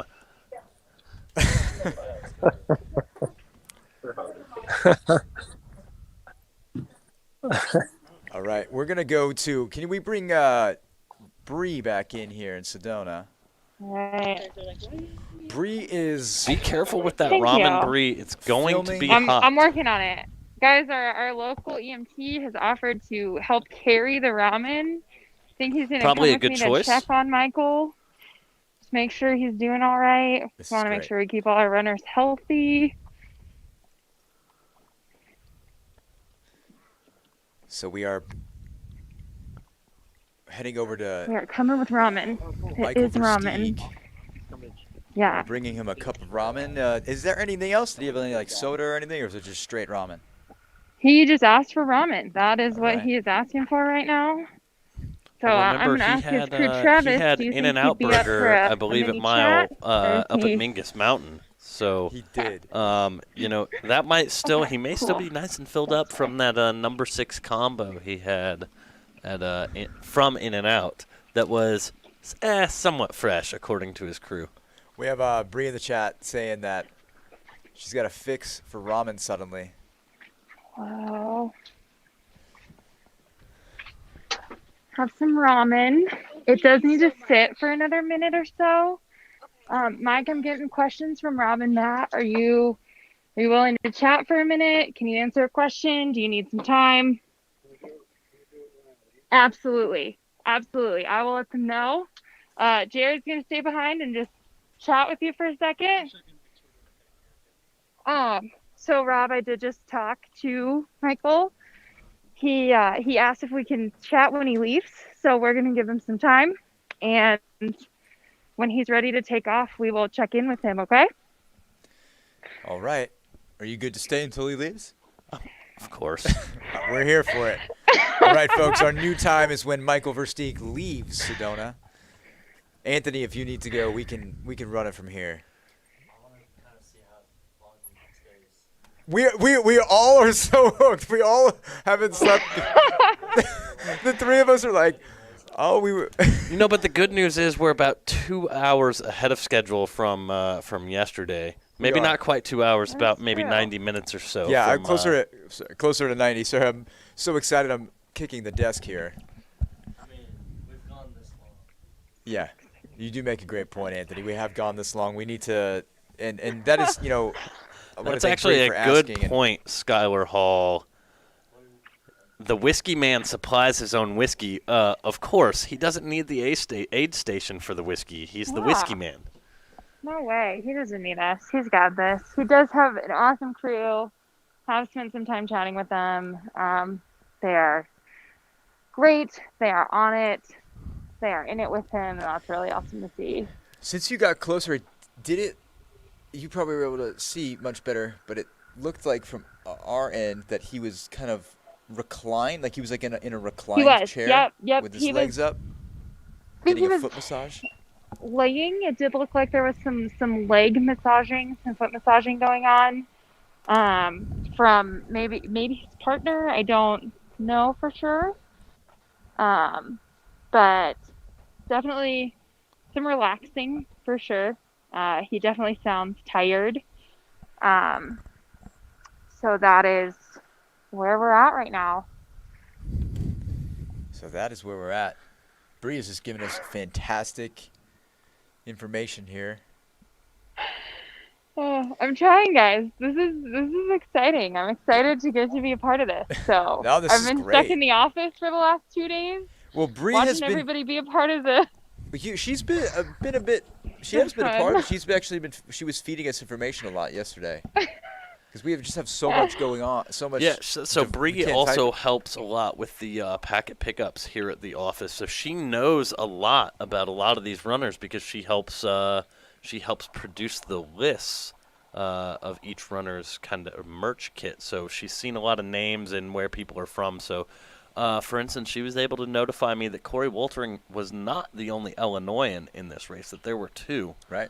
As well as two New Yorkers. As well as two New Yorkers. So Bree was able to provide us with some great insights into the runners. However, I will say Bree was not feeding me all of these random fun facts that I've been able to deliver to you all about places like the beautiful Fane Ranch. That is very true, true. Matt. That You is very did your true. own research for that. That was I not remember me, that even fun though fact. I It am was an the largest Arizona ranch. native. The whole No, area. it took up the entire valley. Yeah. Yeah. It wasn't the largest ranch in Arizona, I guess I didn't though, remember because that. I there are a forgot. lot of other historical mining areas, or ranching areas, rather. But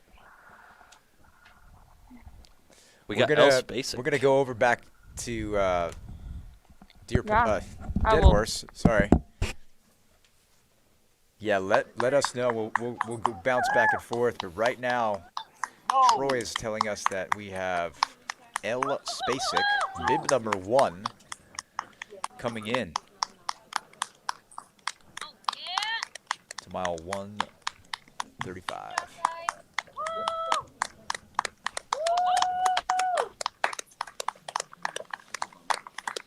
Nice work. Nice work. Yeah, she's looking strong. Number 1?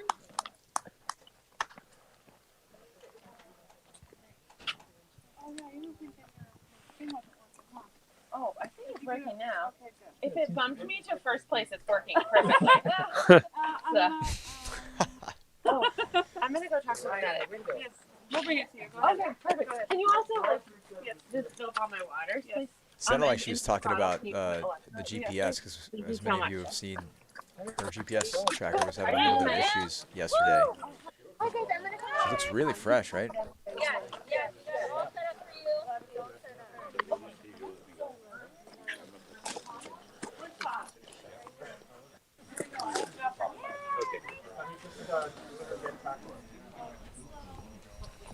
We got Jose Sosa coming in about a mile and a half. All right. You heard it there. That is the voice of Troy Wicks telling us that Jose Sosa is about a mile and a half out. Yeah, the San Diego native and one of the many crowd favorites today, Jose Sosa. Yeah, he's got a lot of fans. And I'm not surprised. He just brings such positive energy every time we've talked to him. He's just got a smile on his face.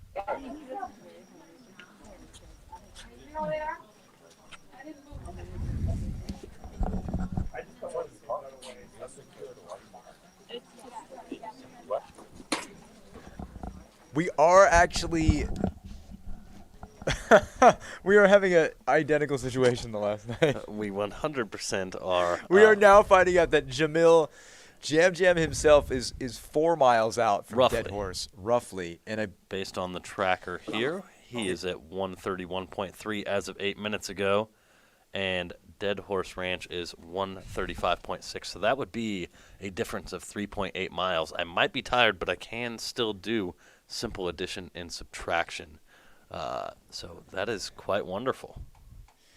I wonder, I'm going to see if we can get another correspondent out here to get some more information about Jamil. So give me a few minutes and I'll see if we can get some more insight. But in the meantime, we will keep bouncing back and forth because now we have action going on. We've got Elle Spacek, who's looking fresh at Dead Horse. She just came in. Of course, the leader, Michael Versteeg, is at Sedona. And we delivered him ramen, and we are going to try to get a few words with him, or at least his crew, when he's leaving Sedona. We don't know how long he's going to be there, but he did sleep.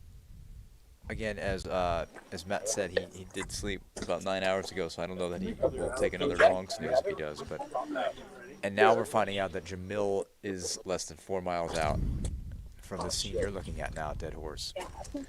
So there is the possibility that we could close out tonight's stream in a very similar manner. Same way. I totally with forgot we ended it with Jamil too. Closing it out over a beautiful campfire. Oh. And Oh, nice. Oh, okay. That's really chill. Oh, that's great. Oh, this race is just magic. Troy, how you doing out there? Good. You picked batteries. actually a good spot. You're car camping out there tonight, so you're like right where all the action is. It is the good spot. It's the happening spot for tonight. And that's exactly what we were looking for. We were looking for the Camp Kippa of the Verde Valley, and we found it. We got It's right the fire, here. and we got the runners, and we've got a great correspondent in the field.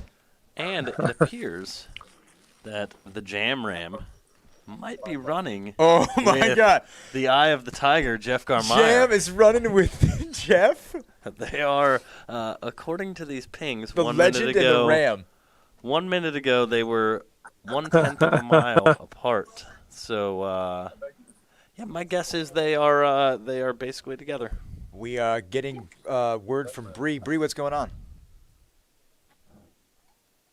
Versteeg's crew had posed to me about how much of a gap is between him and the last person in the field currently. I can't tell you that. Okay. We can't give that advantage to any runners. I mean, it is a live. Yes, the race is live streamed, but there's live trackers. They can do that. That's something that we need to stick with. Like, we can't give them any advice like that. Gotcha. As live streamers. I think they were just curious about how much longer the race was going to go on than we originally thought. It's a common question. It's a common question, but we always want to play it safe because not every runner would be afforded that intel, regardless if they're in the front of the pack or the back of the pack. So that's something that, I mean, people on the trail will say it, but here we're going to try to stay removed, even though we've broken down that fourth wall, as we said. We're going to stay removed. Yeah, I mean, we're going to stay professional, even though we're actually going to go back to rough around the Troy edges. real quick. Sorry for the interruption. What's up, Troy? No, sorry. It was just a question of, is there crew access at the next aid station from here? Crew access at the next aid station. Crew access at Deer Pass, that would be? Yeah, Jose's family's asking. So Jose's let me see. There is crew access, yes, at Deer Pass. There's Pacer access and crew access. Perfect. Sorry for bugging you. No worries. We're here to provide. And the fire it is after being dark. stoked right now. You got to stoke the fire.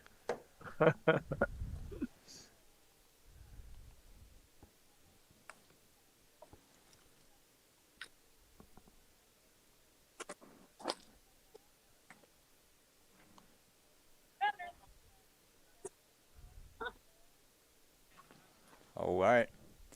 We're going to head back over to Sedona. where we believe He's looking ready. So I'm guessing maybe Mike's getting ready to head out. We may be able to chat with him for a minute or two. Coming up here pretty quick. And Matt, you wrote it down. I think it was 11:01 was his inbound time. Yeah, We'll see so what his he's right outbound around time is. 20 minutes. That is correct, Anthony.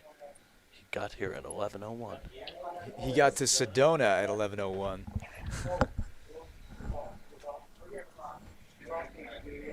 I do feel colder when I'm not looking at the campfire. I don't know if the air condition just keeps kicking on, but I do. We currently are looking at Sedona, but when we go to Dead Horse, we've got the fire. Yeah, there is no fire around here, unfortunately. There is actually one in a backyard, I think, that we can see from the aid station. So that's kind of fun. We get to pretend like we're around it, but well, it's not too it's cold a little out there. chilly up here. It a little is chilly. I had to put on a sweater.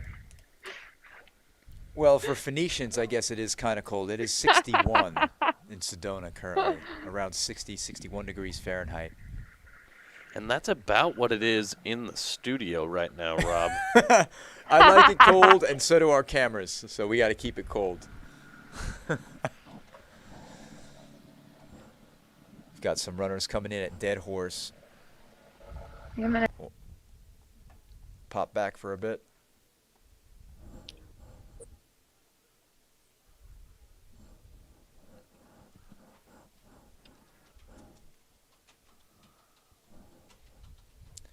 Yeah, definitely let us know when you see some movement. And if we don't want to bug him, so if he looks like he wants his space, we can easily just talk to his crew after he leaves. That's totally sufficient.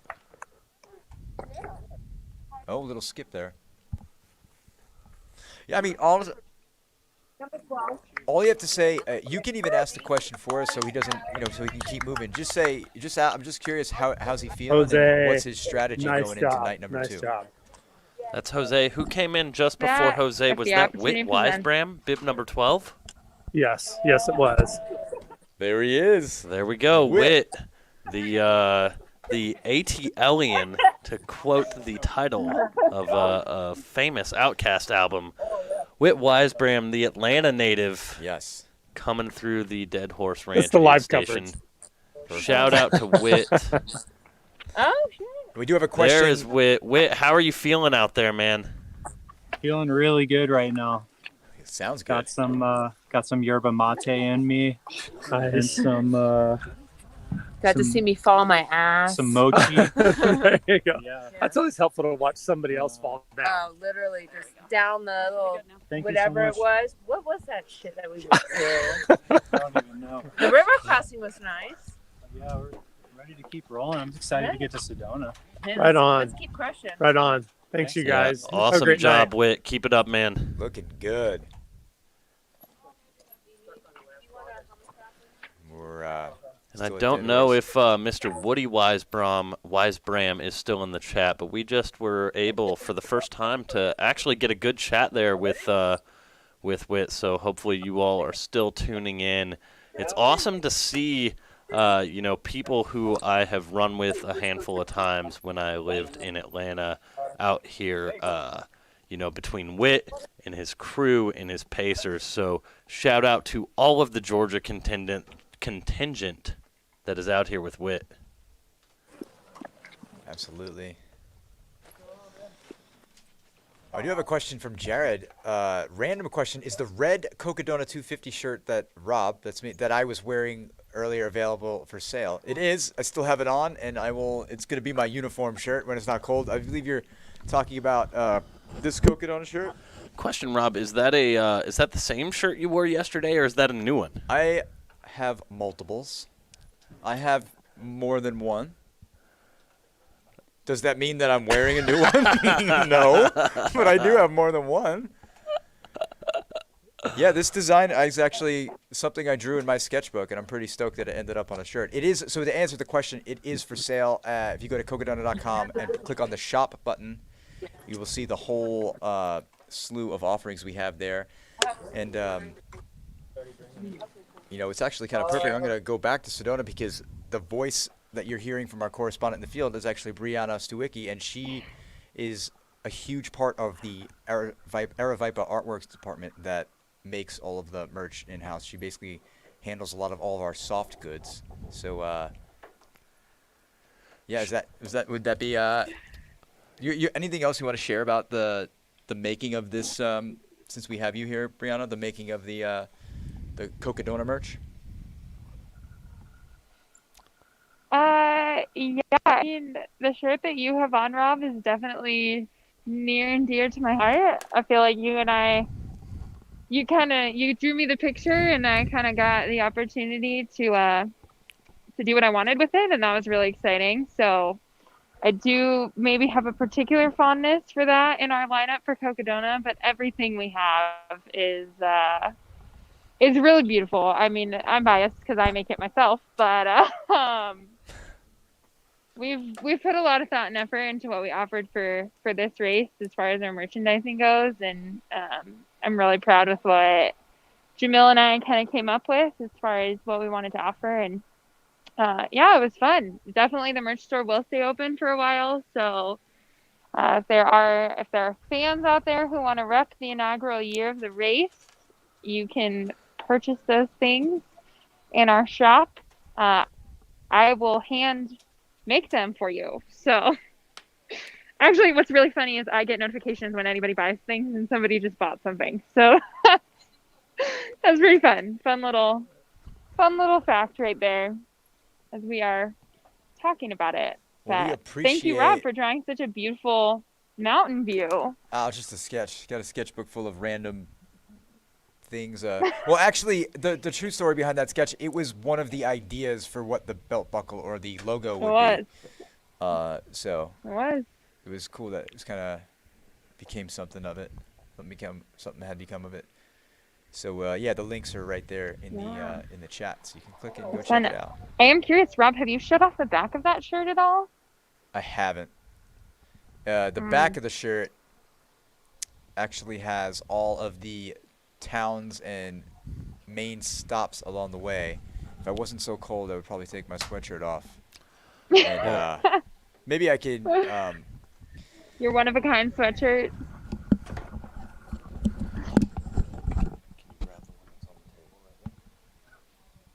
Oh.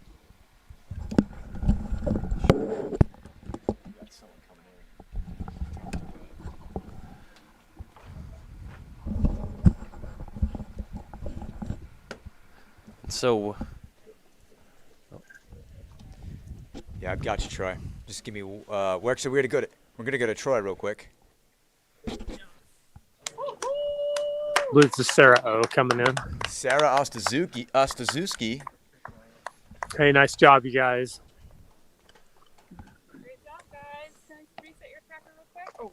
That is Sarah O. Running super strong still. All the way from the Pacific Northwest. Yeah, Jared, I'm not changing shirts here in the chat. I just wanted to show everyone the back of the Cocodona shirt. So I know it's tough to see, but take it full for a sec. There you go. You can see the landmarks and stuff like closer. that. It's at depth of field. There you go.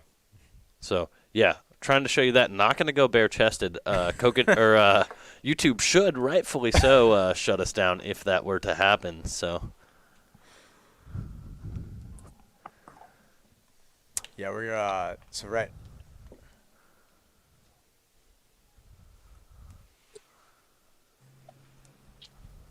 Sweet. Awesome. This is great. We've got I will let you know. So I can hear. So this is just us we're talking to we have a couple people out in the field. Right now we are looking at Troy's feed. And we've got Brianna on standby in Sedona as we wait for Michael Versteeg to leave. Okay, let's deal. You're welcome to have a seat if you want. The Grandmaster Ben Feingold, do you get a new car if you finish this race? No new car. You do get a ridiculously awesome belt buckle. The belt buckle? We don't have one here. I can pull up die cast of it, but I can tell you about the story of the belt buckles.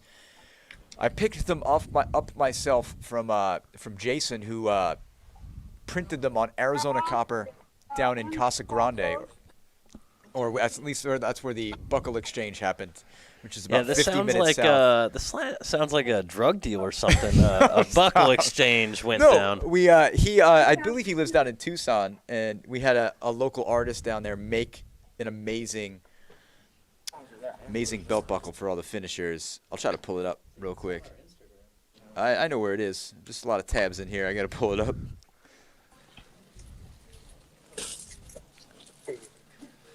It looks like we've got some runners. Miss Sarah Ostaszewski enjoying the campfire right now, and I can't blame her. It is a magical sight, and I think you're right, Rob. I think just the view of the campfire warms us up here in the studio. Warmer. Yeah, but real quick, to answer that question, they don't get a car, but they do. Yeah, it's great. They do get this right here. This is one of the earlier designs. This is the same design, but this is one of the earlier presses of the Cocodona belt buckle on Arizona copper. It's got that gritty look. And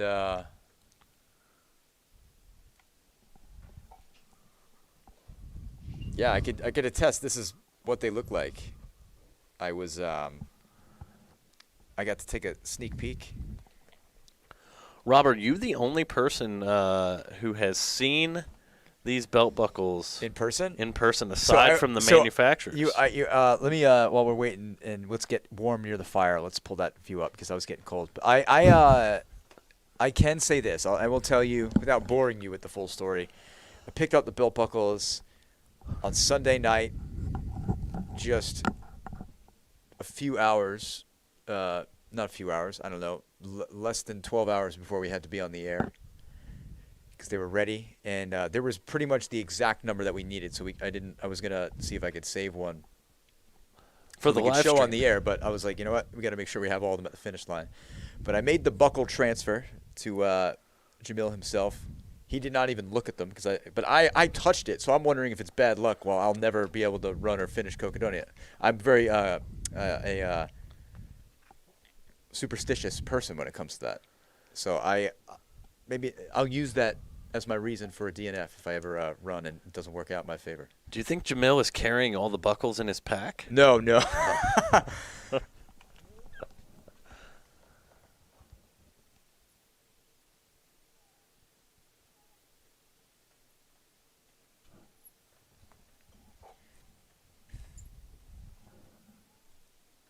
So yeah, we are.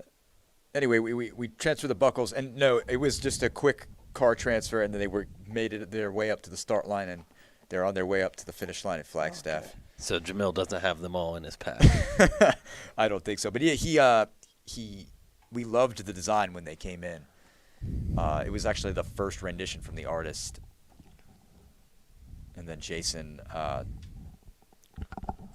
down south of us printed them, and they came out fantastic. So we'll have more of those to show, of course, as we get closer.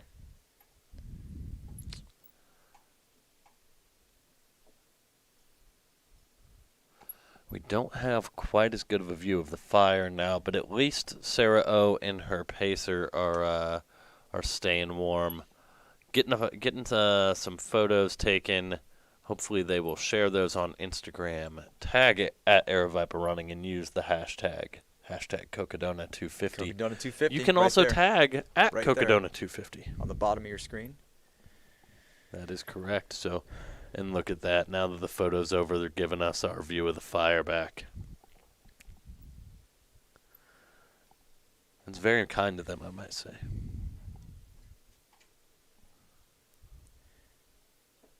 So yeah, still no word. Sounds like Michael Versteeg is still in Sedona. So at this point, he's been there for about 34, going on 35 minutes. He came in at 11:01.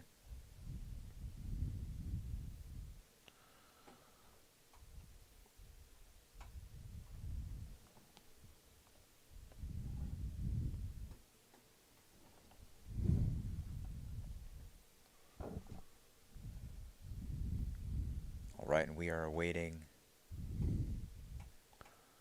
word from potential potentially from one of Michael Versteeg's crew members at Sedona at mile 165. So that means Versteeg officially has only double digits to go on this race. All the other runners, probably with the exception of Dax, have triple digits to go. Just a fun way to think about how much further, how many more miles ahead there are. Man, that's just so much running.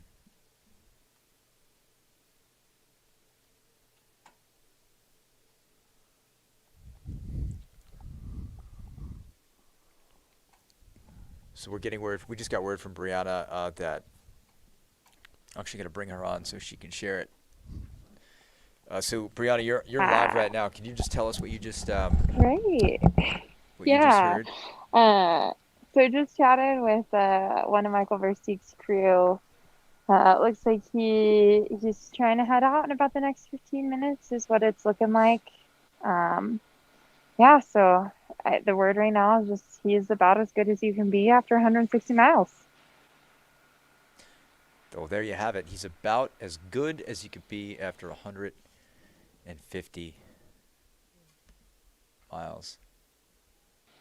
60. Isn't this Really, aid station 160. 160? Sorry, I was going to say, I think he forgot that he ran 161. Maybe. That's right. Sedona's mile 161. Yes, it is. So we're waiting. So it we'll sounds like it'll be a hopefully little see longer him. for Michael Versteeg before he leaves to make his way toward Huntley Tank, which will be the next aid station. Which he will be going through at night. So we'll go back over to Troy, get that Cocodona campfire going. Hashtag Cocodona campfire. If you're watching now, share a screenshot of this Cocodona campfire so we all know that you are sitting there with us, and we will share it on the screen. We can all feel like one big virtual camping trip here. And then Amanda McClellan asking about Bib 50. Jesse Alexander, he is about 1.25 miles away from the Dead Horse Ranch aid station.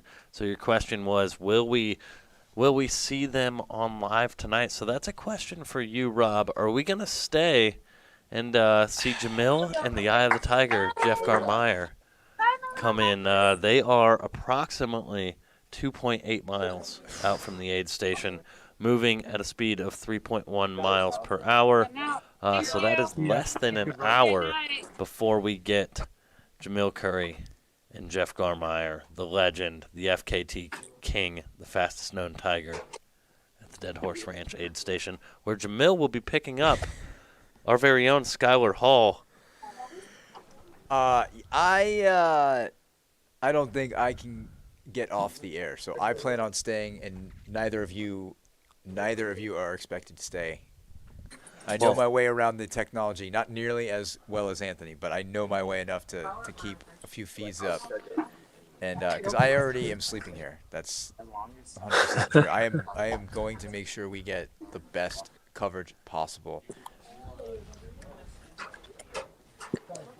That's right. We should have a studio, behind the scenes studio cam, and you could all ping me messages if I sleep past my alarm, like I basically did this morning. But we still got up on the air.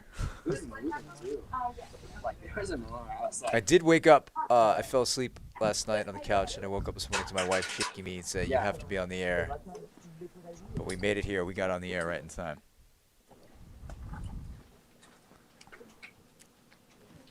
I don't exactly know what I'm getting it up. I'm gonna let you share this if it's shareable. I don't know what this means, but apparently we'll take care Skylar Hall has identified a karaoke bar in Cottonwood. So if anyone ever wants to visit Cottonwood, Arizona, there is apparently a karaoke bar that that you could check out. And Skylar, I hope that I didn't just break our friendship by sharing that private information. But if Skylar is still tuning in, my question would be: what is his go-to karaoke song? And anyone else here tuning in, what would your go-to karaoke song be? You asking me? Yeah. Oh. Oh, Anthony wow. says he would sing Piano Man. Anthony's going with the Long Island classic Billy Joel. So I don't have an answer. I think Anthony's answer is pretty solid. Maybe Anthony and I could just do the duet, and I'll just use his answer. I think I'd go Bop by Hanson. Bop. Well, that's an easy one to remember. Yeah, but see, you think, but there's more words than just Bop. That's where it gets you. I believe the hashtag Cocodona Karaoke is now trending in the chat. So, this is what Aravaipa After Dark is. We're all coming together as a community of sleep-deprived ultra running fans, and this is exactly what we're here for. Okay, I have now texted Skylar, and we have confirmed he did just walk into a karaoke bar. We're gonna try to get Skylar on the live stream. Are we going to get taken down from the music? Oh. It's after dark. They'll understand. Oh, we get the late night giggles. Fight for Your Right by the Beastie Boys. That's a good one. That is a good one. We do have a question from Turkey Butte Aid Station. I think I missed it, though. Christina, if you want to re-ask that.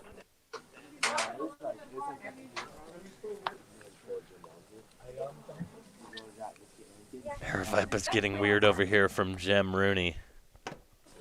It's a little bit late over here, Jem, so I know it is what, about early afternoon for you all in the greater Sydney area. However, it is 11:43 p.m., which is well past my bedtime, Rob. But I'm so stoked to see Jamil come into this aid station that I'm going to be right here, bringing you all the coverage.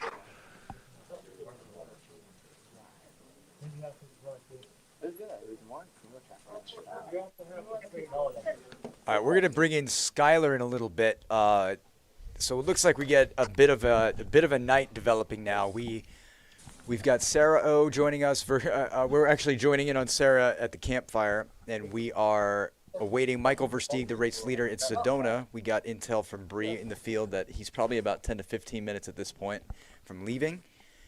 And Jamil and the fastest known tiger, Jeff Garmeyer, are only 2.5 miles away from that campfire that you're looking at on your screen now at Dead Horse Ranch State Park.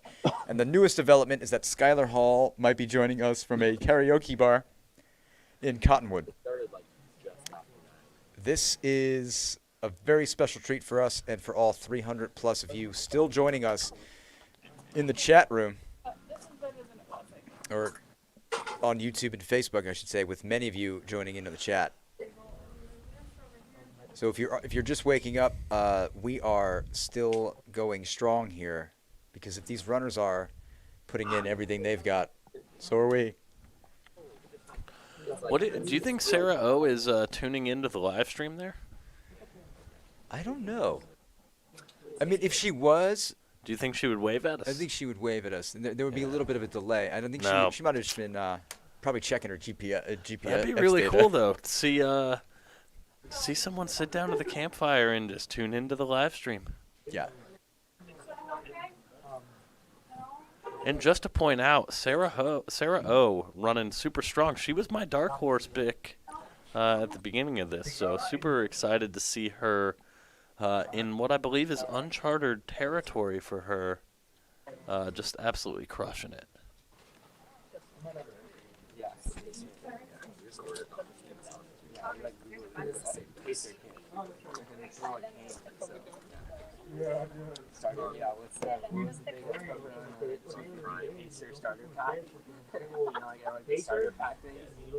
So yeah, we're gonna get Skylar in a little bit.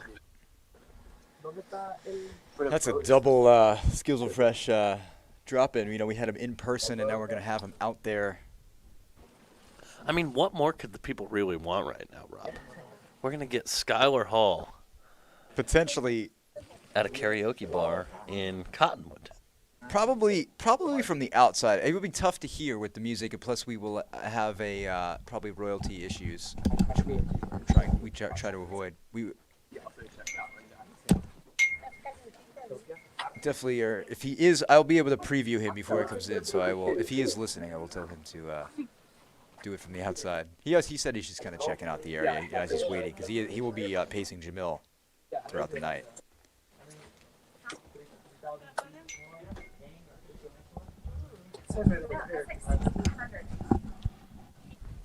Okay. Get out of the shadow.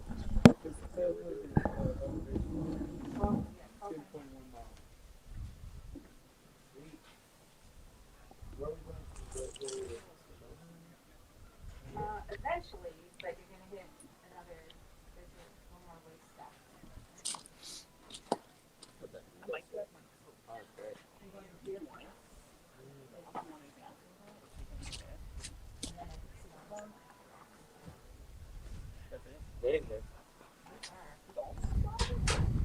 Thank you guys. We just got Granada Trails in the chat. Good morning from tomorrow. Spain. Shout out to Granada Trails, one of our good friends here at Aravaipa, Victor. He's also from España, so definitely a shout out and nothing but love to our folks over in Spain tuning in to the live coverage here as we watch the beautiful campfire as Sarah O enjoys getting some food in as she prepares to adventure on into the night and continue this absolutely epic journey that is the Cocodona 250.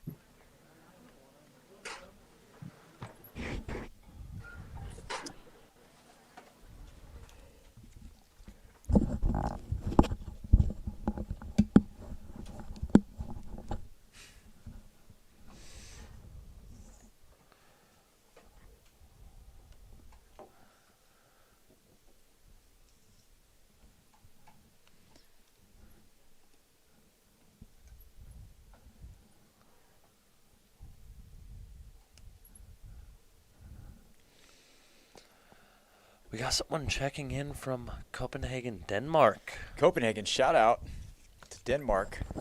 I already shouted out Granada Trails, our boy Victor down at Aravaipa Artworks, also from España, just like the folks at Granada Trails. Thank you everybody for joining in and just sticking with us here. It's been another, we're closing in on another 18-hour day. I think we did 21 hours of coverage yesterday, 18 today. It's been fun. It's just been a lot of fun. And there is our boy Victor in the chat saying good morning to Granada Trails. Victor is our resident Spaniard and one of Fox the dog's best friends, who we got to see on the stream earlier tonight.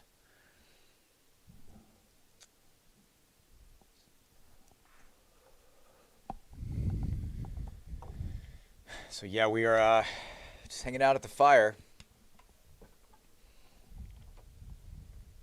I would imagine we might be able to have one at Fort Tuttle tomorrow. So I think this is gonna help me with my planning.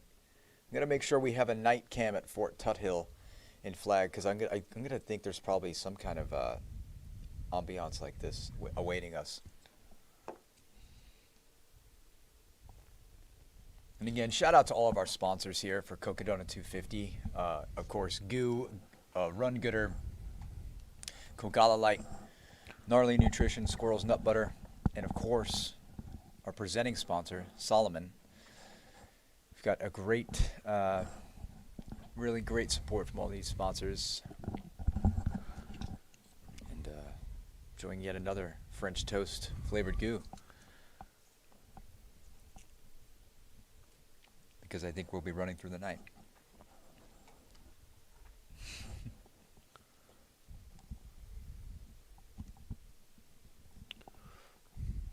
Yeah, Fort Tuttle is going to be probably our overnight spot like this.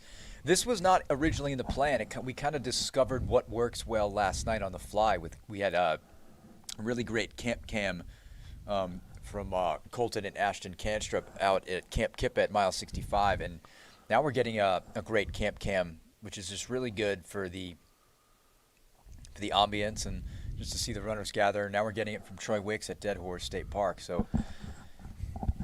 Yeah, and it looks like once Jamil's track refreshes here, it looks like they're going to be around 1.5 miles. Oh, we're staying on to Dead Horse State Park. Confirmed. Now, if Skylar is at a karaoke bar in Cottonwood, does that mean Skylar is not joining Jamil at?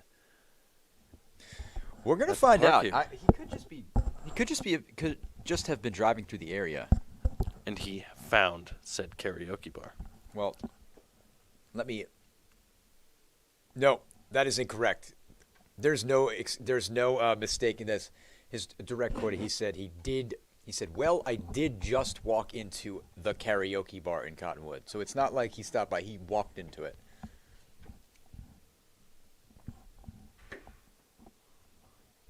All right, we're going to shift over to Sedona real quick. We're getting word that there is some movement from the crew, at least, for Michael Versteeg. Again, he's been in the aid station. He arrived at just after 11 p.m. at 11:01 p.m. Arizona time. So he's been there Looks for like about maybe 50, 51 some minutes. hot water, maybe some coffee. Can't really tell. I do know that his crew member came to get some soda earlier, so he's definitely got some soda in his system, a little bit of caffeine. Well, it looks like they're maybe some more ramen. Trying to snoop a little for you guys. There we go. Yeah, so it sounds like coffee is on the menu, is what I'm hearing. So He's going to go coffee. some caffeine. And to answer Tomos Davies' question in the chat from YouTube, is there any way of tracking race positions? Yes, there is. Just go to cocodona.com/live, and there will be tabs there where you can check out the various trackers, including the track leaders map, which has markers for all the runners, which updates with their live GPS tracking. It's embedded right there on the page. So his crew headed back down the hill to their kind of camp that they've made for Mike, and looks like maybe some coffee, and he'll be up here. That's what I'm thinking. Only time will tell. That's good to know. I mean, I'm kind of getting flashbacks from his Arizona Trail FKT. You know, he just I think Jamil made a Run Steep video on that. I forget the exact year. I believe it was like 2016 or 2017. It would have been 2016 because Yeah, right. he held the Arizona Trail FKT for around 5 years. Of course, recently broken by String Bean, Joe McConaughey. Very recently, too.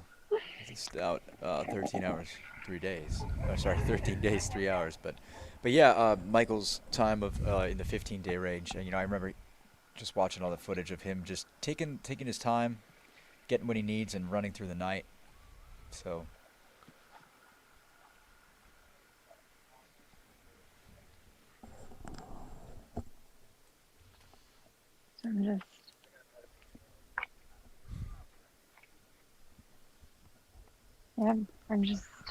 We're waiting, guys. Thanks for waiting with us. Super fun waiting. Now this is I don't have to tell anybody in the chat. It's riveting in its own way. Exactly. You stole the words right out of my mouth. I was going to say, I don't have to tell anybody who's still with us. We all obviously find this kind of content riveting because, I mean, think about it. We've got the leader waiting, we got eyes on the leader and we're waiting to see when he's going to come out. We've got a campfire that is not only just providing great ambience over at Dead Horse, but we're seeing it's the spot where a lot of runners are coming in at a pretty steady pace, including we're awaiting the fact that Jamil Coury himself, the creator of the Cocodona 250 and founder of Aravaipa, is coming in and potentially running in with Jeff Garmire.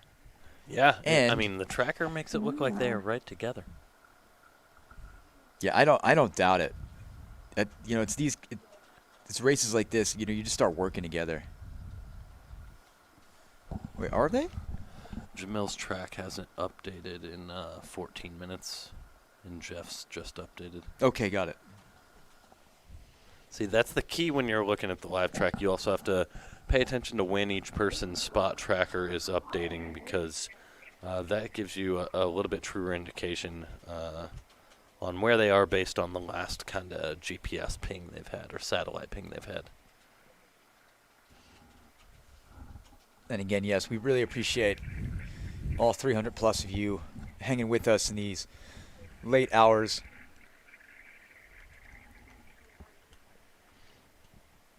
If you're enjoying this coverage, don't forget to subscribe and like or follow if you're on Facebook, and all that other good stuff that you do to videos and channels that you appreciate. Yeah. Do all that good stuff, It helps us, honestly. It honestly does help us out. It's we live in an algorithmic world, but it also will help us spread the word and grow the sport. That's really our main mission here. Yeah, and so Jamil just updated. It looks like he might be just a tenth of a mile or so behind Jeff right now. We got Dylan Harris in the chat. He is still awake. Dylan! Is he, Rob, can you tell me, are him and Emily headed up this way? Are they going to make a stop here, or are they blowing past me? That's a great question. We'll see if you could ask us, answer that in the chat. Dylan, if you can hear this, let us know. Are you headed up towards Sedona? What's your team doing for the documentary tonight? We'll let you know. I'm asking him in the chat here.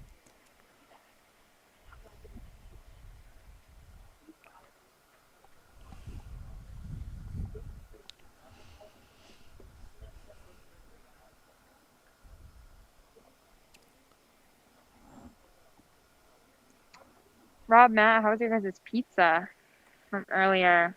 Looks like Dylan is not heading up that way. I'm gonna guess. I think they're calling it a night. They have been out there all morning. All day. All day, yeah. So I'm glad to hear it. At least somebody on this team is getting some sleep. Hey, that's what we're here for. We're trying to capture this iconic race. It's instant classic. The question was asked to me why I am out here when I do not technically need to be, and I was like, why would you miss this? I know, right? It's a once in a lifetime opportunity. Yeah, there's only one inaugural of anything, whether it's Cocodona or another race or any other kind of event. There can only be one.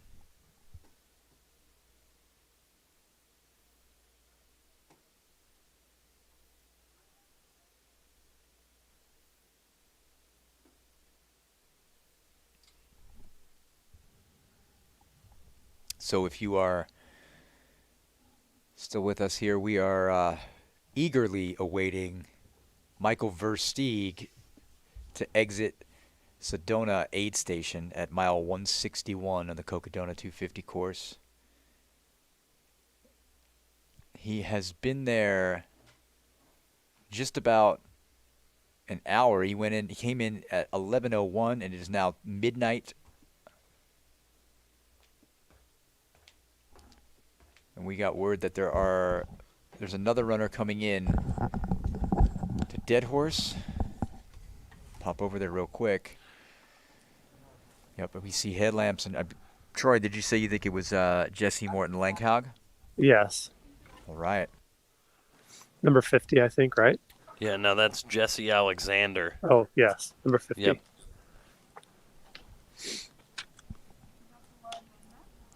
It's Hey, late. Skylar, Sorry. if you can hear us, just turn your phone horizontal. And turn off rotation lock on your iPhone or your Android.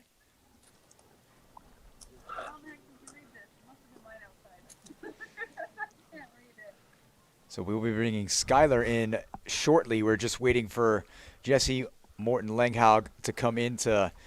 Jesse Alexander. Sorry. Hey, nice work. Nice work. It's been a long one. Jesse Alexander. Jesse Morton Langhaug is all the way up at mile 137. She crushed through. I here apologize. already. I heard Jesse, and I just. And the reason I stopped you is because we do have some people, Amanda McClellan here, who was asking about Jesse earlier, and that's the reason I knew. Oh, Bib 50 Jesse Alexander. There we go. I apologize make sure we get for that, correct folks. For them. It's okay. It So has been a long day. No excuses. But there's Jesse. We just saw Jesse Alexander before coming into Dead Horse. But right now, we're going to see if we can get. I'm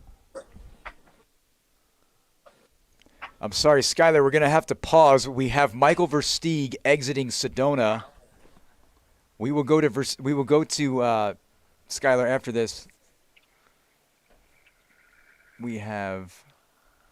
So there is some There he checklists is. they have to go through. They got to sign out. We got to check that they have what they need. So we're gonna do a quick check-in, see how he's feeling for his next leg, and we are. So there's Versteeg getting ready to head out with his pacer. You have a question? Yeah, it was me. We just wanna. How you feeling? How you hanging in there?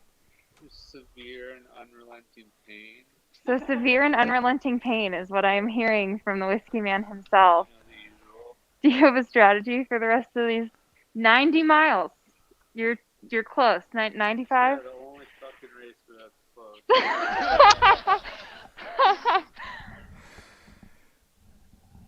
I don't know. It's not going to be pretty.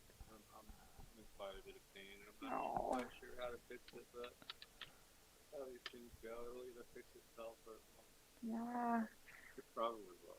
We're rooting for you. We're rooting for it to fix itself. The whiskey man himself, unfortunately, is in quite a bit of pain as he heads out on his last 90 miles, 95-ish. Enjoy the run, Michael. I'm sorry. They said enjoy the run. Good luck, guys. And there he goes. The whiskey Bree- man is off. Bree, can you rehash Yes. the last couple sentences that he says? I can. So I just had I got a moment to have a chat with him. He's in a lot of pain, and you can see it in his face. He definitely, this is very uncharted territory. It's kind of, he is like, I've done this, but this is very different. So he's definitely hurting. He's hoping it fixes itself. That was direct quote. It's either going to fix itself or it's not. So I hope it fixes itself. The joke was that this is the only race where 90 miles was close to finishing. So, yeah, we see that he is definitely the front runner. This is his race right now for the time being. So he is headed out. We will see what the night does for him. And that is our leader right now, folks. Well, that's an awesome update. There you have it. We've got our leader heading up. He's going to tackle the climb. He's got a couple more climbs after this. Yeah, and one thing I will say is he obviously didn't look great there, but I remember distinctly when we saw him at Crown King at mile 37, he looked like he was seeing ghosts. So 90 miles is still a long ways, and I fully believe that someone like Michael Versteeg is going to find a way to troubleshoot his problems and keep moving forward. And we will, again, he left at 12:04 p.m., so we will keep track as best we can on kind of what his lead is on Dax Hawk, the second-place runner. Yeah. Yeah, can you tell me where he is right now, based on the tracker, what you can see? Yeah, give me 1 second here, Miss Bree. Thank you, Matt. He is about 6 miles out still. Okay. He is still moving decently, but 6 miles out, and that just updated. So that is the most recent information we have. Awesome. Yeah, Bree, I think right now Oh, go ahead, Rob. No, go ahead. I was going to say right now, I mean, the aid stations, as you guys can see, are pretty dead. There's not a lot of excitement yet because it's just kind of slow going, and we're waiting. The more information we have about how close we've got some runners is good. So it's good to know we have one about 6 miles away from us. Well, there you have it. Bree, thank you so much for the great updates out there at Sedona at mile 161. Right now, I'm going to take us over to downtown Cottonwood, I believe. We're going to pull up Skylar himself. I'm hoping we have audio on him, but if not, we got a great Skylar smile. Skylar, can you hear us? I can. Can you hear me? Yes, we've got audio. We have audio on the Skizzle cam. How is it going? Tell us where you are. Tell us everything. Well, I'm now at Dead Horse State Park because Jamil is inbound. I mean, probably still 40 minutes away based on what I was anticipating. But, life good out here. Spirits are high. Looking at some runners and I'm assuming crew hanging out in the aid station at the taco bar, which is always a gem. And things are rolling. But yes, I was in downtown Cottonwood. We were desperately trying to find food because, one, Jamil's dad needs to eat because crew need to take care of themselves. And two, I might have to start pacing in the dead of the night, and I wanted to make sure that I wasn't running on E. And not all of us have the abundant goose stash that you guys have had behind you the entire time. So. Yeah, I mean, that's definitely been my secret. Is I actually, as you said that, I already was halfway to reaching back for a French toast goo, which I told you is kind of been my secret sauce here. But so what is this like? What did you get any intel from Jamil's crew? Like, what kind of shape is he? Are you going to be picking him up in? Do you think? Yeah, no, I think he's in a really good spot. So we connected at Jerome. We came up with a plan, and Courtney DeWalter was napping as I arrived, so we knew that she was going to be ready to guide him from Jerome down here to Dead Horse. And basically, we just tricked him into keeping moving to get here, and we let him know we would let him nap if he got to this aid station, but he was not allowed to nap at Jerome. So that's where we're at now. But he ran healthfully into Jerome and then healthfully out. So even as I was driving out more than a mile down road, he was still moving left. So definitely good spirit, definitely feeling good, definitely rebounded after what seemed like a rough climb up Mingus. And, let him get in a nap here and then keep it moving. It's I'm going to just remind him of his 2015 Hard Rock, where he was a hard closer, and that's going to be our name of the game here for the section as we head into Sedona on day 3. So, got to do what we got to do. I mean, it sounds like a good plan. It looks like, based on our tracker, he is just under a mile from the Dead Horse aid station, so he's going to be there somewhat soon, probably about another 20 minutes or so. Just depending on how fast he's moving right now. Yep. But sorry, I'm getting some of our audio in my ear. There we go. Yeah, so he's probably around 20 minutes out, and it looks like he is right around the same spot as Jeff Garmeyer. So they might be running kind of with each other or being able to see each other, which is really cool. So. No, I mean, he's definitely been sniping a couple of people off. I don't think he's really in that predator mindset yet. I think he's just sort of enjoying catching up with individuals. He wanted to hear how you guys were doing in the studio, so I gave him a nice update that you guys did not burn down our homestead, so appreciate that. Did you let him know that we had at least double-digit people viewing for the entirety of the stream since we've started? So that's that's pretty good. You should feel good about that, especially because you have to keep switching streams every 8 hours, which we found out the hard way. So, that's a testament to you guys. So thank you for continuing the Black Canyon tradition and making it even better than it was. He appreciated that wholeheartedly, and we'll try to make sure that once we get some daylight here, especially as we start rolling into Sedona, that we get you guys the pristine Jam Cam views that the people so desperately want. Yeah, well, we definitely look forward to seeing that, and I'm hoping that you enjoy your time out there. I know you've been, training pretty steadily, coming off your birthday month of action not too long ago. So I don't think you really have any excuses if you get dropped out there, because you're gonna have to. What's the excuse? I see some sandbagging or something. Elevation. The fact that I'm likely hopping in at least 10 miles, if not more, earlier than I was originally planning. Yes, if he makes me run 48 miles continuously tomorrow, which would be my second longest run ever, and then have to hop in pacing again after that, this friendship might be over. So, I'm going to throw out all those excuses. We'll keep it on that level. Oh man, well you heard that there. This race could cost Skylar and Jamil their friendship based on how many pacing miles he may be roped into.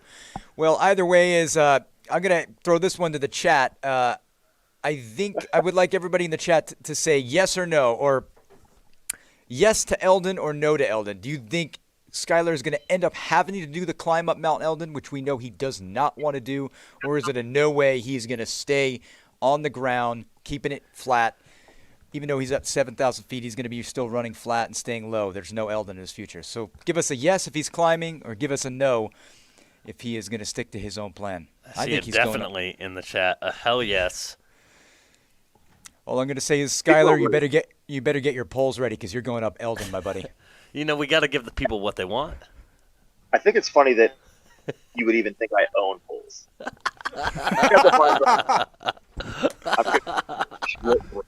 Branches and hope that they handle together. I don't even think I have apparel to handle that sort of temperature change if I have to do Eldon at night. So that's straight up what this is. This is a death wish. I get it. It's fine. Jamil's the more popular one, but you don't have to murder me off in the process. This is not Grey's Anatomy. We don't need a weird spinoff or some sort of turn. Just let me live. That's all I'm asking. Let me survive this week. Help me. It looks like Jamil is about a half mile out. Yeah, we're a half mile out So now. he's going to be coming and enjoying that cozy campfire here shortly, and getting a little nap time. Yeah, we will we'll let Skylar go so he can get ready for that, because he's going to actually be on duty, take care of Jamil, and get ready to run potentially 40 miles, and of course get his mind ready for that Eldon climb that everybody. Run flat, stay medium is a comment we got in the chat. Only at Aravaipa After Dark. Hashtag Aravaipa After Dark if you're watching. We want to thank Skylar Hall, Skizzle Fresh, all the way from the Bay Area. He is out there at Dead Horse Ranch State Park waiting for Jamil, and we are not going anywhere until Jamil gets on. So thank you, Skylar. We will talk to you again soon. Let's go out. Back to Dead Horse, which is not far from where Skylar is. What do we got here? Okay. Well, Matt, we spoke too soon. We said we would definitely not go past midnight, and we are closing in on 12:15 a.m. for another night. And based on the math, it's going to be at least another 20 minutes before Jamil and the legend Jeff Garmire get into Dead Horse. It looks like Jeff Garmire may be pulling a little bit ahead of Jamil. Again, not by a lot, but maybe 400 meters or so, a quarter mile or so. How you doing?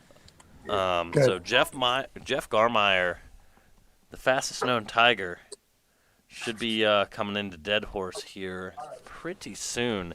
He had about a half mile to go 3 minutes ago. So he should be rolling in there in the next probably 5 minutes or so. Yeah. So we're excited to bring you this footage. Most importantly, we're excited to bring you this beautiful campfire.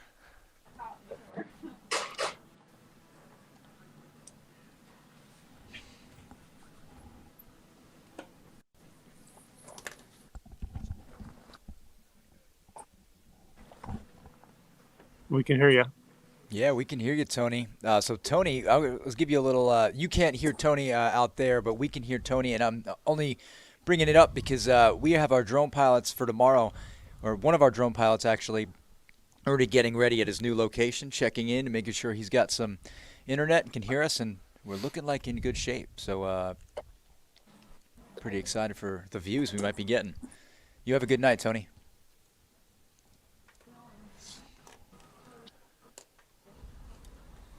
And yeah, that aerial footage is coming to you from just two people pulling long, long days.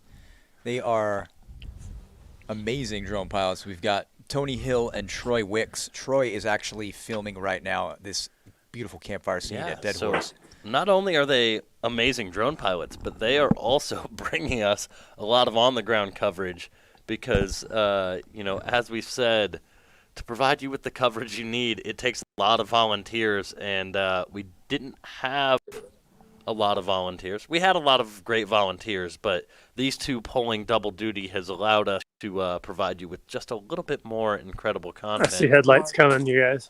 And here we go. Or a headlight. See if we can get eyes on the runner.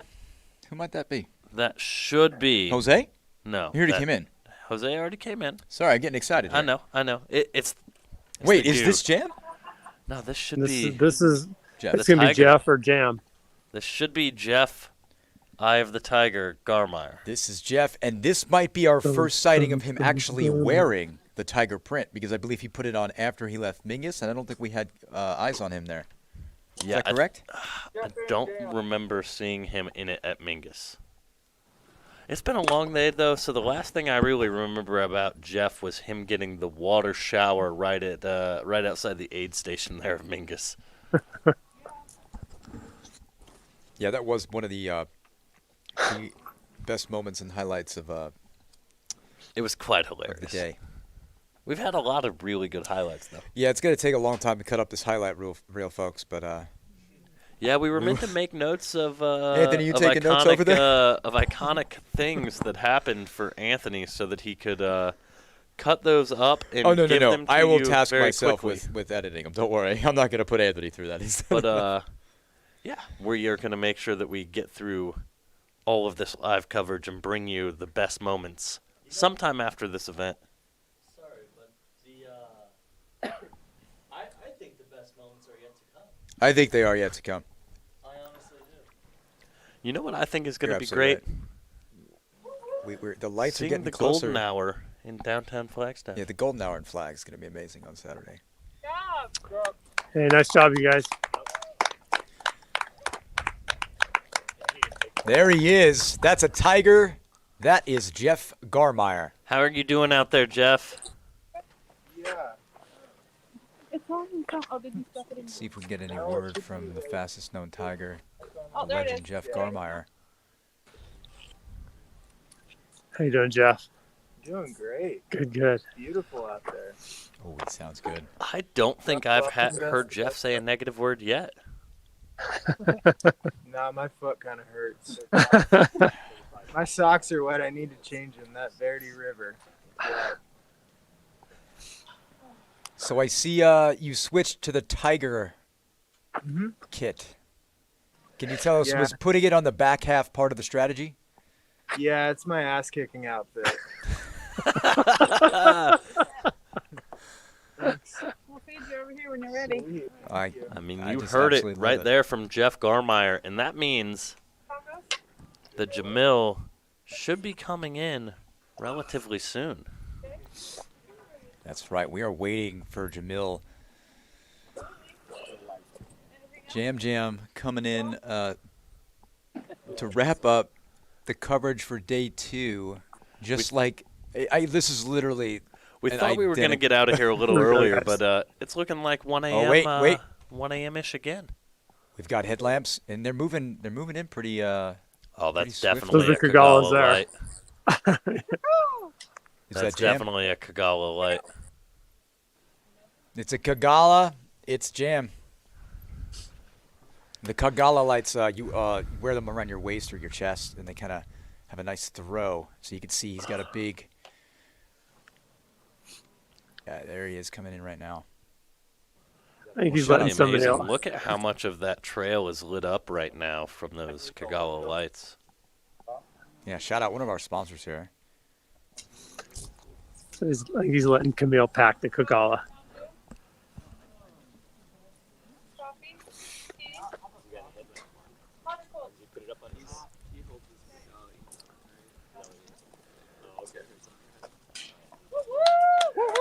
Nice work.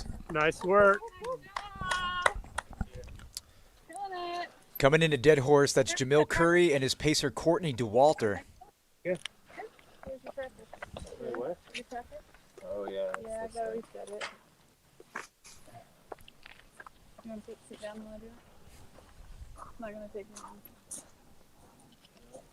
I'm not rushing out of here. So. Alrighty. We got tacos for you. Yeah. In the car. She just made them up fresh. You can hear that's Peter Curry's voice. You hear that? That's his dad and crew chief. It's not gonna take long. Give me just like another 10 seconds.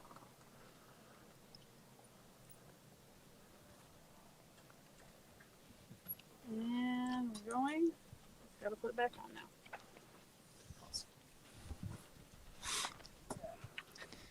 You did good again. Yeah, he did awesome. Yeah, Troy. I know but the looks of it, he looks like he's probably going to want to move on and get ready. But maybe if we could just hear from him, just one question, how he might be doing out there. Hey, doing pretty good. Thanks. Gonna get some food and I think some sleep. So awesome. Well, it's good to see you coming in, Jamil. Yeah, thank you. Whew. Rest up. A little ways out. In case you want to sleep. We'll see if we can maybe get a quick word with Courtney. Hey, Courtney. Hi. That's your quick word. Yeah. How's it going? Good. You're on the Hey, live Courtney. stream. Can she Is hear this us the out there? late show or the This late is- show? this This the is late- actually, late- Courtney, late this show. is Aravaipa After We Dark. call this one Aravaipa After Dark. I love it. Yeah, This is Courtney, what can I'm you here just tell for. us? Yeah, can you just tell us? Can you just tell us how that segment went, pacing Jamil through the night? It was cool. Yeah, he's moving awesome. We couldn't see any of the views, but the stars were cool. We saw a skunk, almost got sprayed by it, and a snake.